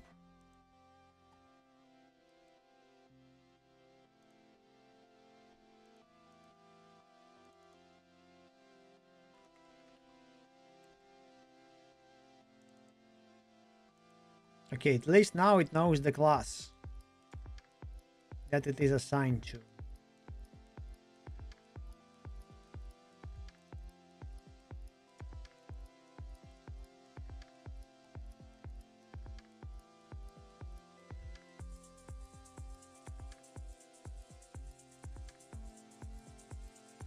Oh, look at that. I crashed the Godot.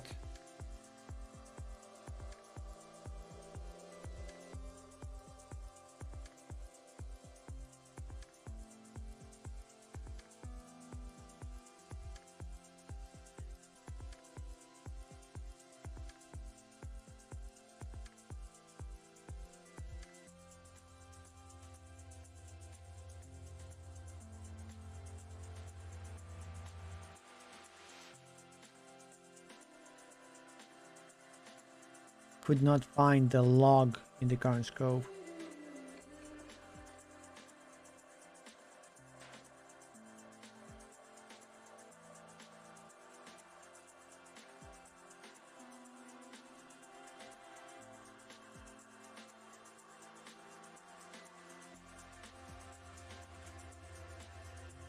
Oh, I need to queue it and restart.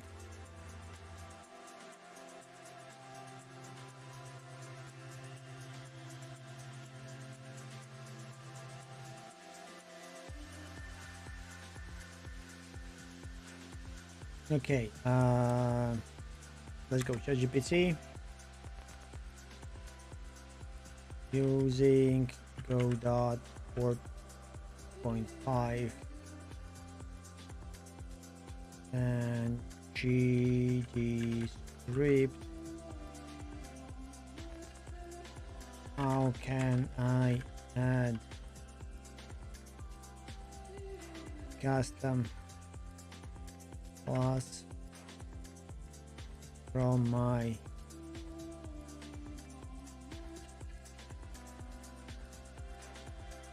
what was called package plugin from my plugin so it would be recognized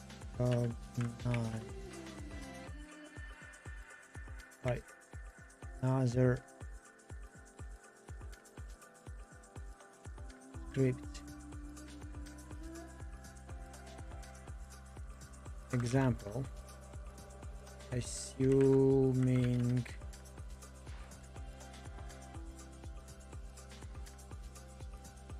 I need my class name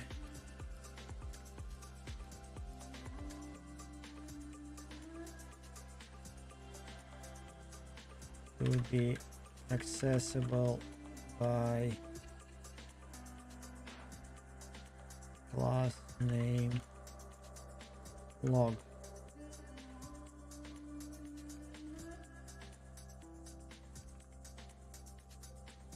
Export var log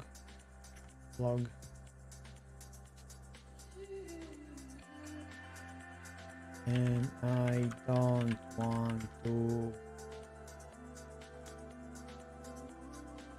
have class name in my plugin to prevent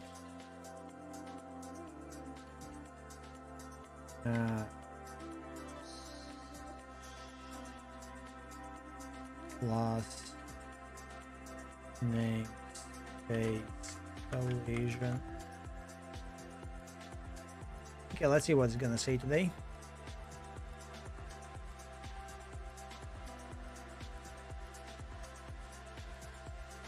If it's gonna say anything today.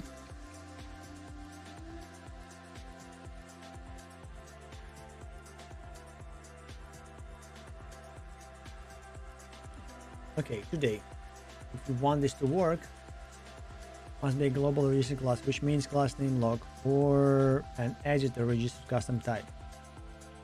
There is no hidden or namespaced way to have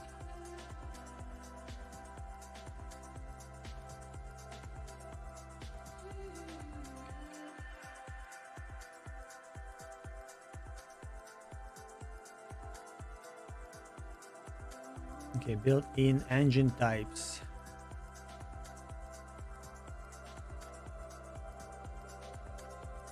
Add custom type. So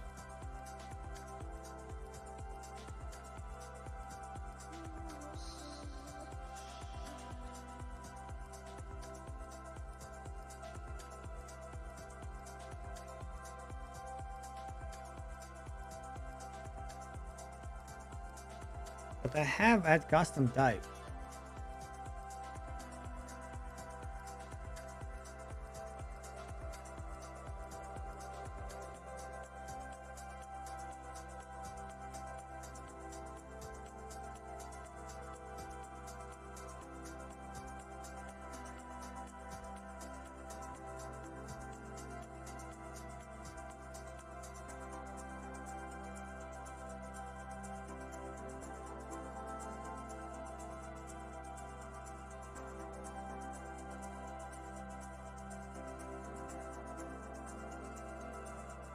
Common in larger plugins. Okay, facade.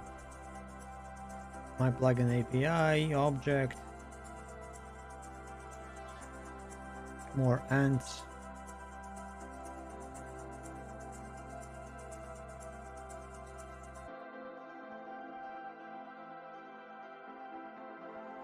How do you know that it's named called Dynalog?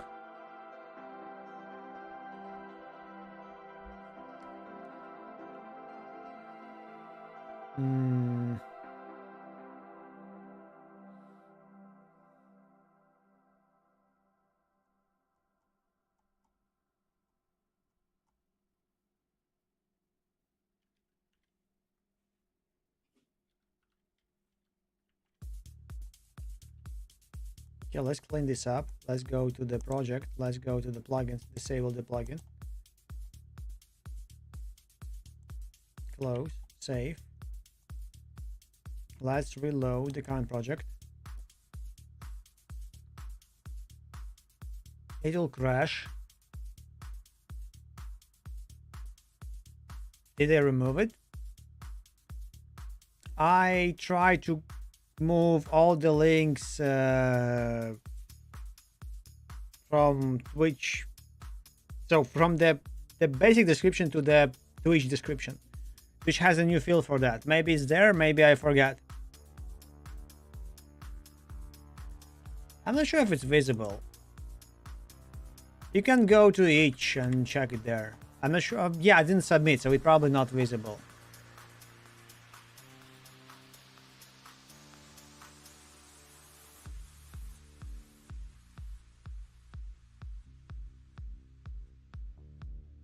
Oh, I did it this summer. I didn't know that. Look at that. Yeah, what I wanted to do.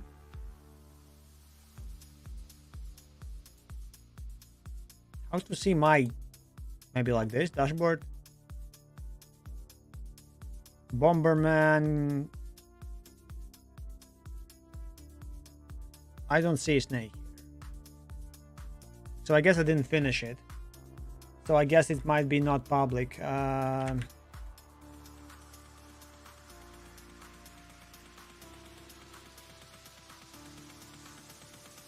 I tried to make it. Okay, multi-snake. I was hoping to make it multiplayer snake, but I didn't finish. Is it public? I don't know. Let's test it out. Yeah, it's public, but it's garbage. It is not finished. I created the snake like in few hours normally that it worked. Then I made it multiplayer that kind of worked, and then I tried to refactor and refactor and refactor and refactor and refactor. This is, I don't remember, like, so it was multiplayer, so you could play, but it was so rough. And I tried to have this kind of lobby before the going into the game, and that's why I kept refactoring. So also I didn't start the same time. I think I started after the jam. So yeah, generally they're like night commits. We can see how much time I spent approximately. January 17th to February 7th. What? Like almost a month. Okay, 3 weeks. Wait, 2 weeks. I cannot count. February is shorter. It was there, I don't know. I mean, it was working somewhere. Then I broke it. Then I was refactoring. Then I had the lobby.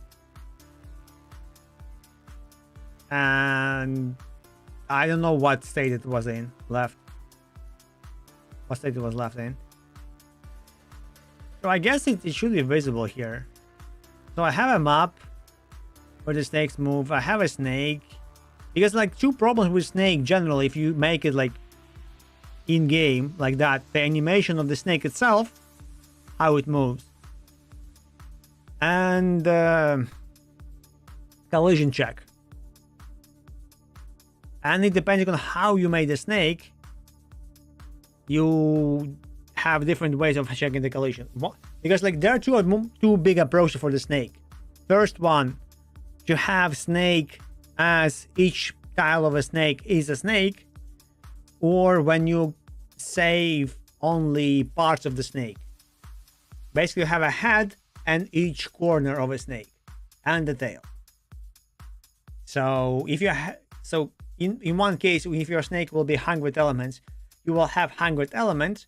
In second case, your snake will be only how many you have. If it's gonna be straight line, it will be only 2 elements, not more, if it's not turning. And for each turn you will have 1 element extra. And then you have like how to make a collision. If we go on each, and I go jams, and I will go submissions, the first ever jam here, snake. You can try and see other people code submissions. 1, 2, 3, 4, 5, 6, 7 snakes, and you can. They all should have a different publicly available code. Yeah, see, there's the link.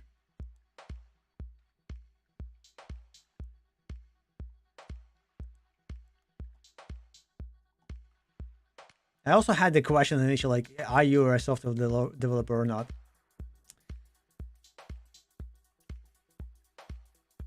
View game page. Paxneck. You generally can have scroll them by results. This is like the best part. So by code style, code complexity, reusability, modularity. Like, okay, the first one is snake goes brrr.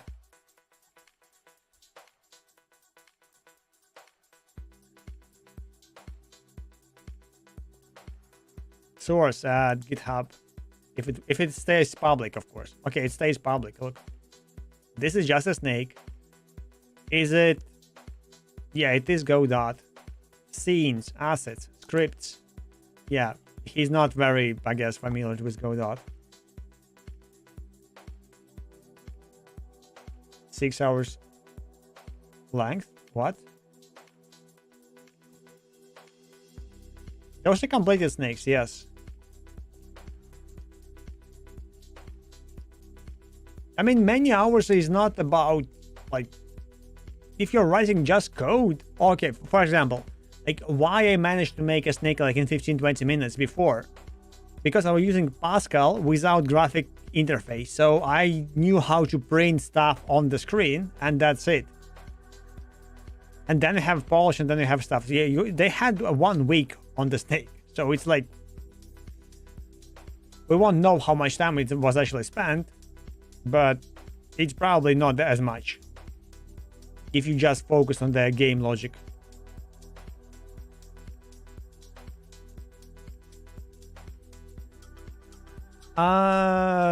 Not really. It depends. It depends on what you're trying to add to the game. If you know, because the plus for the snake is that you generally know what you want from the snake. But this is why the game jam initially has these optional features that you need to have in the game.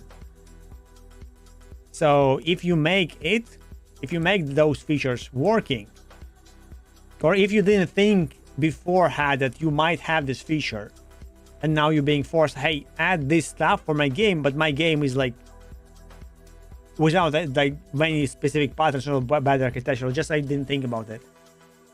I will need to rewrite part of my game to adapt to this new environment. This is like the real code in the actual development cycle. Someone asks you to make some kind of website with buttons on that, and then someone asks you, hey, make this button red. You go and make the button red. But what they actually meant is, hey, we wanted to change the color of the button manually by fancy drop down with some backend administration stuff. I don't know. So that's general weird approach to it.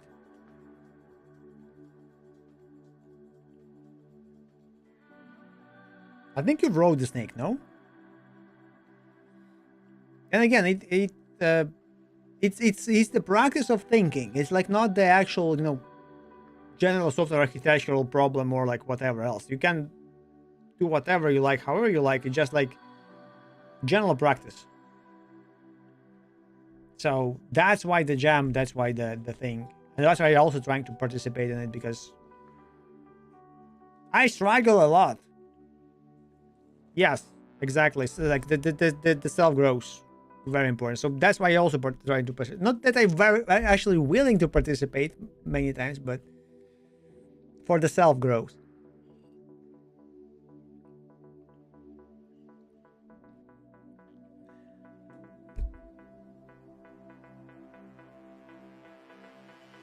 Yes, I mean I know what you're gonna use. If you're gonna use Godot,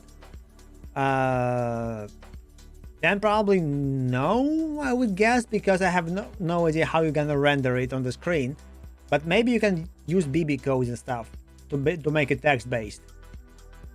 In JavaScript, if you used, I forgot how the library was called, PX?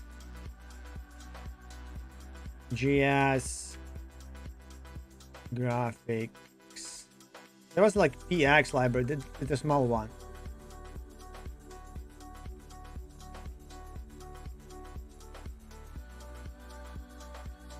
No, there was like, or maybe PS P5, for example. JavaScript library for graphics programming. So in this one, you can without any asset. Oh, look at that. The coding train. The guy who uses this library a lot. Hello, here I am from the future to insert a video. And this is here, trails. Create graphics. Right now, everything is being drawn on this one canvas, so everything has no trails. Yeah, he draws everything by code, by like this. So this is like the P5 library. Technically, you can use without libraries. You can use your own canvas and use lines and stuff if you wish. Yeah, he has like drawing on the canvas. Then I that. So this can be used. What I saw students and people watching videos try to do is. I used myself Phaser GS. There's my favorite one. I'm not sure if you probably can use it without any extra things.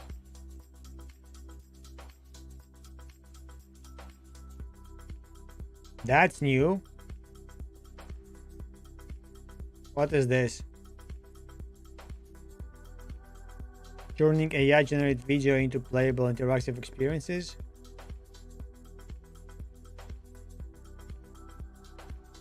What?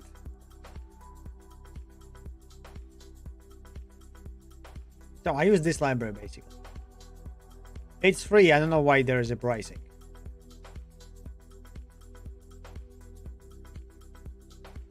If it actually priced, there is this community license where it's free. Hello. I decided to make my own library, my own logging system for the Godot to actually have a logging that I wish, so I could like send the log files, like monitor them and have them like separate, have this finger crossed logging and stuff like that. So later I could also write tasks for it and what's not. And I found out that since Godot 4.5, you can have your own logger. So they have just logger class in Godot. And you can add it to the OS and like have the logs.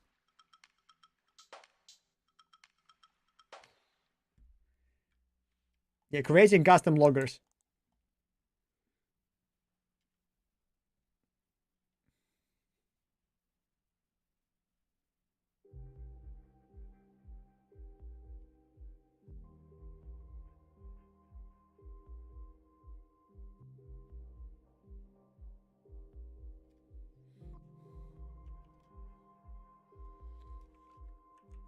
So kind of cool. Also, I now figuring out how to add the class by name without class name. I tried using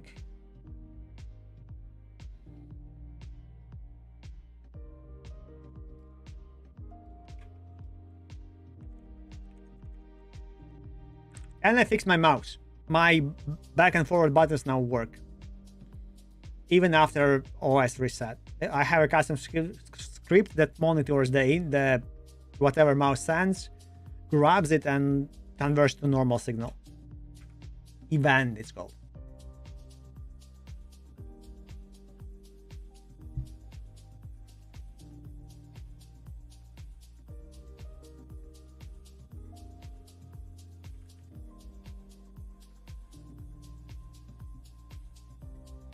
But even if I can create new resource named log,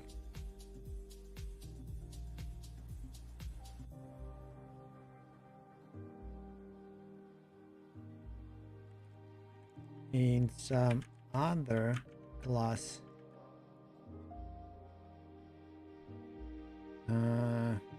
doing export var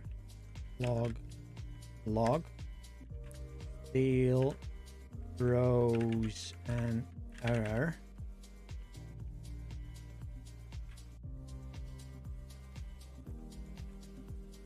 Wait, it works now? Or maybe I disconnected again from the class stuff. Oh, I got disconnected again. Could not find type log.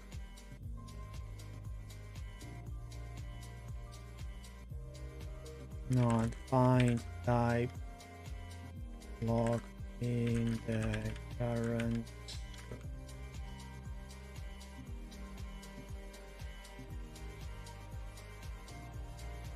Oh, that's a nice animation.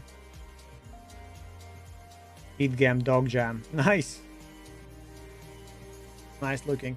Yeah, I found out today that Godot has custom logging. I was trying to have my own logger inside Godot so I could have it, send via network if some error happens, and also to have a nicer, cleaner way to see and filter the logs. Like, okay, well, like what the hell happened? How the actions were like structured.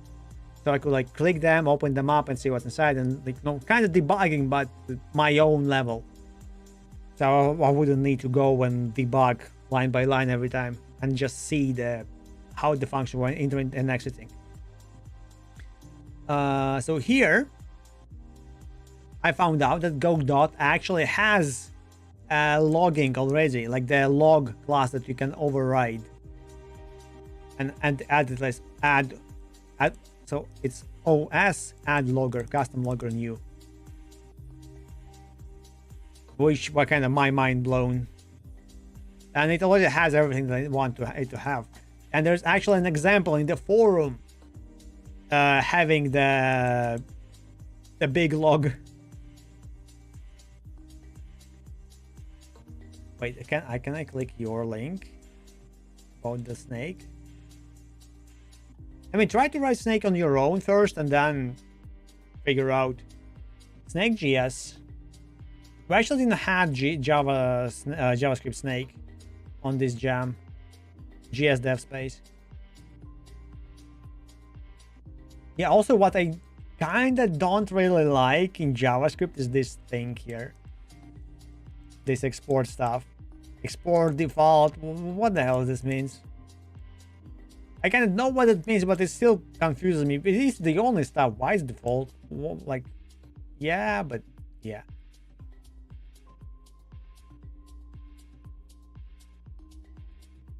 You kind of would like it having separate files and then just import here and then export the result of that. Yes, but it just looks weird.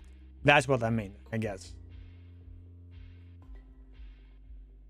Also, I somehow kind of used to, okay, we don't have this. Maybe we don't have this. And then by the end of the file, we'll have like export and stuff. So all this class will be somewhere else. But the global export to who are going to use it will be just in the end. Like, I forgot how the file is called. Maybe app.js or like whatever class. And the globally will have this export. And then they use it. But maybe it has this, it's just like, for the game is different, I don't know. Don't want to go deep into that.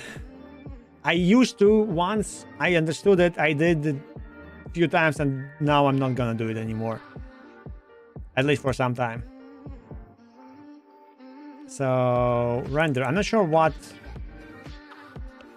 it uses, so context. Wait, you send snake me or like board controller? Okay, it's a board. But okay, it renders, but where it... Yeah, why there are no spaces between classes? Also, of how it's structured in the old GS, I would expect here to be commas, but yeah, it's... I hate that it changes and I need to know. I mean, I like that now you don't need commas, but... Okay, where's the board? What the hell is the board? I guess the board is the board.js, and board.js is in modals, because why not? Okay, modals, kind of nice. Board.js, create, board height, cells. Wait, cells, oh, no, push. Where's, okay, who renders the snake? Is there like renderer? Am I missing that? Render, context cell. Oh, I'm blind. Reading is hard. Yeah, canvas. What is context, by the way? Okay, who calls you? Game? So there's the canvas, there's the context.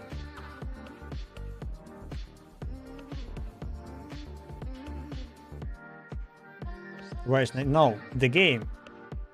Game render stuff. I mean, the one that creates all these canvases and stuff. That's what I was searching for. Yeah, creates the board and Snake. Why you don't add it through the... Wait, okay, because you had... Wait, you might be right. So the Snake controls what? Okay, this is a bit weird. It is inversed.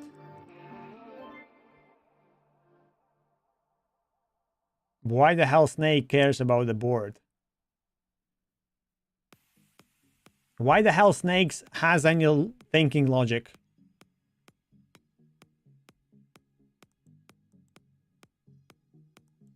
Unshift?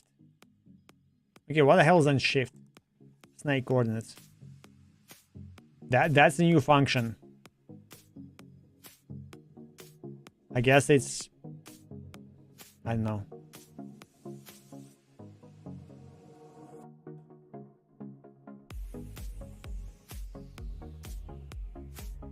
Built-in shifting class, I guess. That's why they have the array pointer. So it might internally move it.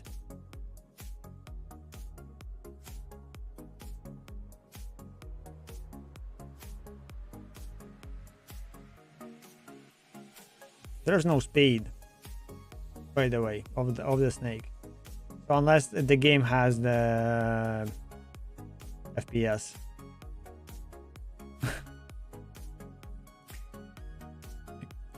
Why are you doing this?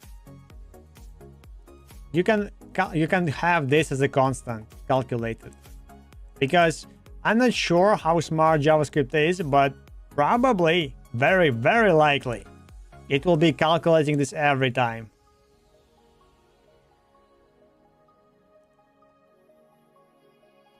But yeah, it's one of the Snakes.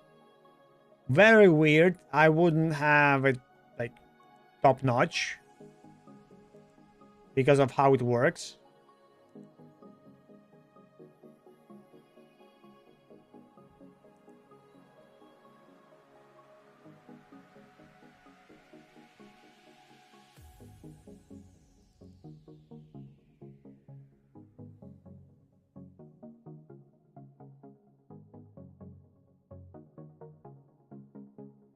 Okay. Okay, okay, whatever. It's just weird that the Snake controls the board, but in the same time, the game controls the Snake. Because Snake doesn't have any controls of its... I think it might make sense because you just modify the speed and the Snake just knows how to move.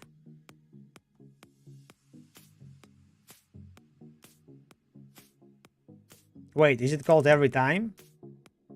Why?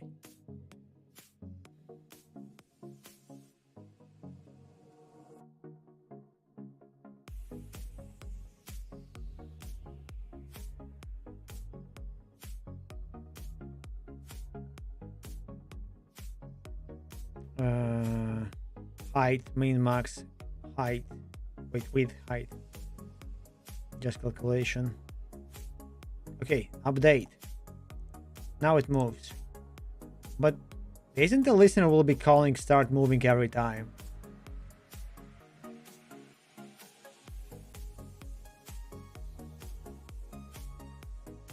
Also, this is the most hated thing that I absolutely hate having in the games, and like similar things that have loops, like it will be called every time.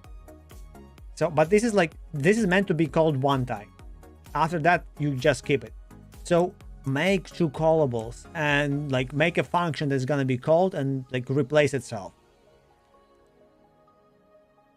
So on every key down event, it will check if the game is started.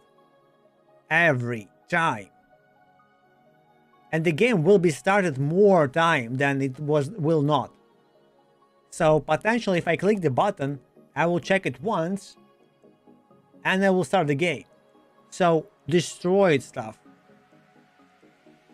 So you don't need to check every single input if the game is started.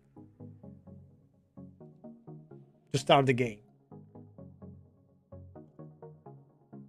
Which is like one of the most annoying things for me. You create two separate functions, one to start the game, one to just move every time, and the move function is disabled until you enable it when you start the game. That's it. So you just don't subscribe to the event before you start the game. You started the game, you subscribed, or like something. Or you just replace yourself if you wanna have this event always be subscribed with this function. You will have two separate functions internally, or like whatever. I mean, but now you have this if every time, which will be like 99% of the time stopped because it's one time only.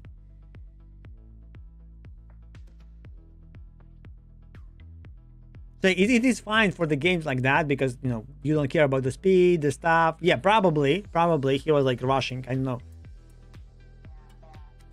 Or maybe he used ChatGPT, and because ChatGPT actually, I mean, AI generally has those things also a lot. Because people do that a lot. Oh wait, we can play this.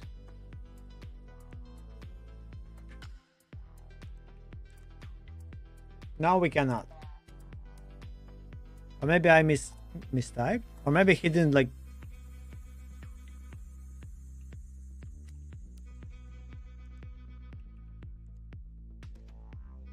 Oh, look.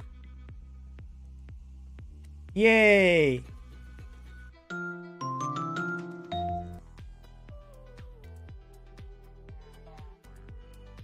Where is my Vimeo?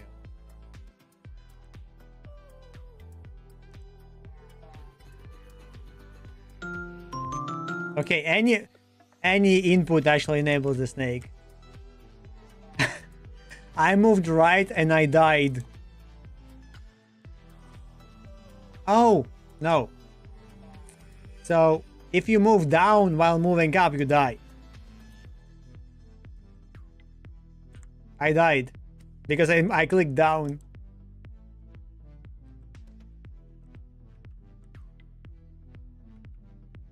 Okay, that's a block.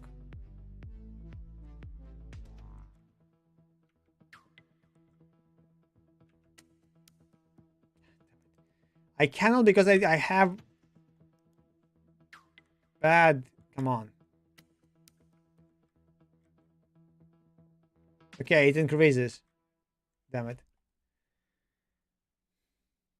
It will be because it's simpler. Again, it's JavaScript.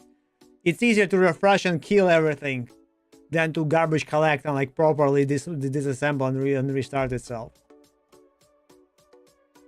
Also, in some of my games, I do this too because, like, you know,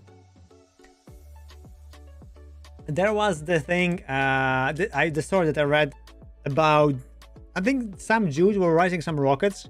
They hired a guy to make some like operating system, like whatever, like scripts for the rocket navigation, whatever. I don't know what, but basically he had these rockets and they put the chips inside.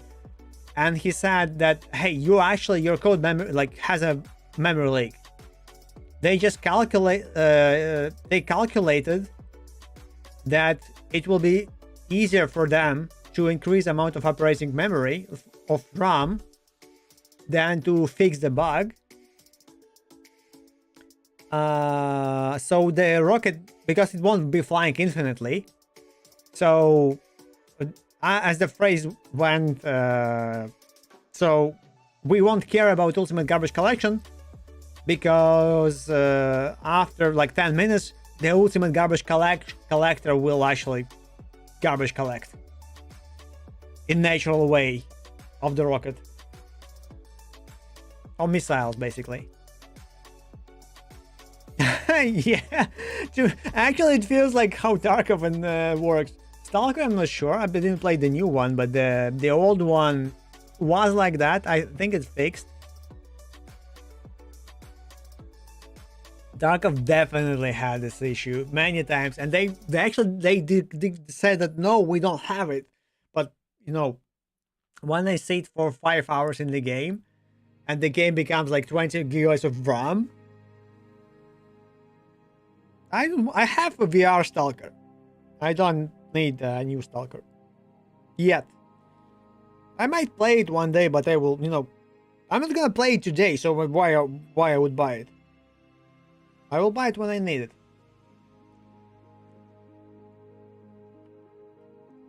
Okay, also,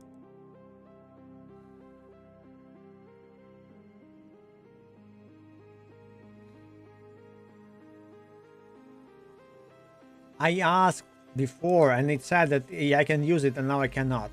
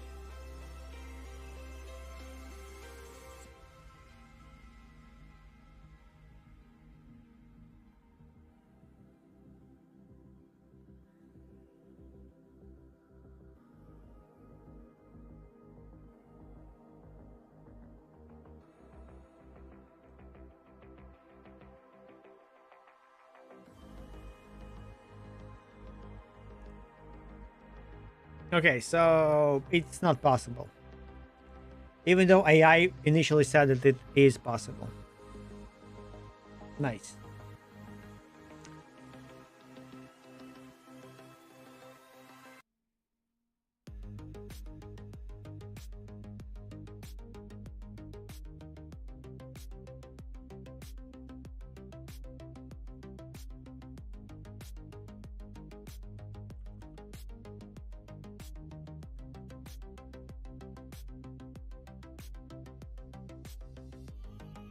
I can't have it as a logger, so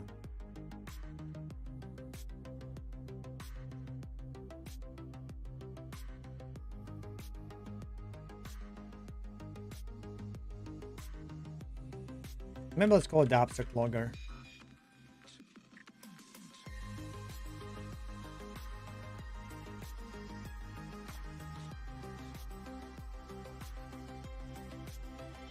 Now let's go back to the resource. You're gonna be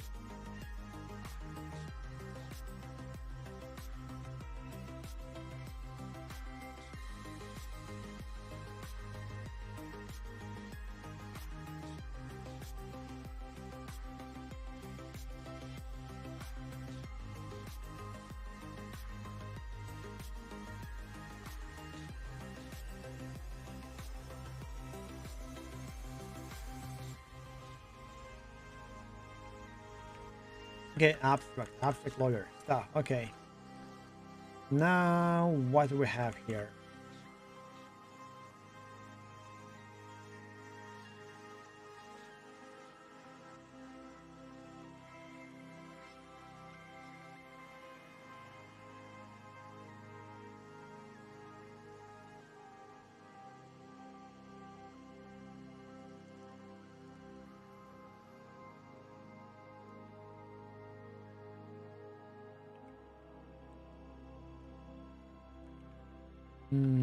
Const log reload.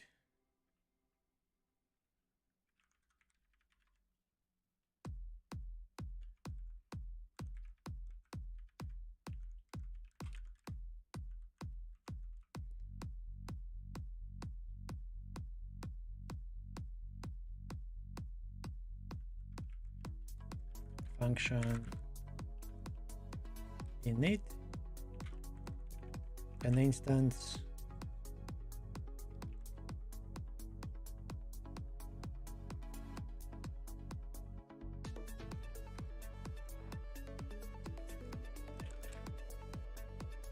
Dot new.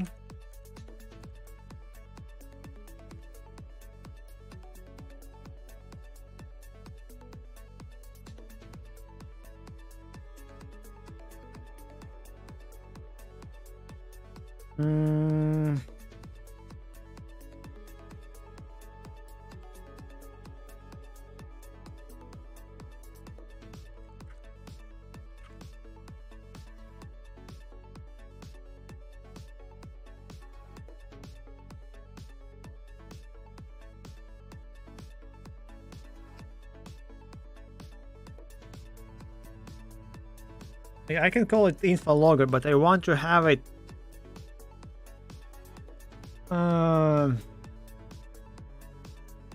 let's call it game logger.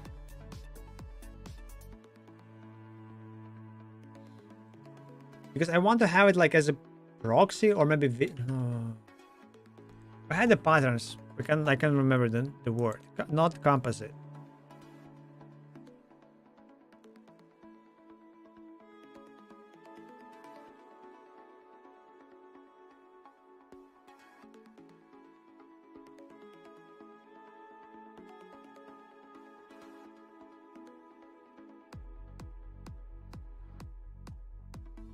It will be a decorator.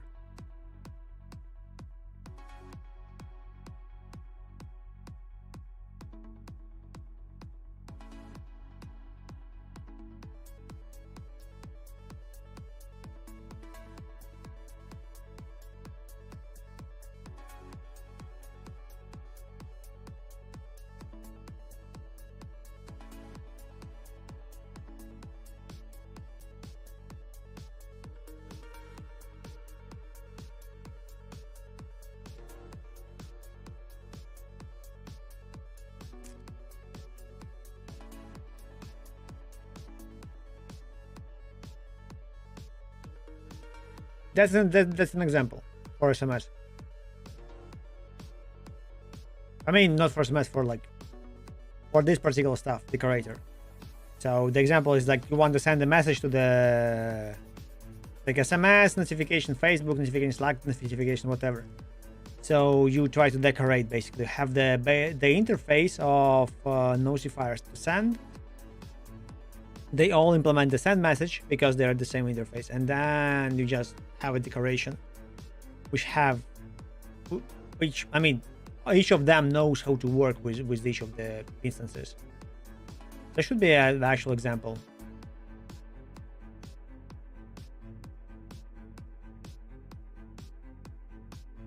Yeah, here it is. So component interface, execute, can create the component, can create decorator. So you have a component.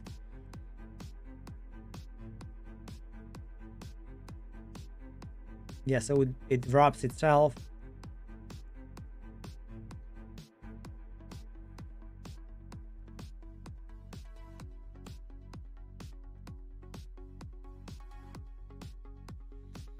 I constantly misinterpret the decorator, facade, and everything else. Okay, facade is easy. Facade is just hide stuff, potentially. Yeah, see, I also don't remember them from my head all the time. Also, I wanna eat soon. Oh, it's already 9 p.m. Damn it. So I guess I will be working off stream on that. But before that, I wanna at least to make the game work back at working. At least not to have this exception. Then I will work fully for the resources, and that's it. In this example, the decorator pattern lets you compress and encrypt sensitive data. Yes. So interface is compression decorator, encryption decorator, write data, read data, write data, read data.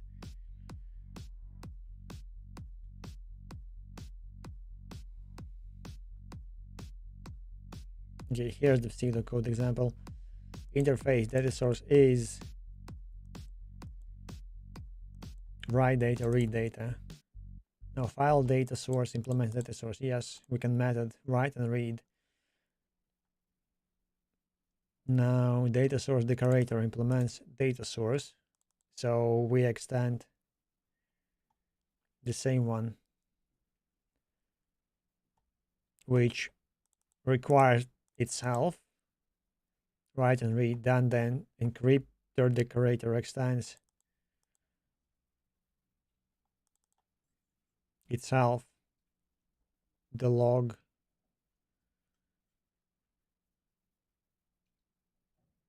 when the log happens. It writes and reads. I mean, when the log I'm thinking about my case.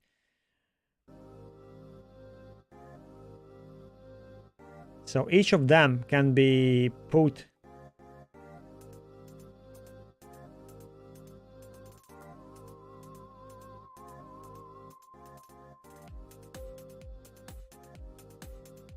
file data source. It requires the file name, but data source decorator can't have any of those two because it requires data source.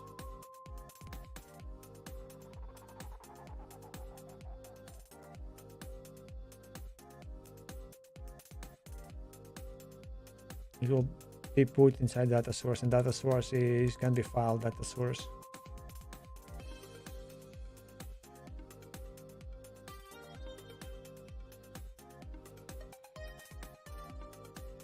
So a simple example of decorator assembly. Dump usage example is source new file data source, yes, right. The new Russian decorator source, right data. The target file has been written with compressed data.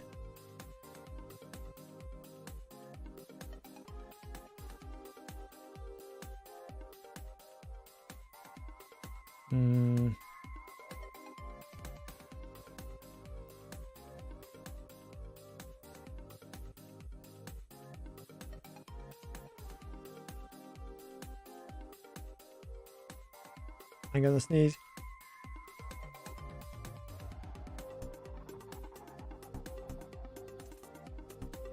Okay.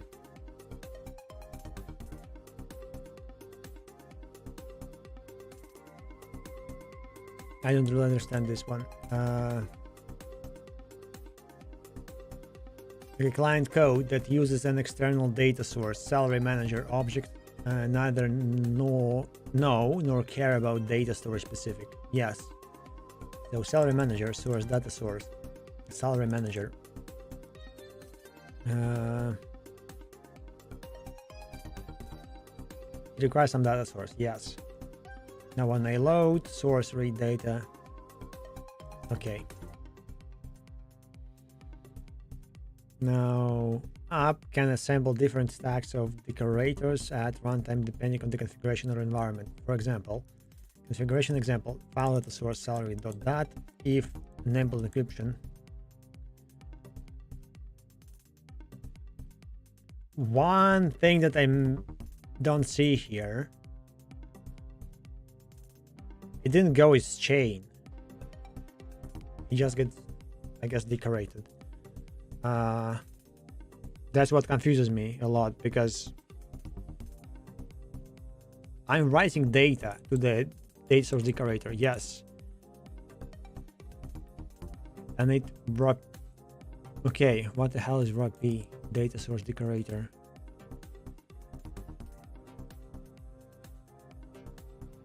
RP write data.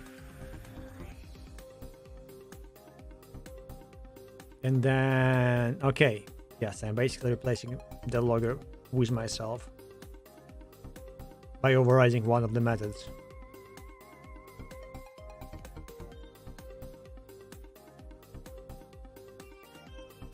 Okay, but what do I want? So I will have an abstract logger. For the game itself, I want to have a specific logger that doesn't care about the insights. And while I'm testing the game, it will be one logger. The problem is that, okay, right now, as the log being a resource, I will I will be dragging and dropping it. So potentially, if I will be willing to replace this resource, I will need to go drag and drop everywhere, which is something that I don't want. So I want to have a wrapper of that logger. So I could go to this logger that is already in this level and replace that.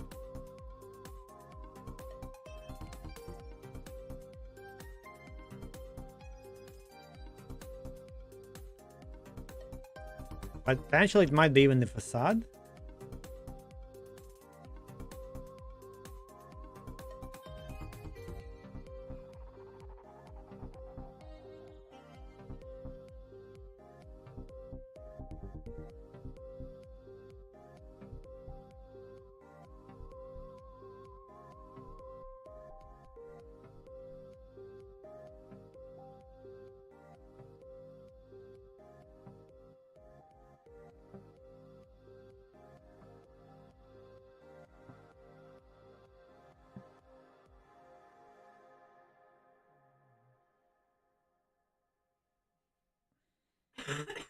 Yeah, so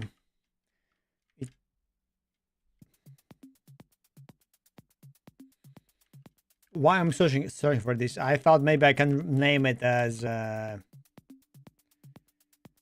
specific class that it's like kind of log wrapper.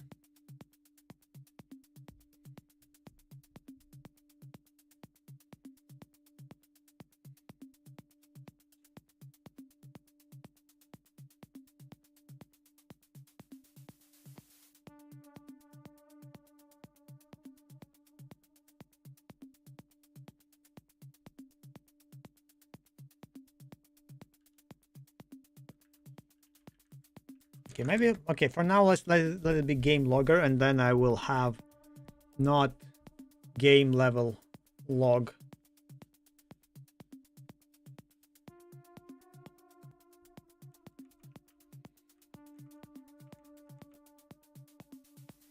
Okay, init instance info message, you get the instance because I didn't create it yet.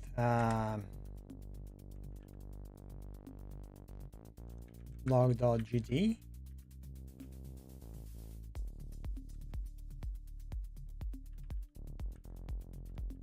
Extends logger.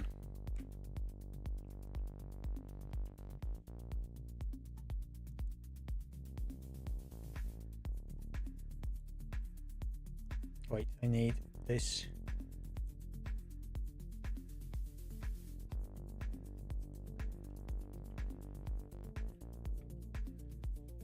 Paste.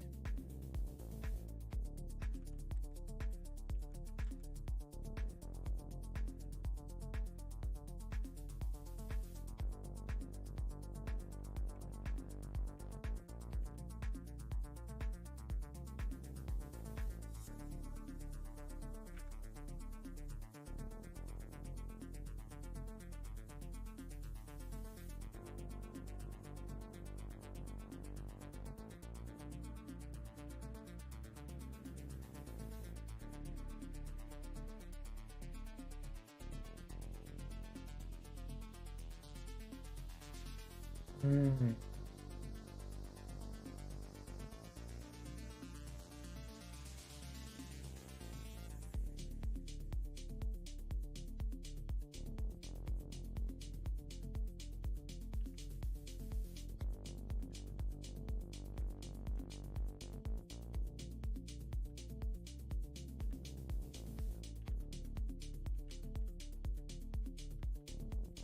Maybe base.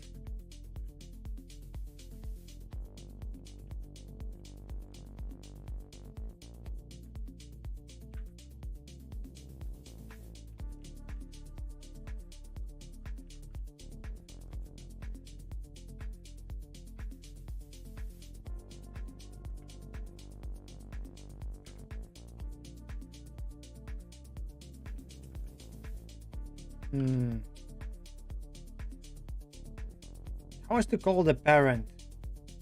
Super self?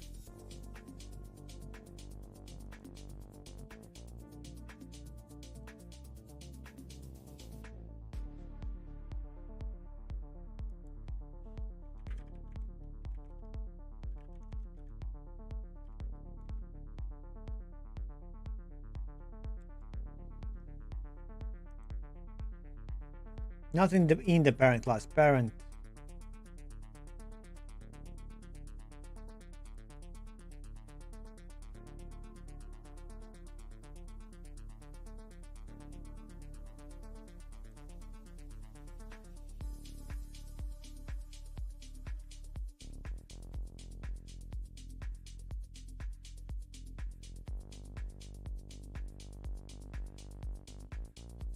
Okay, so I just need to do super.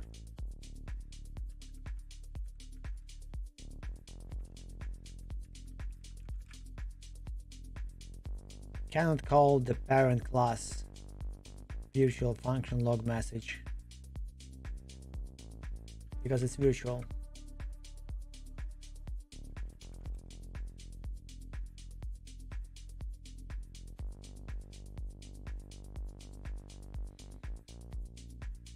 Okay.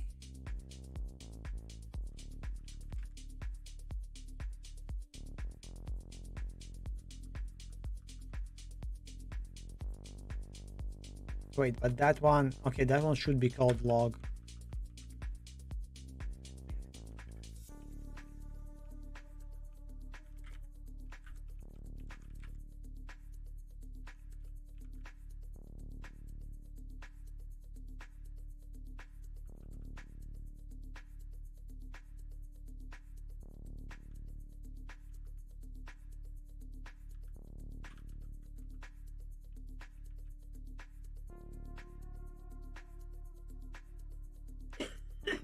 Oh, because I'm already inside.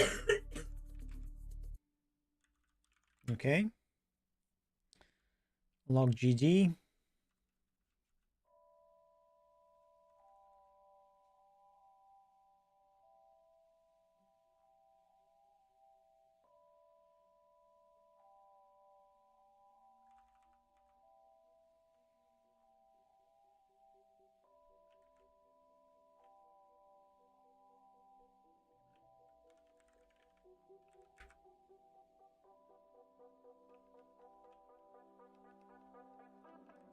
Yeah, I'll have it.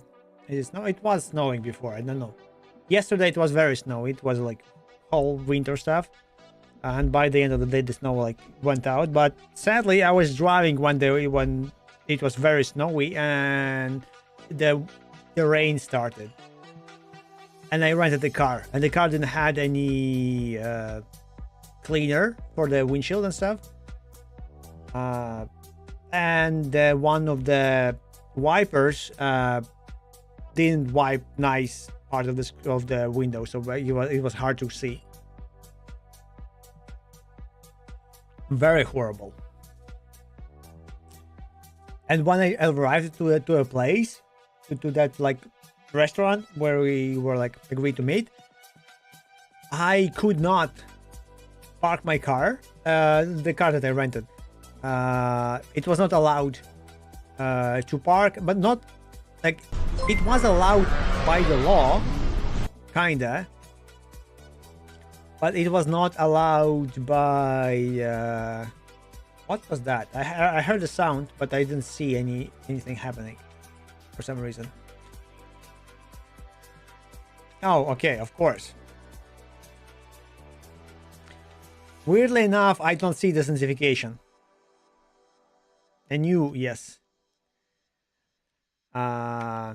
Yeah, so the GPS of the car, so the car was like you cannot park on the left side of the road, but you could park on the right side of the road. But GPS was showing me that I'm on the left side of the road inside the building, so it was like off like many meters, and I was like, okay, but where I'm standing it is legal, where on the left side it is not legal. But the GPS shows me way more left, even like inside the building on left. So I couldn't. Weirdly enough, when I was staying inside the car, my GPS on the phone showed the same location. When I went out, it showed me properly. So it was the kind of weird positioning of the tree or something that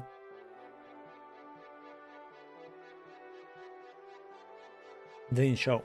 Yeah, because about this, I see the follow here, the tweet shows it, but I don't see it in OBS. OBS just ignored it.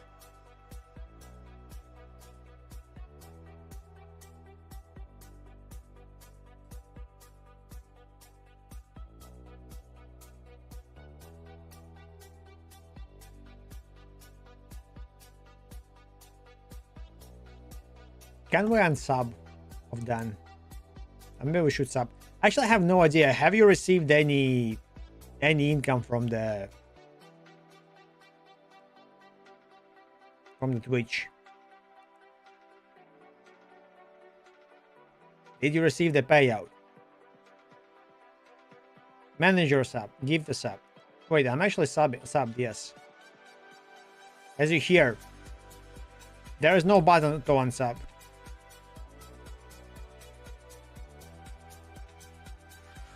This is weird. I'm a founder. I don't want to lose it.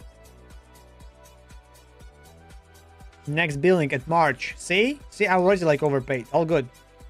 No worries. I guess I need to go to the actual sub location.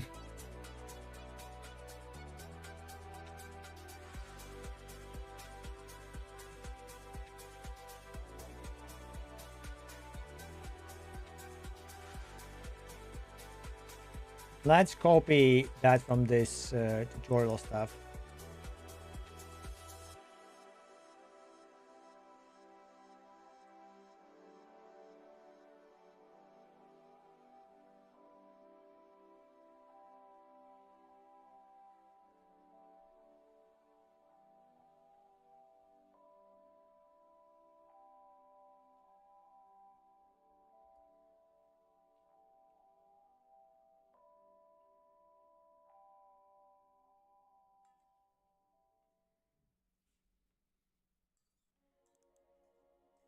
Format log message.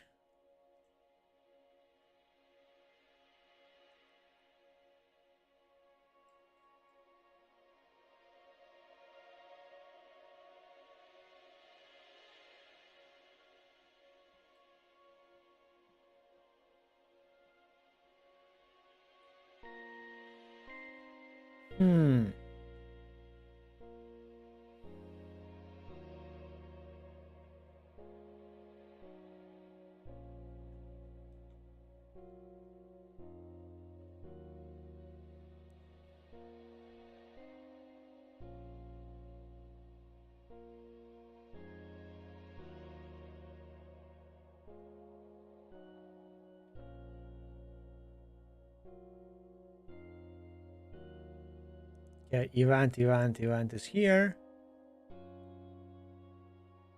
Force flush.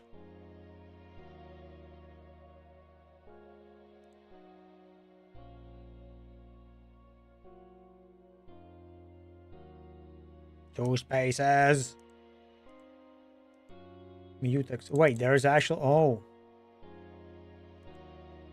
I didn't know that GG script has mutexes.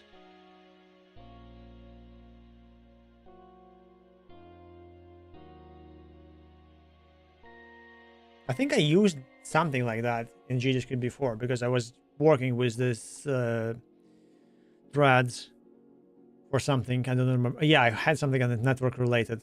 So you needed to get requests and stuff as a like separate thread.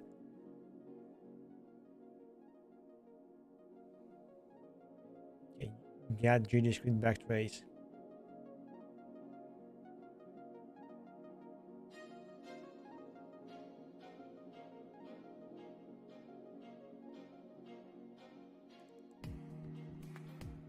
Add message to a file.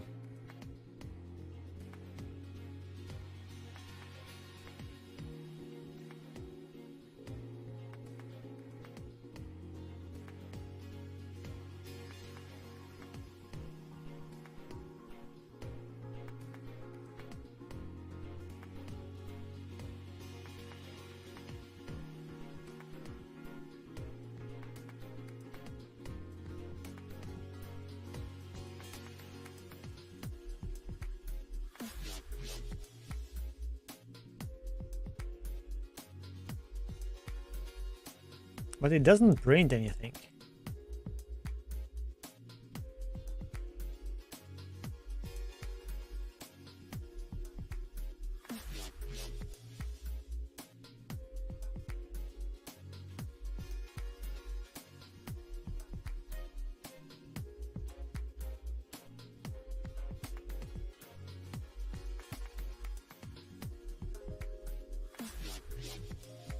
creating the script.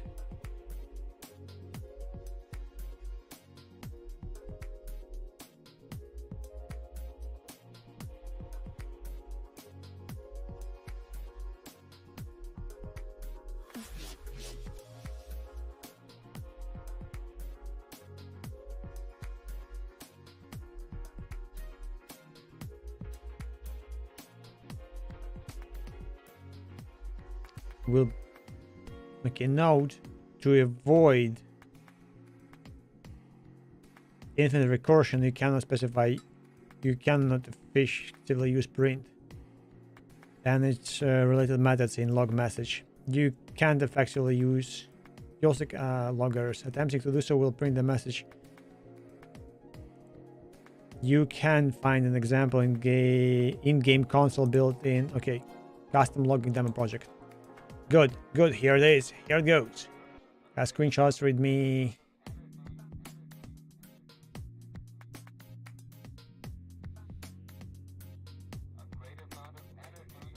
Yeah, I guess it's gonna be main GD.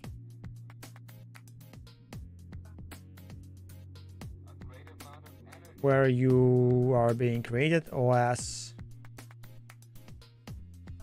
Crashing the engine on user request. Shall open logs. Oh, that's cool.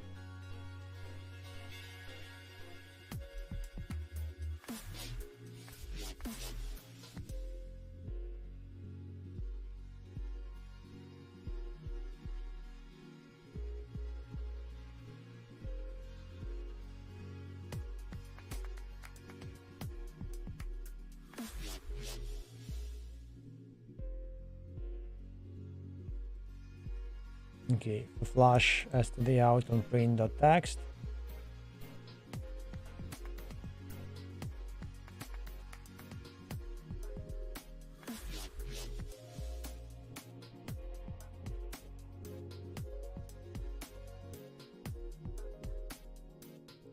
Okay, where are you being?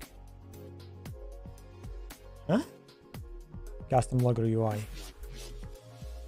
The custom logger UI gets node log error. Okay, here it is, log error type prefix,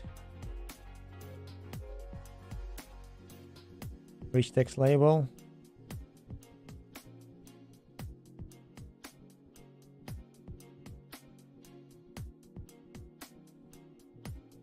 and gets the called deferred append text message.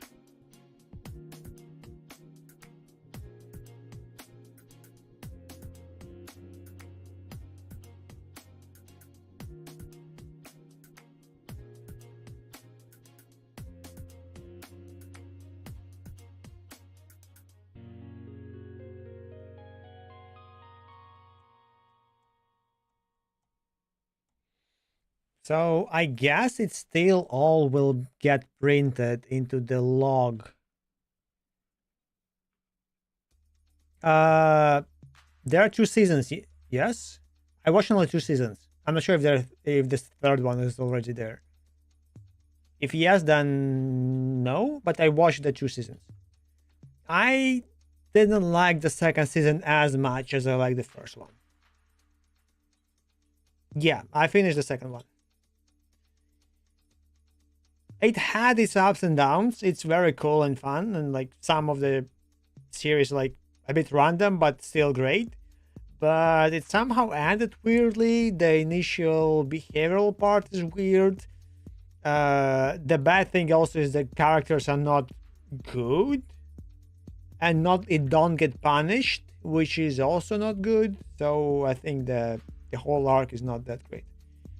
I mean, specifically if we talk about her brother,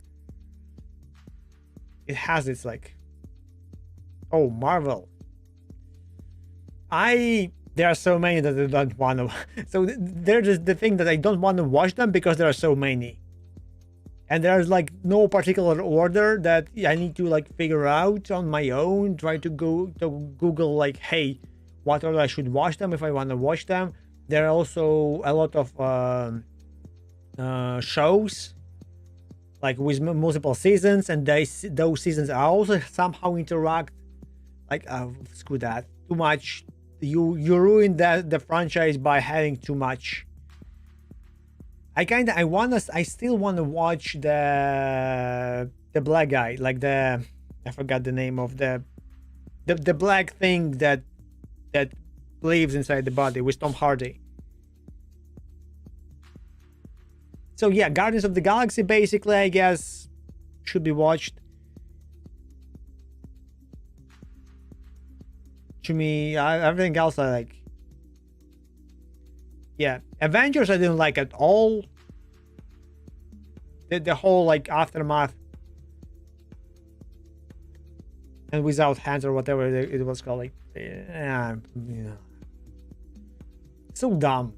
It's like they made this whole premise and then they kind of suddenly they decided to like do a talk, and I don't know. It was ugly, generally ugly. I didn't watch the latest ones. I watched the previous ones. So yeah, I want to watch. I didn't watch all of the Guardian of the Galaxies. I didn't watch the last one. I watched only the one. I think first two ones with the guy's dad.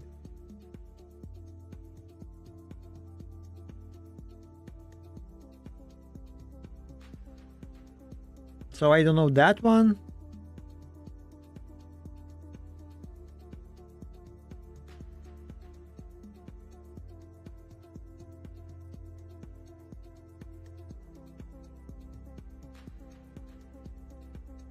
I mean, I watched that one, but okay, I watched the first Ant-Man, first ever. I didn't watch the Bumblebee one. The Black Panther I also watched, and it wasn't good. However, it was interesting enough, but not as good, because it had like Wakanda, whatever, dumb. You know, when you watch it, maybe in the movie, it's kind of fun, especially if you're drunk. But as you watch sober and try to enjoy the movie, you have so many questions to some elements. Disney also got ruined, so I guess we can blame Disney for all of that. Disney ruined all the movies and stuff.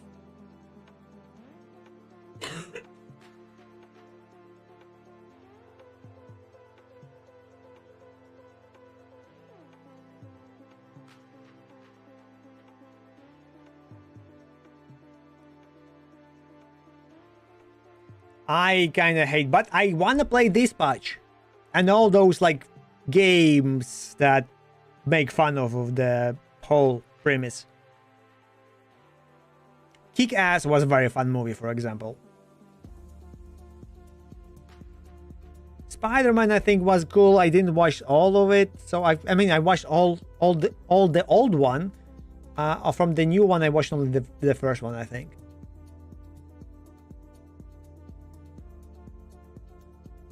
There's Dispatch, the latest one, and before there was like superhero ones that like they kind of have the superhero element, but I feel like they kind of make fun of the whole Marvel premise.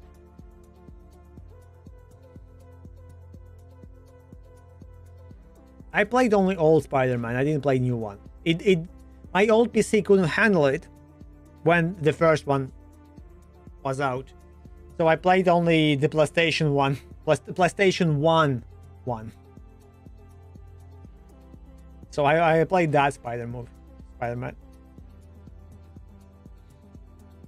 that was done by the old Spider-Man movies.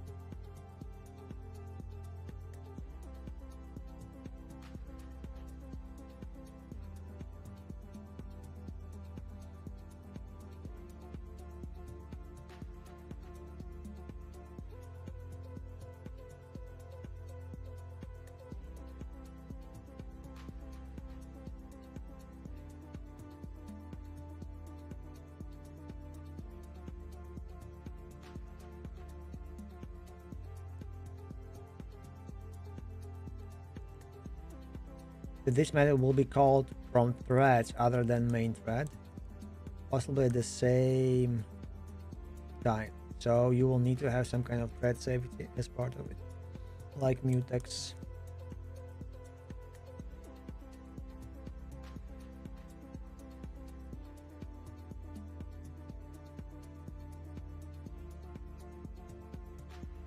I watched only the old Batman. I don't know if there's new one. The show was kind of nice initially about the Penguin guy. It started very nicely. I don't know how it ended. I think it wasn't like by the end was kind of shitty, but I mean usually. But the start was nice. The Dark Knight, of course, that the best one because of the mostly not only Batman but the Joker, like absolutely top notch. How he played the character, it was amazing.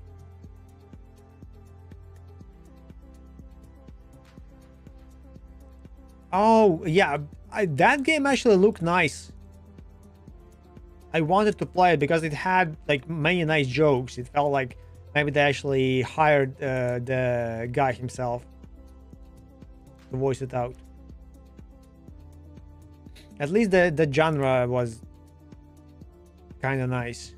Yeah, they changed this guy, I guess, the actor for it, but not the real actor. I mean, not the from the movie.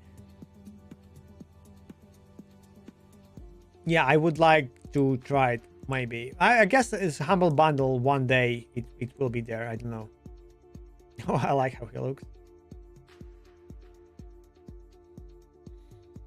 Yeah, I mean, only this guy looks the same. Okay, this guy kind of changed. The best guy, the smartest one. What is? I mean, yeah, kind of screw that. It's a game. I guess they changed them. Maybe they didn't get licensed or the actors didn't approve their look, so they decided. I know that the jokes and stuff was kind of fun to watch. I understand it might upset people, but they can go not Guardians of the Galaxy, not the movie, but some comic stuff related. You know, I know people will make the same. I want to have the same guy that I watched in the movie because it's the same movie, the same universe, but it might be not related. That's kind of might be the part of it, but I generally don't care. I just wanted to for the story and fun jokes if they are there and if they are good enough. Because the game looked kind of normal, but I watched some streams, so I don't know completely where it is. Groot is also looks a bit different, but also Groot is easier to replicate because generally like those guys that you see faces, they probably are the actors who get motion captured with all the like mimics and stuff, and they definitely couldn't use the actual actors. It probably would cost more for the actual license, so the actors need to be asked and they should agree and stuff. I mean, not all yeah, and also the thing, if like all the actors agree and one doesn't agree, or in reverse, one agrees and other did not, so having one guy that is the same as in the movie and other ones are different would hit harder, I think. But again, I didn't play the game. I just watched some stuff of the game. So it also like, wait, I forgot to look yeah, very positive. Not as bad as it could be. 93%, what? That's actually very high.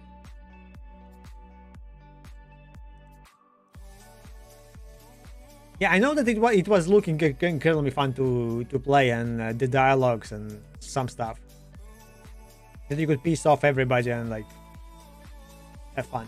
So I want to play this, and I'm not gonna buy it. Maybe this one, but it was felt blunt when I saw it. We don't want to play this one, of course. I'm not sure about Spider-Man. I think it's being so played on. Oh, I still need to finish the Red Dead Redemption. They didn't finish it.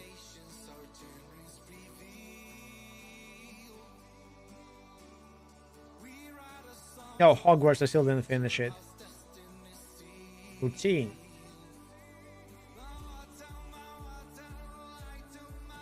I also want to figure out what's new about Outer Worlds. I didn't finish the first one even, but they have the second one. I never played Metal Gear Solid. I mean, I played someone, but I didn't really understand this one. Okay, Doctor Strange is extremely fun, especially the first ones, because the actor, of course. Not sure about the second part, if it has one. I think one of the good ones, at least how I saw and people like talked, the one where Doctor Strange with Spider-Man, they were like in one universe, kinda. So there were some like weird parts of them interacting, so that was cool. But I'm not sure if it was Spider-Man movie or if it was the Doctor Strange one, or like it was something separate. Low key, I know that there is a show, actual series, but it was on Disney Plus only or something, so it was dumb. Okay, in Avengers, it was the first time when they interacted. Maybe it was actually the Avengers one. But he stole something, or like they didn't know each other, and Doctor Strange actually captured him. But he still could move around, and yeah, don't remember. I know that one of them was chasing another one, and it was fun interaction. That's the moment I remember. Loki looked very nice. Oh, and he was in jail and all that stuff, basically. So I didn't watch all of it. I watched some, not full shows, but parts, because the streamer that was watching it using Discord and like whatever. It was the whole direction. But I kind of was very curious to see what's there. Okay, so it was Spider-Man. Okay, no way home. I watched only the first new Spider-Man, which was good enough. I still like the old one more, but I want to watch the one when not the Black Spider-Man, but where this black goo stuff in the Tom Holland, or not Tom Hardy.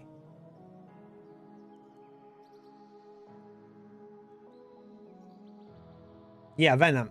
There's the second one and the third one, or like there's the end of it somewhere, and it was. I just kind of like the actor. I mean, the movies usually are shit, but I just like it. It's a bit dull. It's not as fun and good as some other ones, but I sadly watched.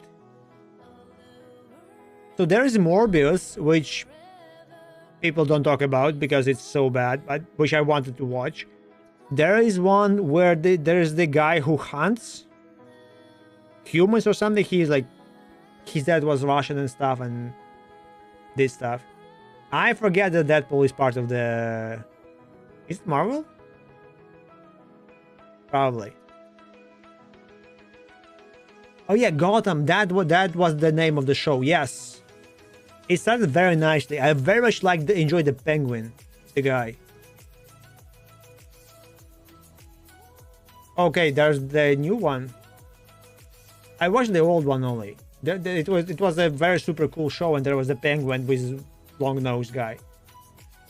He actually killed stuff. I didn't watch it fully. I stopped watching it.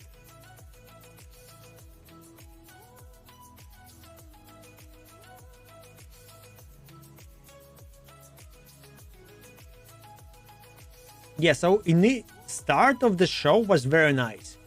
So there's no Batman yet. He's like somewhere small. Oh, yeah. So this dude is Penguin. This is the sheriff that will be, and sheriff that will be with Batman. Don't remember who those are.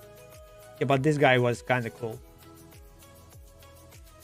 He actually, I mean, he's crazy nuts. He like kills people, but yeah, it was like kind of emotionally strong.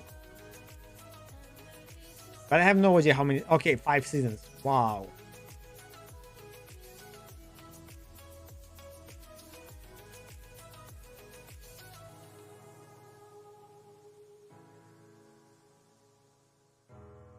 I guess this is the penguin. This is the Russian guy. The best part that they are not. I don't remember them being superheroes or supervillains. I didn't know that V for Vendetta is actually in any of the universes. But okay, you can feel it by the. If it would be one of those two, it definitely should be DC because of you feel how it's structured, how dark it is. Yet I don't remember that they had any magical powers or like many fancy stuff in Gotham.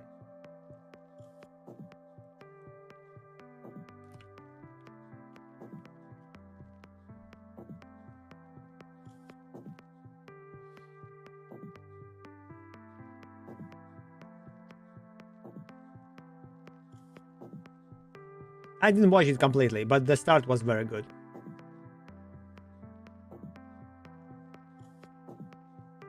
But it's mostly not action. It's like drama detective. It's very. I don't remember now, but I watched it like when it was first time out. I was waiting for the next episode coming out every time. But I was very much waiting for it. So, but I watched only one, maybe first season.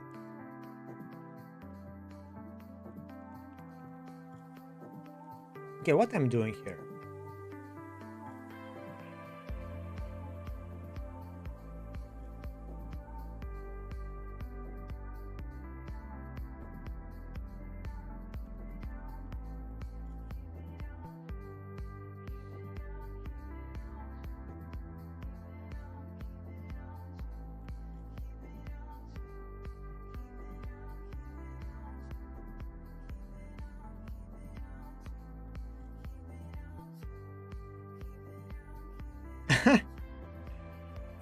How you managed to put dot in that sentence?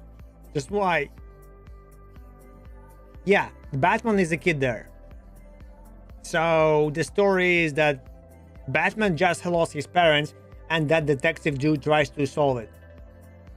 And Batman is there, but it's being like not yet, but the guy actually teaches him. It has very nice moments where like the Batman is being like bullied in school or something, and then the guy tells him like, "Hey, what the hell? Just like punch them out." And he takes the watch or something, and he just like smashes the shit out of the dude, and then the parents go and start like, your child hit our poor bully, and the dude goes out and says like, so what? And like dominance.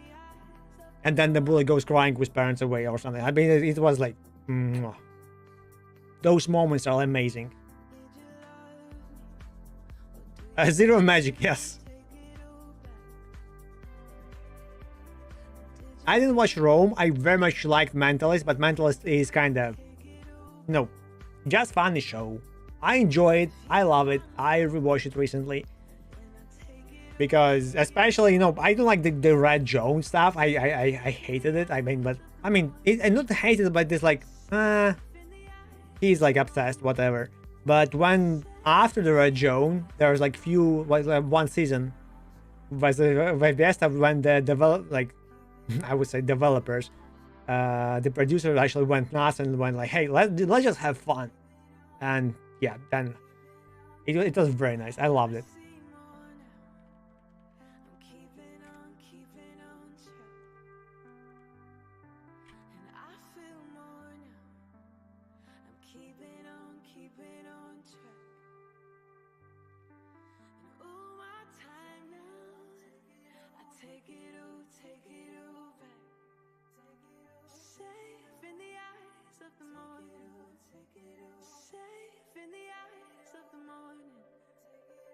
Safe in the eyes of the morning.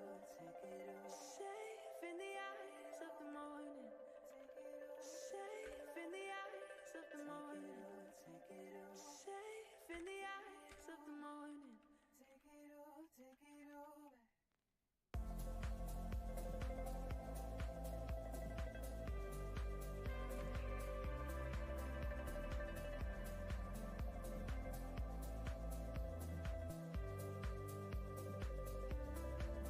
No, maybe. I just don't fan. I'm not a fan of the old times, of the like medieval and before.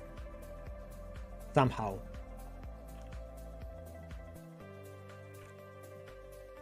The historical drama. Okay, I think I've seen some parts of it.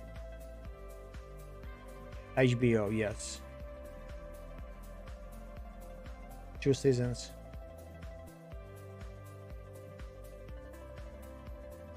Didn't know if it's related to Mentalist.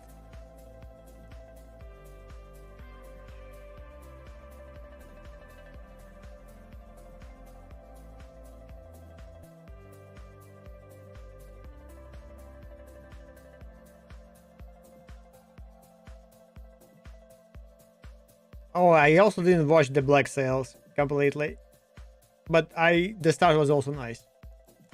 I think I watched the first 2 episodes. I don't know who it is. Okay, this one. Oh, Jedi, of course.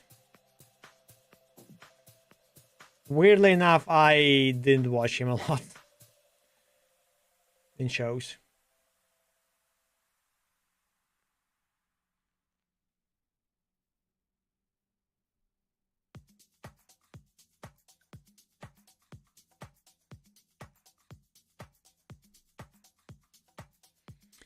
I recently watched a Netflix show named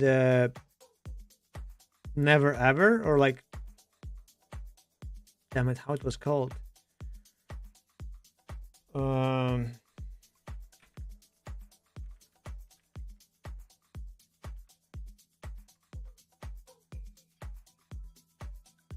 No.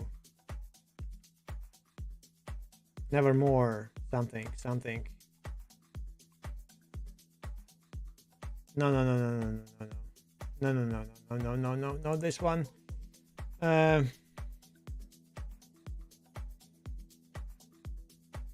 think it's 1 season or 2 seasons. It's completely finished. It has this weird actress that was a male then female, which is, it starts weirdly, but then you just don't care. It kind of fits, but the show is very nice. It has a very interesting story of how it's structured.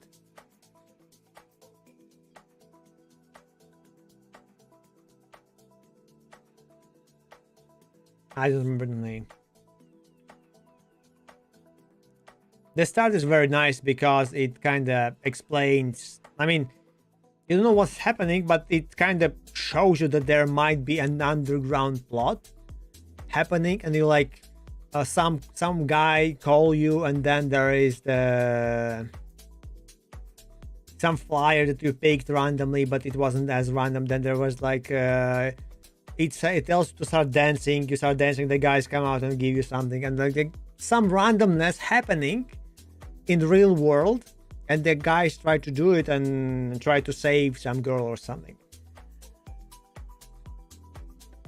And like many people, like the huge society, and they can also fight each other because like they're like opposing team. Like,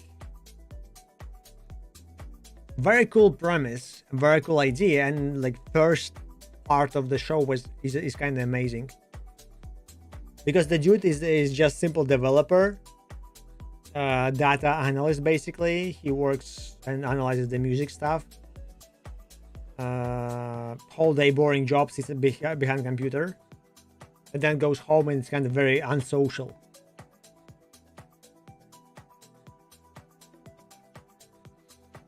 I enjoyed that one.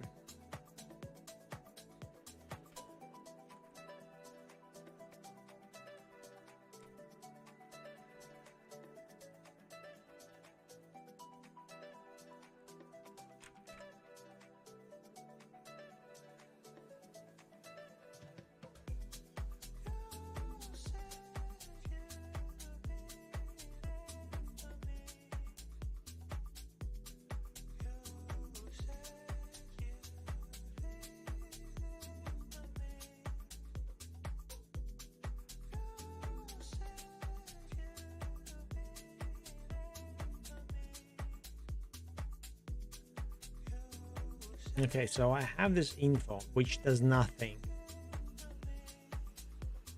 Now let's have another log that will be normal logger. How to call it? Basic logger?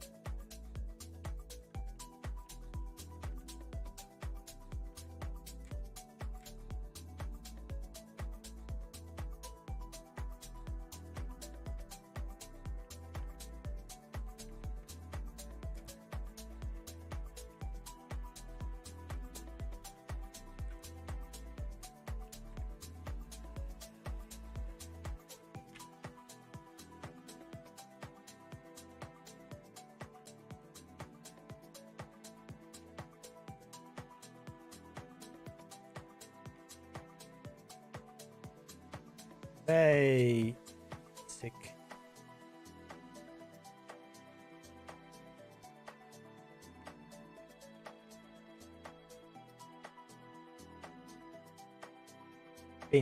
Print.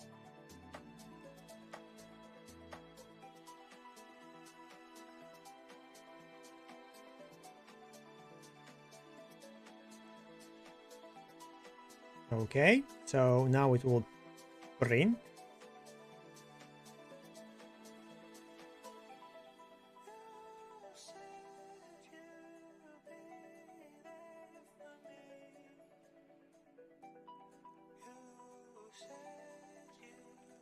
So I don't need this one generally. This one anymore.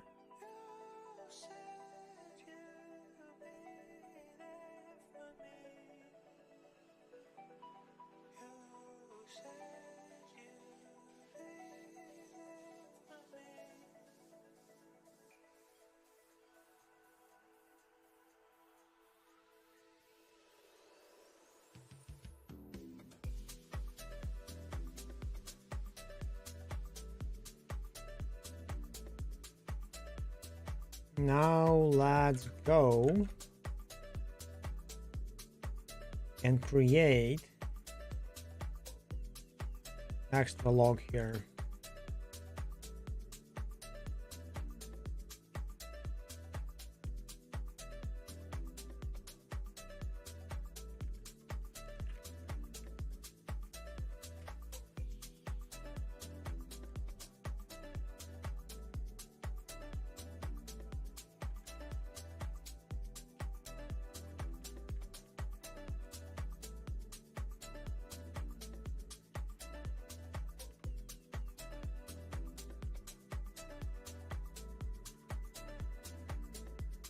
Extends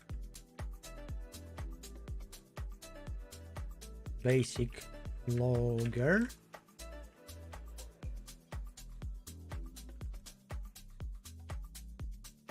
Basic. Good.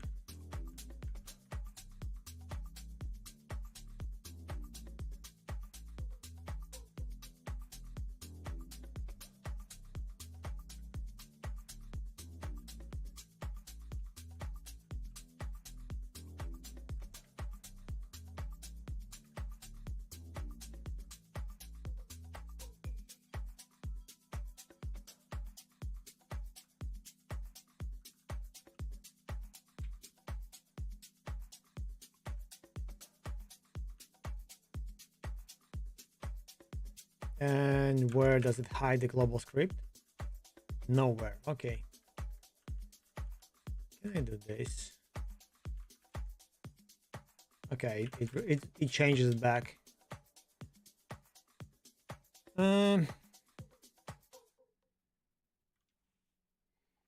Now let's reload.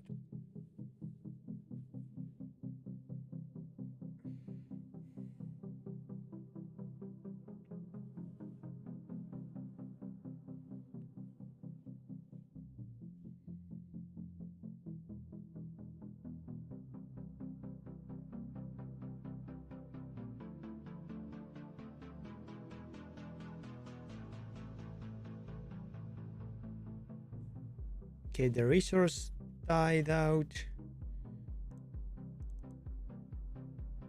Close.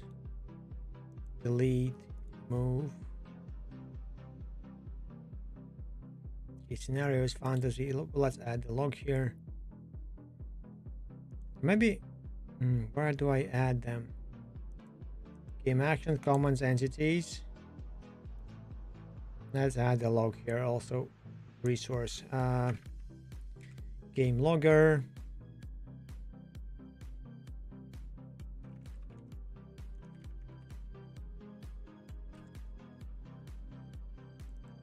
Okay, so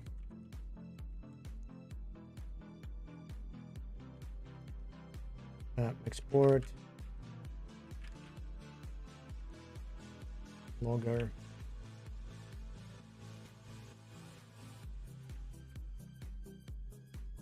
Abstract logger.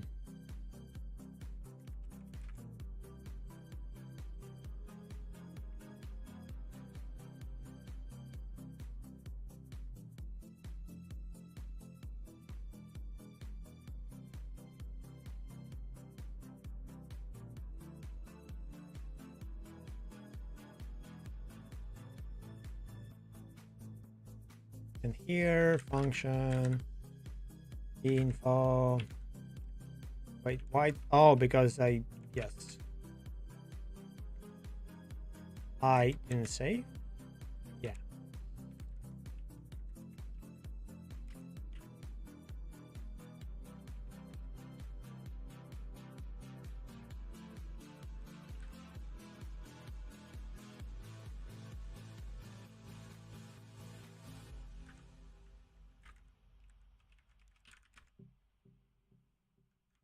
Okay, this is the idea.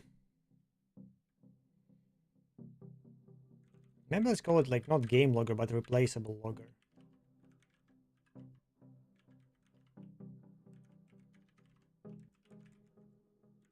This is way better.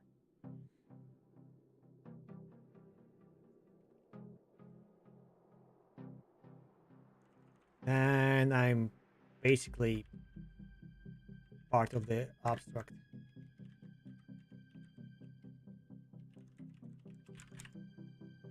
Like this. Now here is still the same.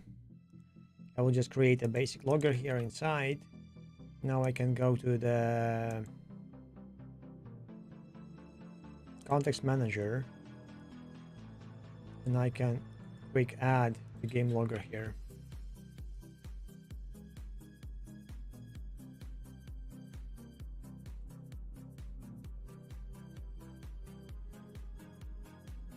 Okay. Will it work? Okay, it doesn't work still because I didn't refactor everything. So init action set logger invalid call, non-existent function, info.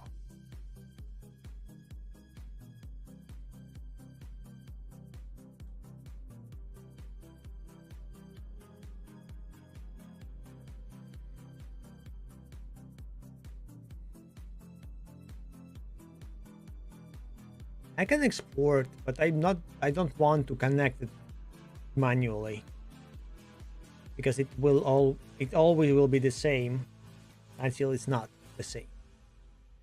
So that's the whole idea. So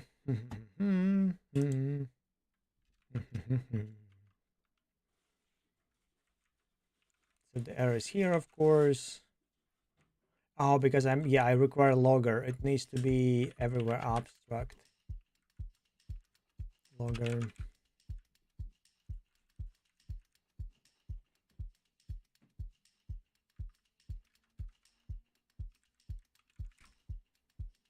Okay.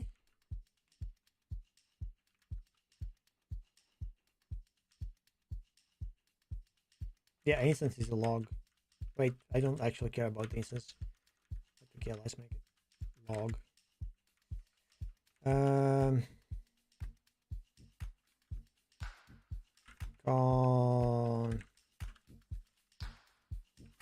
Context manager.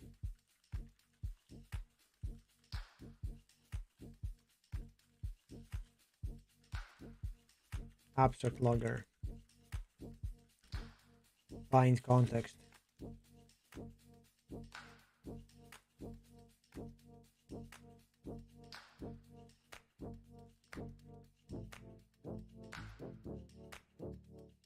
Node in get children. Node in is context.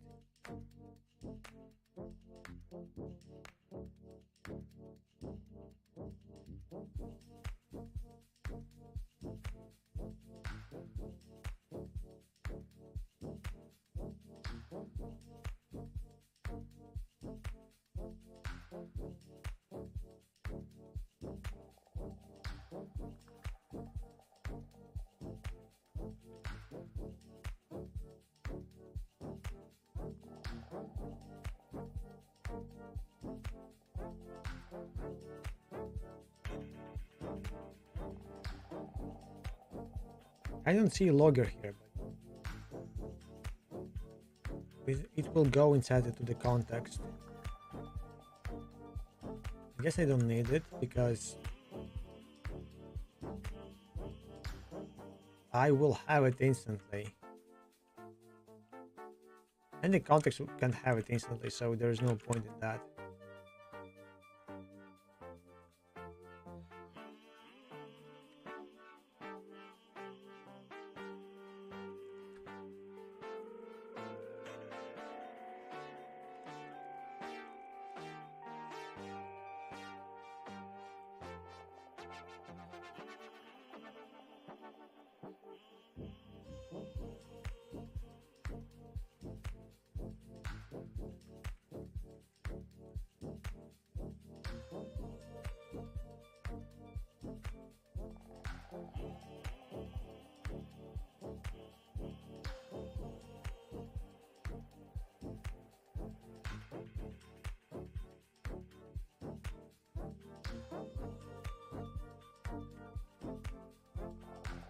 Oh, okay.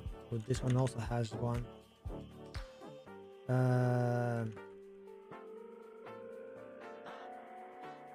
Context.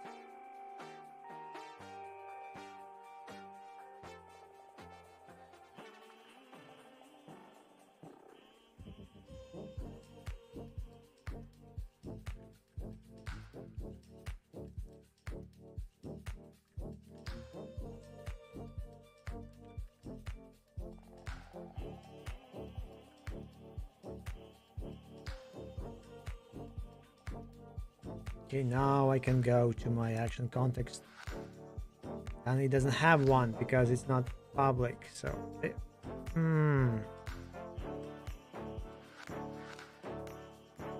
I think I explained it 10 times, but now I don't know. Initial problem that I started encountering, and I thought, okay, I will still need the logger regardless, so I will better do it now. When I have actions and they happen in chain, kind of calling each other, I need that somehow visually seen, not on the screen, but also like as a log, so I could debug it later. So like, okay, how the hell did it crash? Because we had this event, we opened this window, we closed that window, but we also had this open window not very closed or something like that, and then we had this not available because of that and that and that. So I want to have this kind of chain of events. Basically, it's like event, not event bus, event feed, I guess. That's the idea. Also, okay, my activity thingy doesn't work. You had hydrate twice. But on OBS it doesn't show it. The latest one is squats.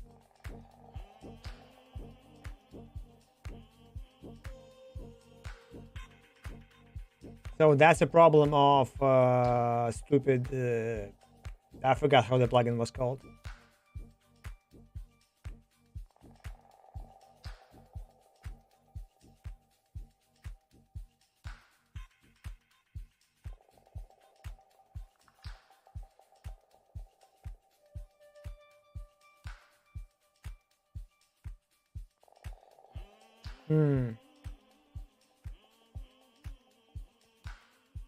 Okay, there was a refresh button.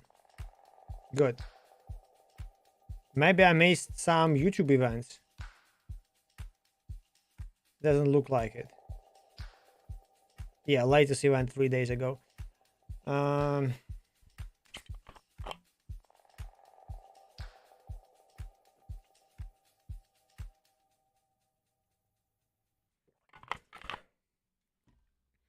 But the idea is just to have a chain of events basically happening.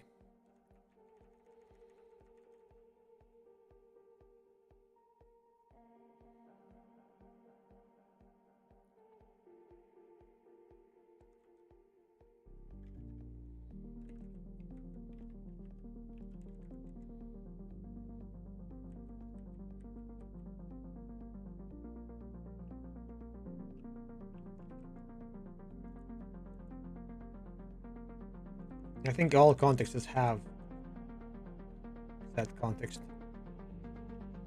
method. Oh, because okay.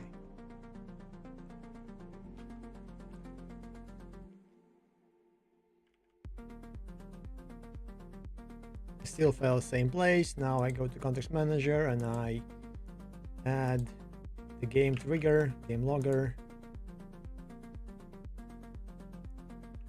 In the same time, I will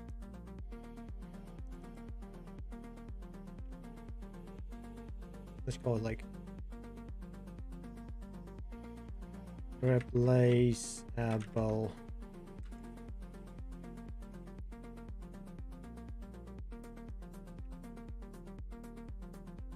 I saved and it crashed.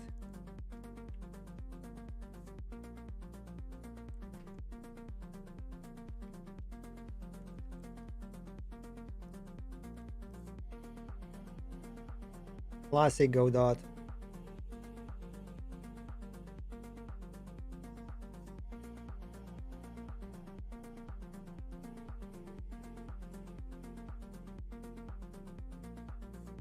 Because they renamed it. Oh, you stupid.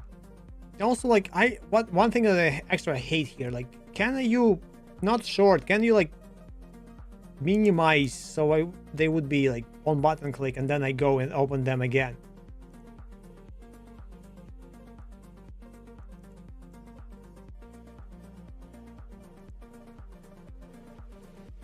Managers.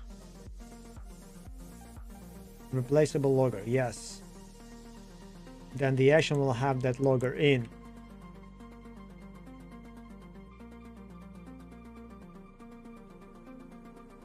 Yeah, I restarted only 2 times.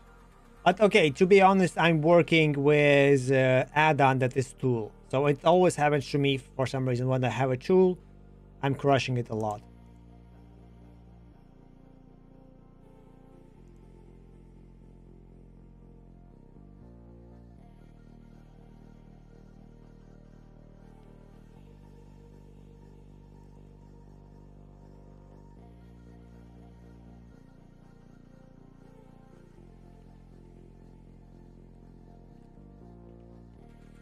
Export. Good. Just do this. It will be replaced, but who cares? It will be replaced by itself. Okay, entity not found, whatever it is. And look at that. I have a logs. Many logs.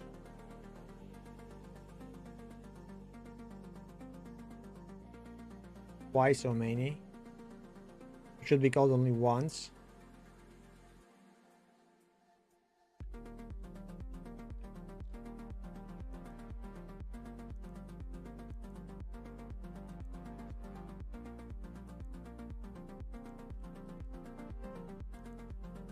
But that's a progress. Let's close this, go 3D, and let's start again.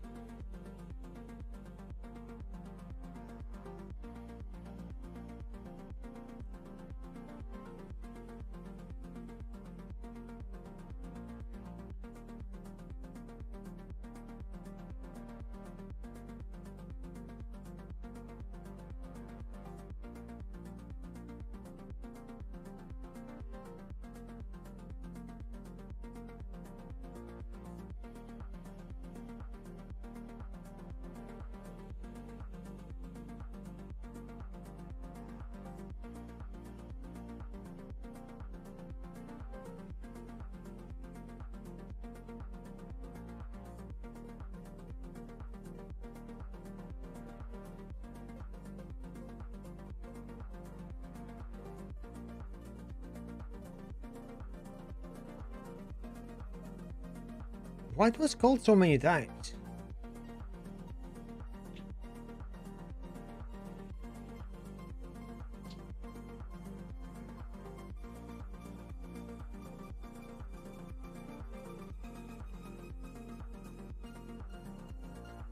Oh, for every action. Yes, so it works.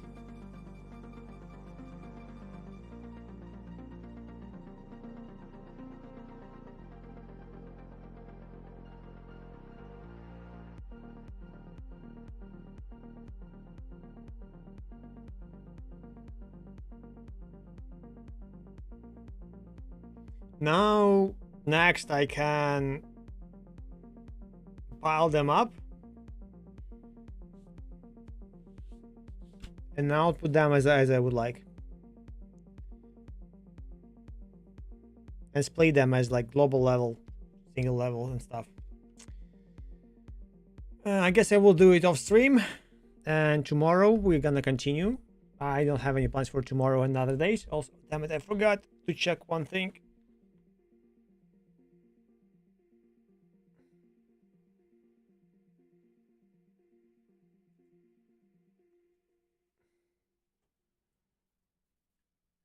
Oh, okay. I will be called.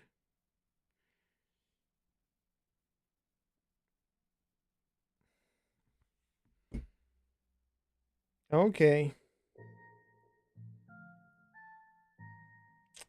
And here I thought that I will have full week on my own, on just chilling. No. So yeah, who should we raid? And I will go eat. Red Cabin Games, look at that. But he is Unity, but I think he will almost release his game. C++. Priority is for the Go Dot. Hypnotic, I think we rated him.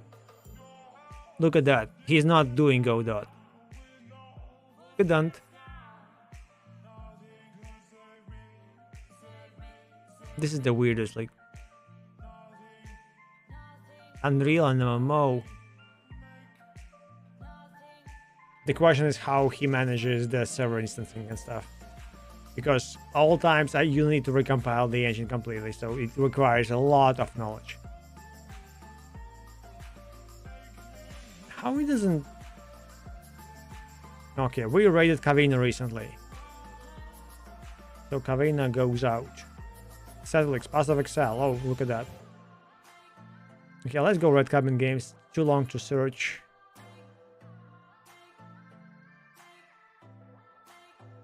The Big Short.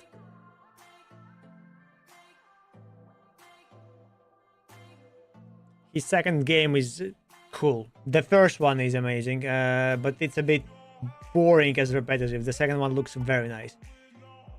So, check his game. I think he has also the tutorials of how he made it.